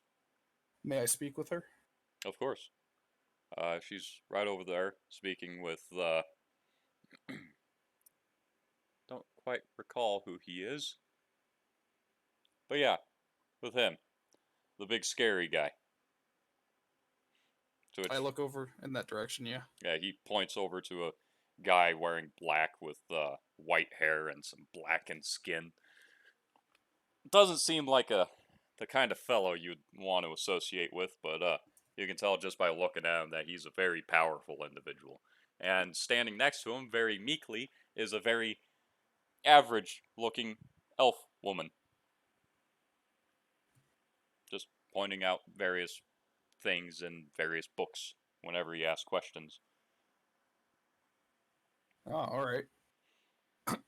Then I shall walk up to them and ask if she could probably help me with a problem that I have in relation to issues going on with a Mr. Vulgaris and an Onyx.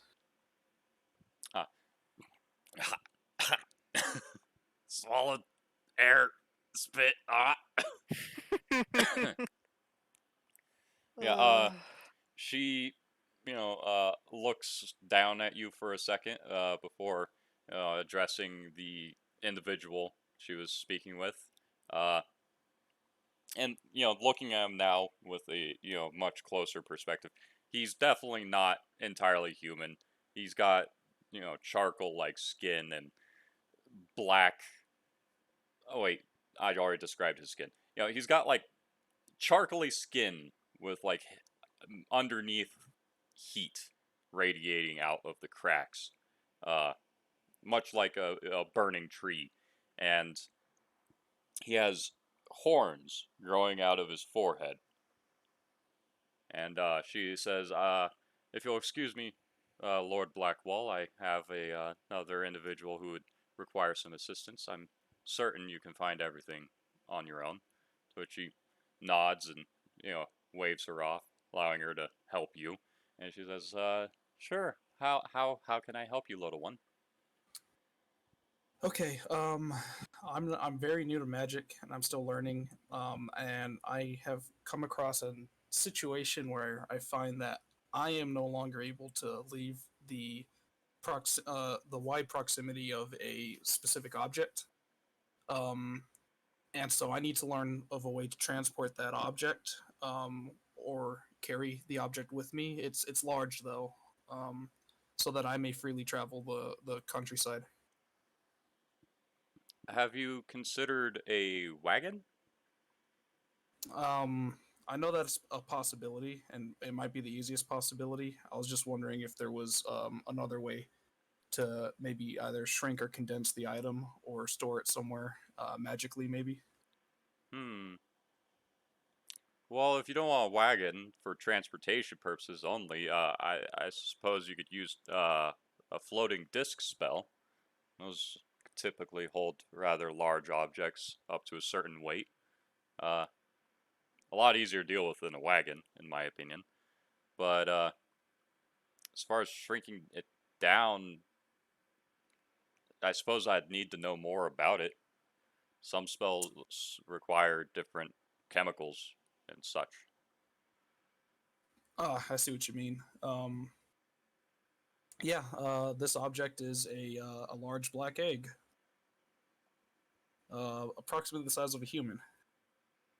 So that her eyes widen a little bit, and she goes, "You wouldn't happen to know a a certain individual by the name of Onyx, would you? Yes, I do. You're that kobold. Well, luckily for you, we have already devised a plan for moving that egg. It should be here shortly. Oh my god, Onyx is the most useful person I've ever met in my life.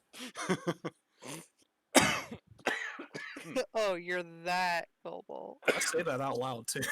Yeah, he is a very resourceful individual. He knows when he's outmatched. Okay, I appreciate the help. Um, it seems the queen is out doing work right now. We do have an incredibly injured Vulgaris with us. Do you know of anyone that could help him or heal him? He is already already being being healed. assisted. Oh, all right. His arrival was anticipated, as well as Ah. yours, as well as the eggs.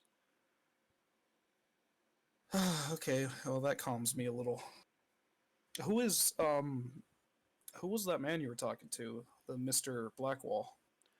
Yes, that is Lord Eben's Blackwall from the east, far east of this continent.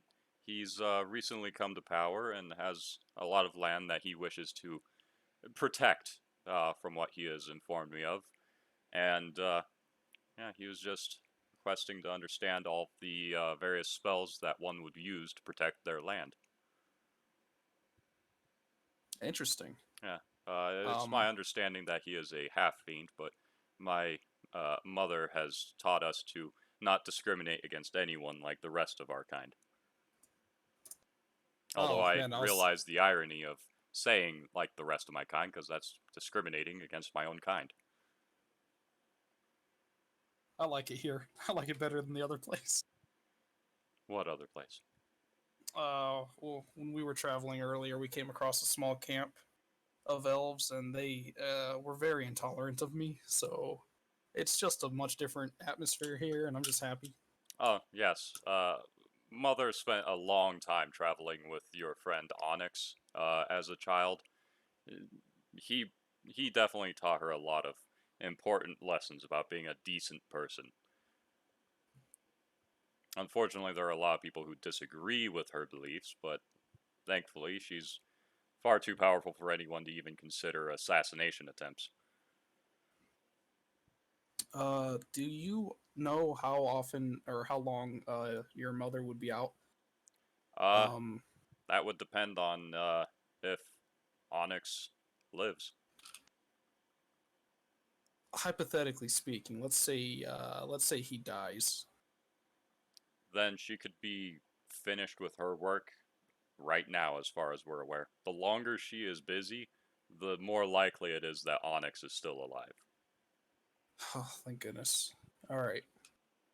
Well, I may be back later, depending on if I still have time to do more research here. I appreciate the help.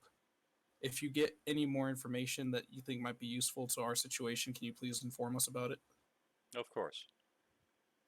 And then, lastly, I guess, could you point me in the direction of a general goods store? I am extremely low on supplies.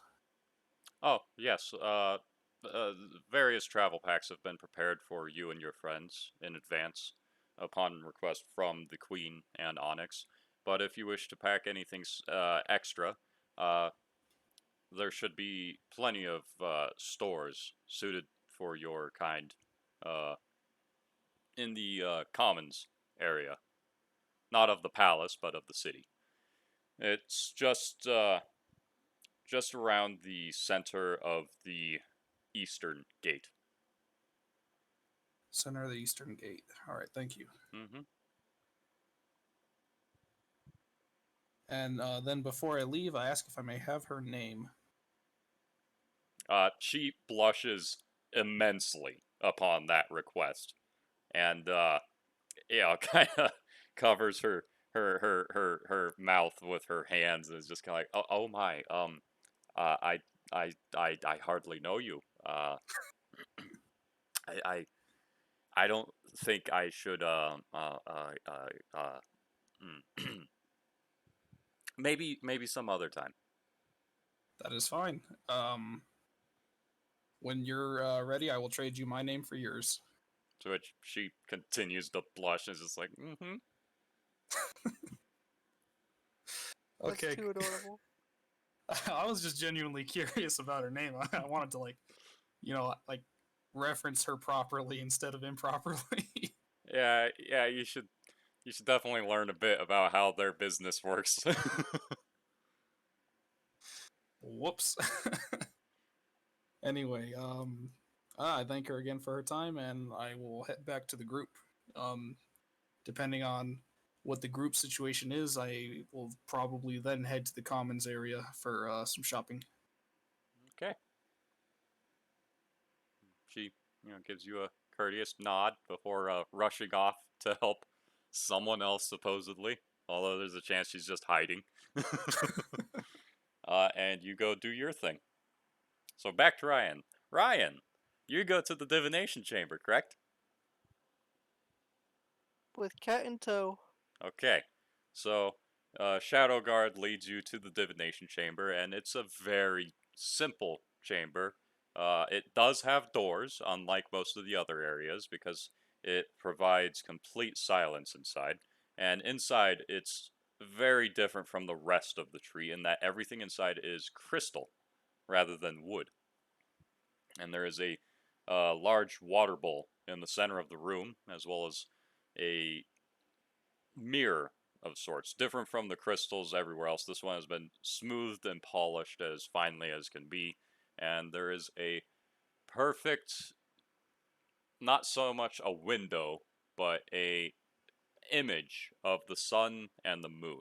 The light they give off is not immense, but you can tell that they are active depictions of the sun and moon, as well as all the stars in the sky.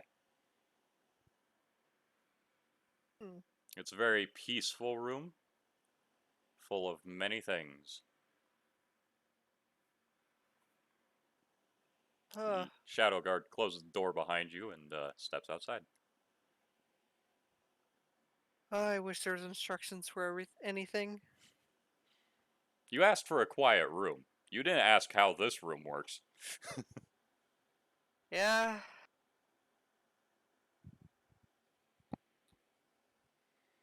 I'm honestly just gonna go, like, I don't know. And I'm just gonna explore a few things. Hopefully I can try to find answers while looking through this place, because I am honestly more than distraught right now. What for? So many things. Because honestly, it seems so far like just like worst case scenarios has been following Lulu. That's how she feels right now. And she is just upset that she doesn't have the power to do anything about it. The power to save friends, the power to protect people. To be fair, Brown Cow and the Lizard are here through their own fuck ups. Yeah, but They worked hard to fail at that. Thank it's you. just a lot of coincidences that still Lulu can't help look past, even if it's not her own fault that these have happened. Yeah, because everything that's happened to Vulgaris so far is Vulgaris' fault. Yeah, but Lulu was there. She could have stopped it. Yeah, it could have gone differently, but it didn't. And it's not her fault. She's putting more Anyways, blame on herself right now more than anything. yeah. So yeah, Whether anyways. okay. Okay. Anyways, Anyways. So what are you doing? You just fucking around with the shit in here? a little bit, more or less, just pondering. Alright. See if she can like try to find something. She finds many things. Very confusing things. Hmm. Yeah. For instance, when she stands in front of the mirror that I mentioned earlier, uh, she doesn't see herself as she is. She sees herself as she wishes to be.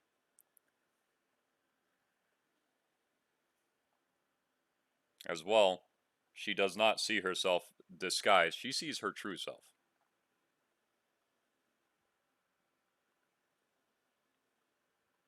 Huh. Yeah, she's not wearing, a disguise. She is wearing her royal attire, standing in the hall of her palace, looking tired, but fulfilled.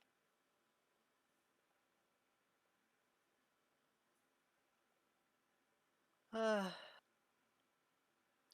does she do with that information?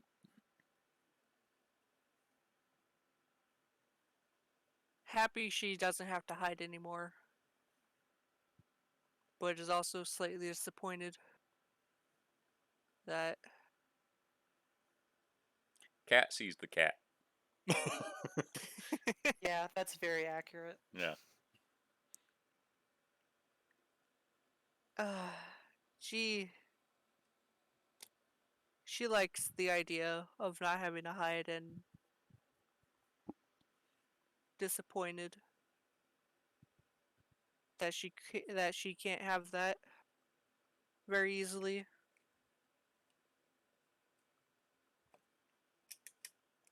And she won't be able to adventure if that's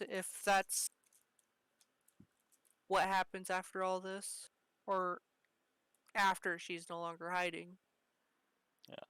I should mention her reflection looks much older than she currently does. Because right now she's, what would be considered like a teenager amongst elves, if I'm correct. Believe so. Yeah. Yeah, and the reflection she's seeing it looks old enough to be her mother. Oh, she does feel a little more satisfied that she probably had a life.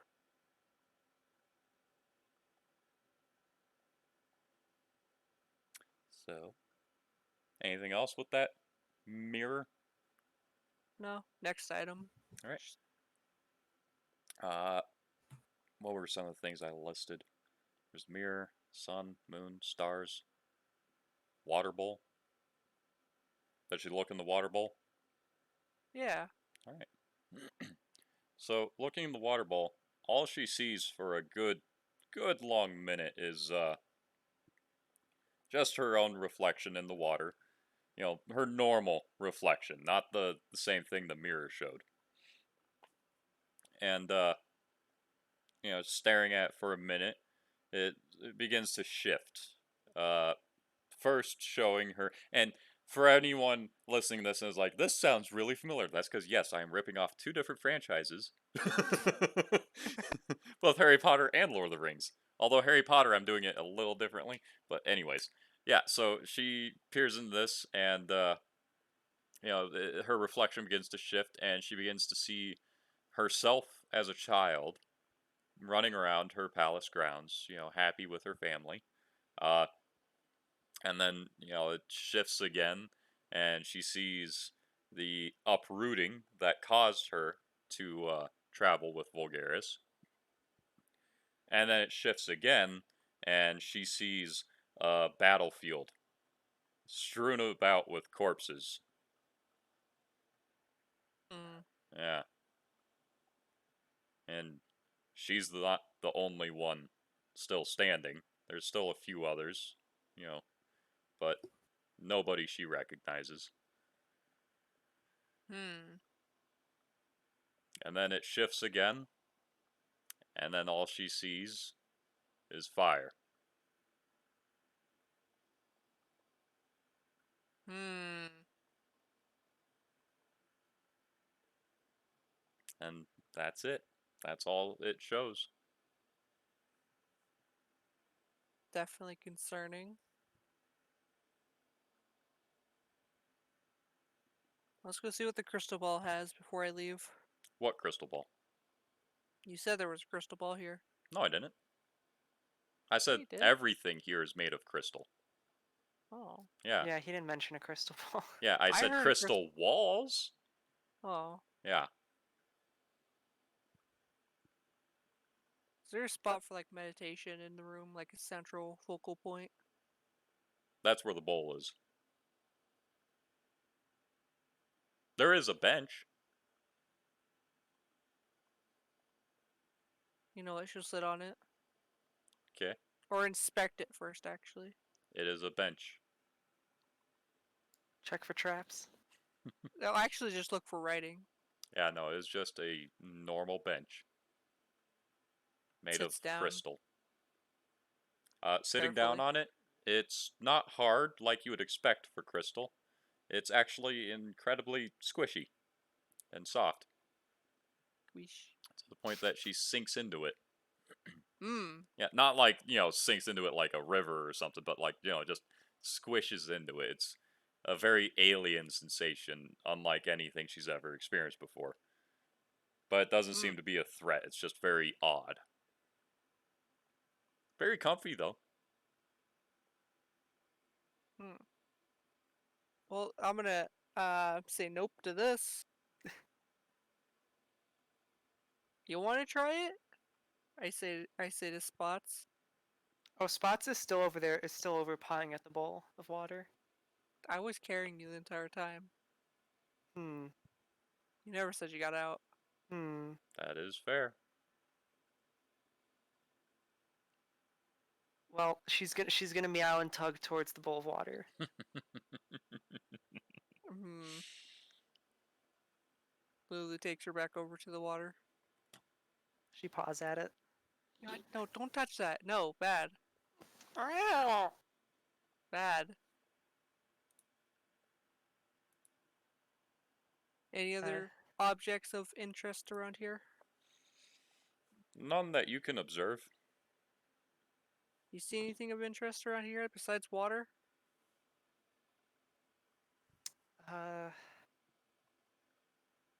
There's the moon, sun, the mirror.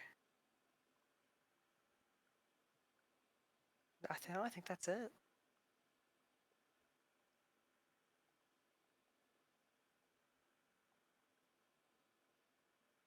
Well, let's leave.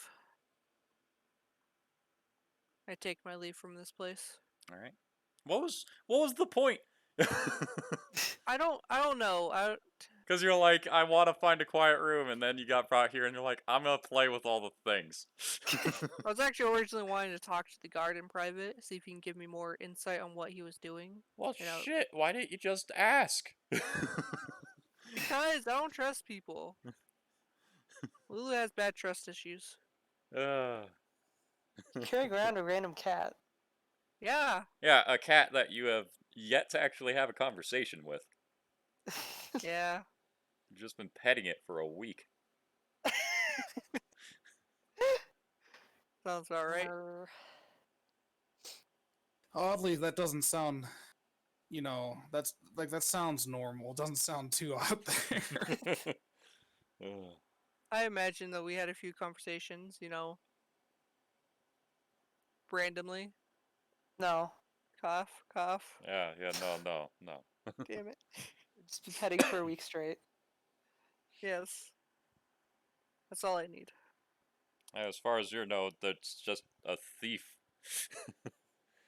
Yeah, that's kind of what I heard about it. Yeah. That's also why I'm keeping an eye on it. Because I don't trust it. So it's going to stay within arm's length. Yeah. Okay, so after you leave the divination chamber, having accomplished something, the guard's still standing outside. Looking as unassuming as usual. Do you want to talk to him? No. Alright then, what you gonna do? Go back to Vulgaris. Alrighty then.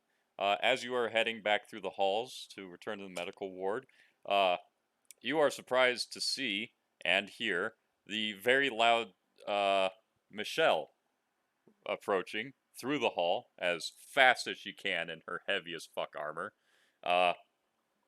Just barreling straight towards you. Followed behind by Tulia and company.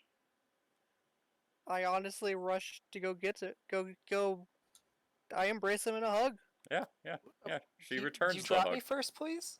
Yeah, I Okay. actually just like kind of like drop you and run. Yeah, Spots is gonna take this opportunity to kind of book it away. that'd be Is smart. that the Michelle and Tulia? Yes, it is the Michelle and Tulia. Tulia and Michelle. Tulia Mighty and and powerful Michelle. guards. Oh God, I love it. So Oh, yeah, Michelle and Tulia, embrace with you. They give you a hug, and they immediately start catching you up on everything. All of the uh, citizens, villagers, and the slaves. They're also in town, but they're not in the palace. Uh, the other elf, the servant elf, is also, or quote unquote servant. The the dark elf, the the tanned prisoner. elf. Yeah, the prisoner elf. She is also present, but uh, she is now actually wearing semi decent clothes. Not the nice black armor she was wearing before, but you know decent clothes that are befitting for a entity with human rights. Am I forgetting anyone? Oh, Michelle, Tulia, Brown Cow. Oh wait, Brown Cow's over there. Yeah, Michelle, Tulia, Elf. Did we? Yeah, that's everyone, right? yeah. Only two people are missing have never shown up yet. Yeah, yeah, they're off on their own thing. At this point, they're a separate campaign. It's been like a month since we lost them. It's so long. Ugh. Ugh. Let me pull up all these character sheets. All of them. Aw. All. There we go. Might as well pull up Vulgaris too, even though his is pointless. Fuck it. Vulgaris doesn't get one. What? Yeah, he doesn't get to exist as a character sheet. Oh, Yeah. okay. So yeah, everyone from Havoc is now here, uh, including Cilia. Yes. Yeah, and in the center of the palace halls, you see the egg that you have been informed about by the lizard and company. Seems Cilia took everyone from Havoc, uh, swung by the obelisk, picked up the egg, and brought them all here. Ugh. I love you so much, Onyx. He's resourceful. He had a week to come up with a plan.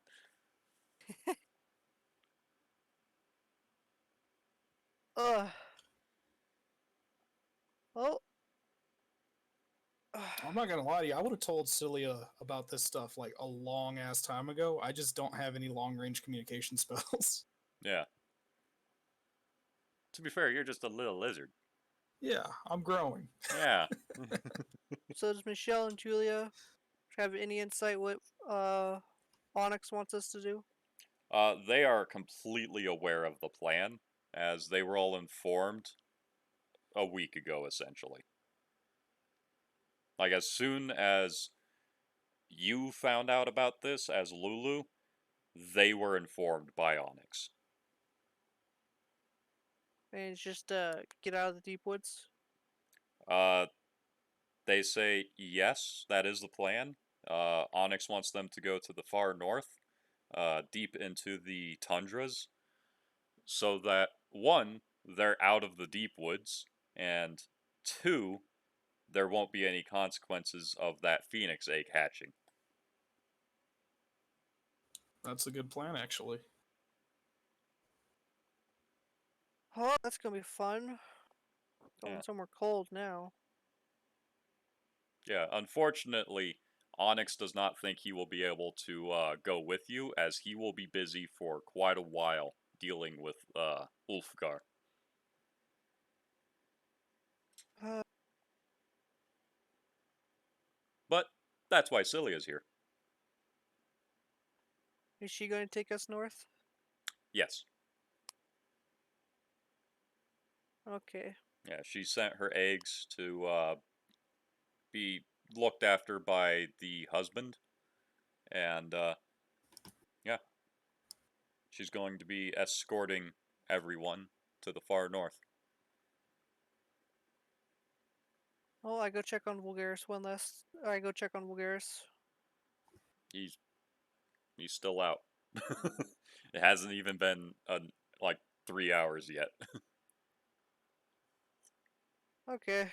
Well, I honestly am just gonna wait until Vulgaris gains consciousness and pack everything that needs to be packed so far. All right. Anybody else gonna do anything? Kitty Cat, what you up to? You ran away. Yeah, she did run away.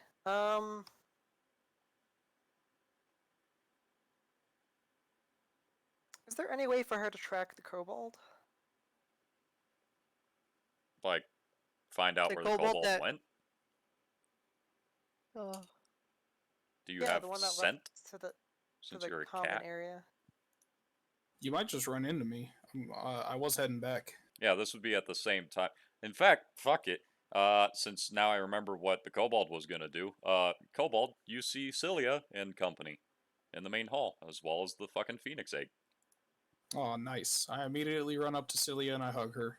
And I say, I am so sorry about everything so far. And Cilia just kind of startled, is just kind of like, it's all right, and she kind of like, pets your head a little bit, like, it's not your fault. He told me he eats dragons. To which, her face definitely weakens. It gets a lot, sadder, and she's like, it's okay. It's okay.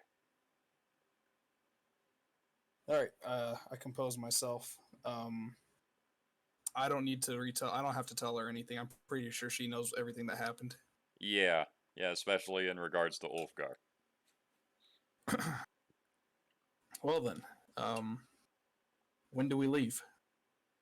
As soon as Vulgaris and Astrid have regained their strength. Until then, you all are not allowed to leave this city. Works for me. Would anyone like to go shopping? Explore the common district and maybe find more supplies for the journey? no. All mine say. In unison, in one voice. It's just like a No. hive mind. Stop making fun of me. I'm sorry, Ryan. Oh, that's not what I'm trying to do.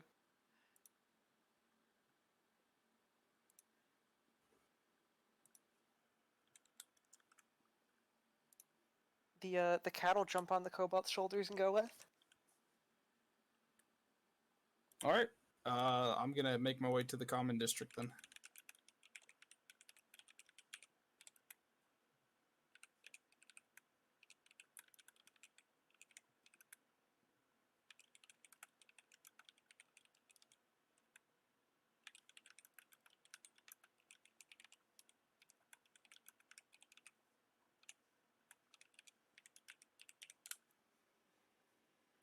So what's going on? How's typing?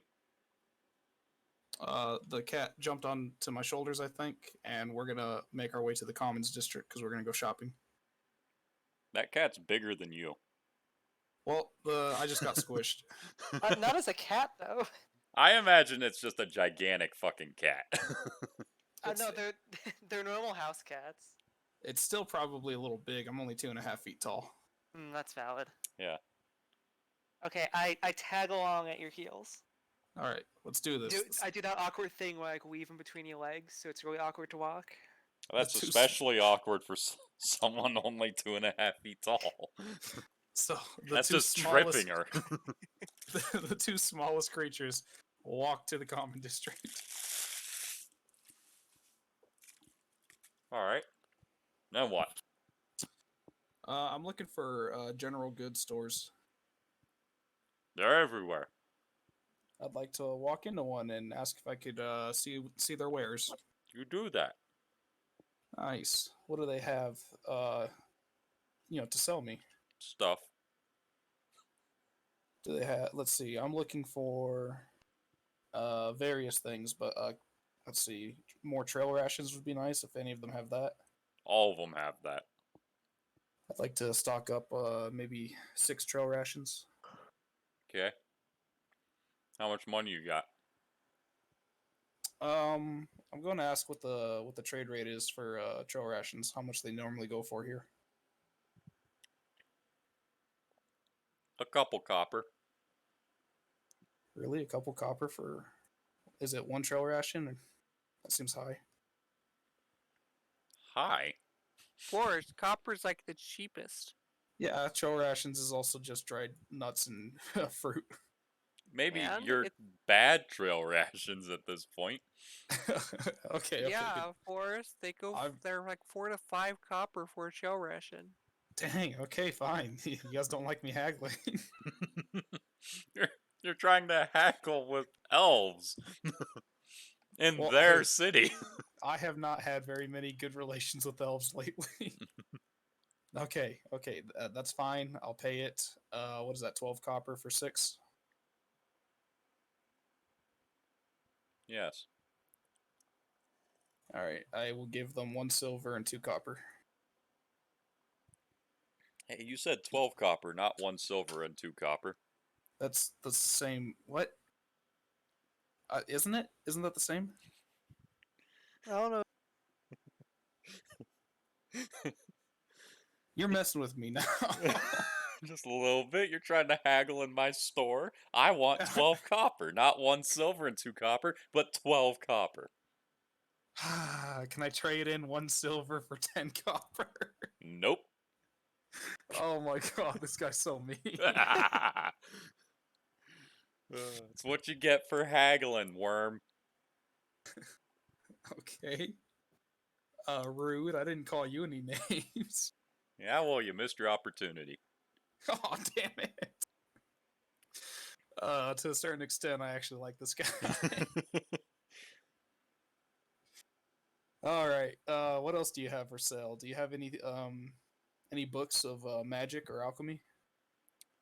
Do I look like a library? Nah, just wondering if you picked up any in your time. No. I'm a general supply store. I thought that might be the case. How about rope? Do you have rope? I'm a general supply store. Of course I have rope. What is the trade rate on rope, please? Ryan, what's the trade rate on rope? I don't have the books. Oh my gosh. I have 20 PDFs. gold. Oh my god, you're not helping, cat. I don't know. It seems legit. I think it's like 5 gold or something. Not even. Girl, I don't know. venturing. These are my assistants. They work in the store. They deal with the riffraff. It says here that the cost of rope is, let's see, depending on what it's made out of. If it's just hemp rope, it's 1 gold piece for, what was it, 50 feet? Yeah. Man, I really don't have any of those books. Shit.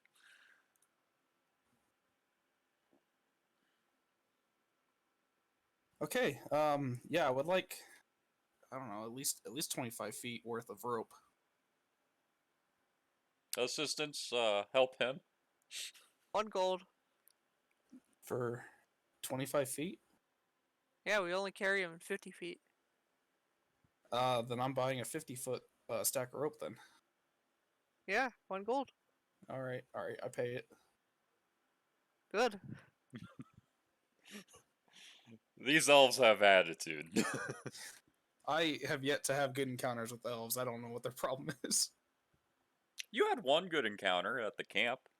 Oh, that's right. That's right. And I had another one in the technically in the library. Yeah. Okay. It's just merchants that hate me. To be fair, merchants hate everyone. It's why they're, merchants. Okay, that's a good point. You ever meet someone in HR who didn't hate everyone? Okay, you're hitting a little close to home, man.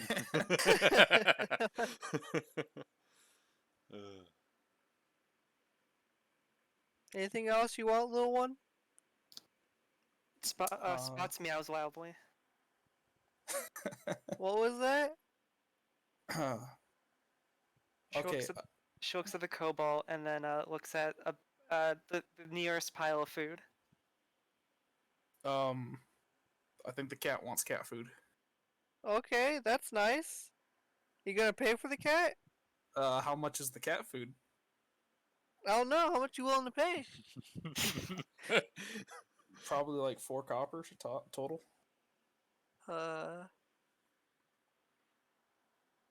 Well, this here is premium cat food. It's premium. No, I'll find another store. Yeah, you better. No other general store here will sell you cat food. All right. That being said, do you guys buy items?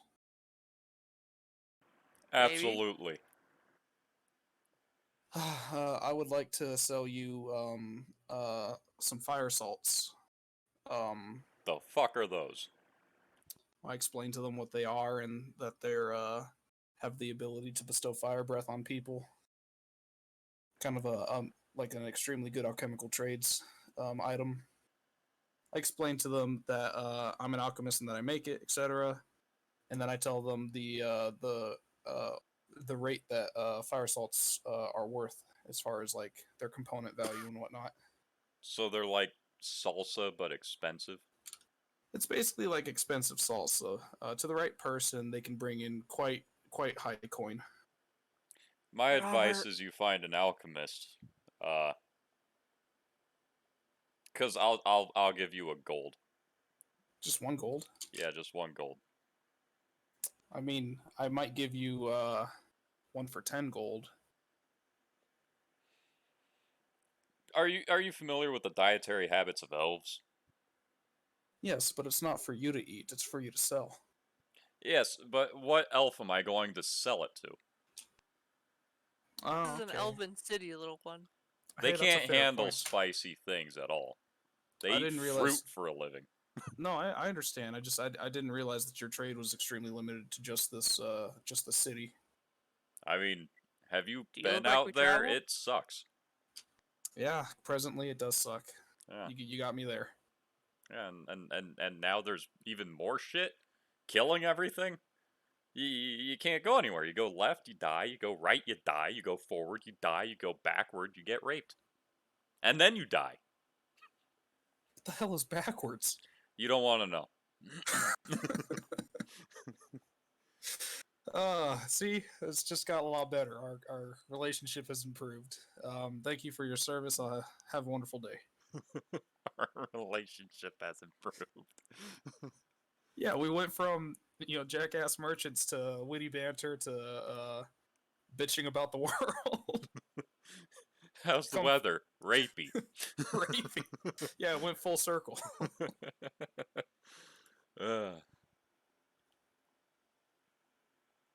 Alright then, so you head out of the general store? Yeah, I'm heading out of the general store. Alright. Going anywhere else? I feel like an idiot now. Robert, can you answer a question for me real quick? In the supplies that they previously packed for us, do they have tents? You never check the supplies. I might have to go into another supply store, and I don't want to go into the same one because I'll feel bad. I walk into a different general supply store. You sure you don't want to go check the supplies you're, given? Yeah, you're right. You're stupid. I should check first. Like, I thought that's what you were alluding to. Like, oh yeah, I should go check that. No, you're not. It's like, nah, I'll just go to another supply store. I'm sorry. I'm a little, what do you call it? Embarrassed about forgetting to check. So yeah, you return to the palace to inquire about the supplies you've been given? Yes, I do. All right. So yeah, returning to the palace and asking about the supplies, you're given a list that each person has been, equipped with, and it includes a month of rations, a tent per person, rope, 100 feet of it, made from silk. Oh, damn. Yeah. Uh, various amounts of torches, lanterns, and oil, pen and ink, uh, winter clothes, winter blanket, etc. Climbing gear. All the things you essentially need to be a happy camper in the frozen tundra.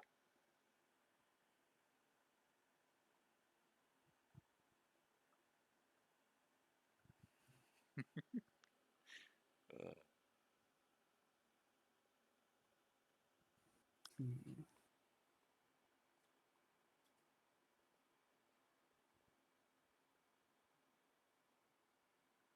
Okay, I think I got that.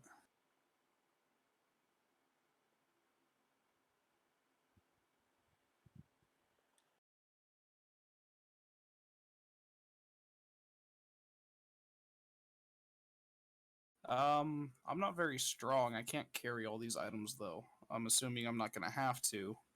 But just for note, if we care about the carrying capacity limitations, I will be over encumbered. yeah, that's what Celia's there for. Nice. In human form, she still has the strength of a full-grown dragon. Yeah, I love dragons. Okay, I think that's all I can do for now. That's all I really want to do. If we're not going anytime soon, because I'm waiting for people to wake up and recover their health, I will be spending my idle time studying in the library to try to learn new spells. Alrighty then. Anybody else gonna do anything?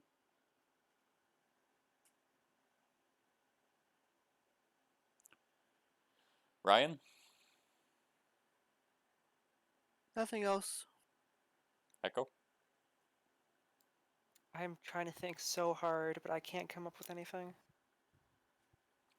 Are you gonna go find the stash of gold that you took from Brown Cow? Oh, do I not have that on me? I well, at least you never gave it back to her. Okay, fair enough. You have it. All right, so everybody just gonna chill, do their thing. Yeah, All right then. Then I imagine this is probably a good stopping point, right? yeah, because the next time we can pick back up, we can say that some time has passed. Some of our characters have probably leveled up, etc., and then so and so has recovered their health. Yeah. Alrighty then. In that case, and so that we don't forget this, I'm going to include this in the stream recording this time because trying to remember the amount of experience I gave 2 weeks later kind of is difficult. So since the only ones that really were doing anything this whole time were Brown Cow and N'ara, I'm going to say they both get another 1,000 experience. And the Tibbet, uh, since there wasn't too much for you to do really because the characters were kind of running for their lives the whole time, uh, I'm going to say you can have like 500 experience. Okay. Yeah. And Ryan Lulu gets a level. For other reasons.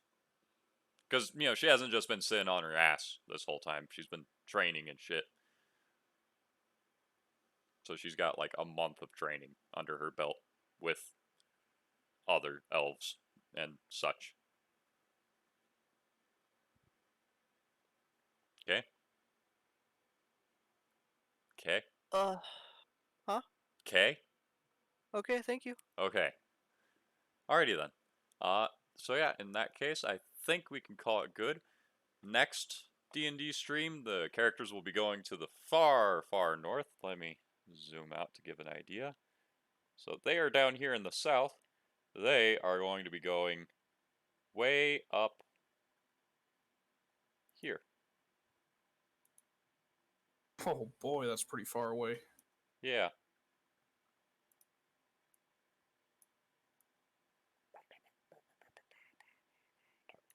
So yeah, they're going to be going way the fuck up there, which is all just frozen tundra.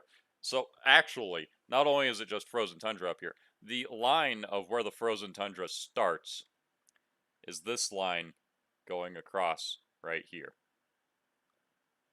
So that's where the frozen tundra lands, I suppose that'd be what they're called, starts right there. Everything above that line is frozen tundra. Up Nice. here, it is the coldest.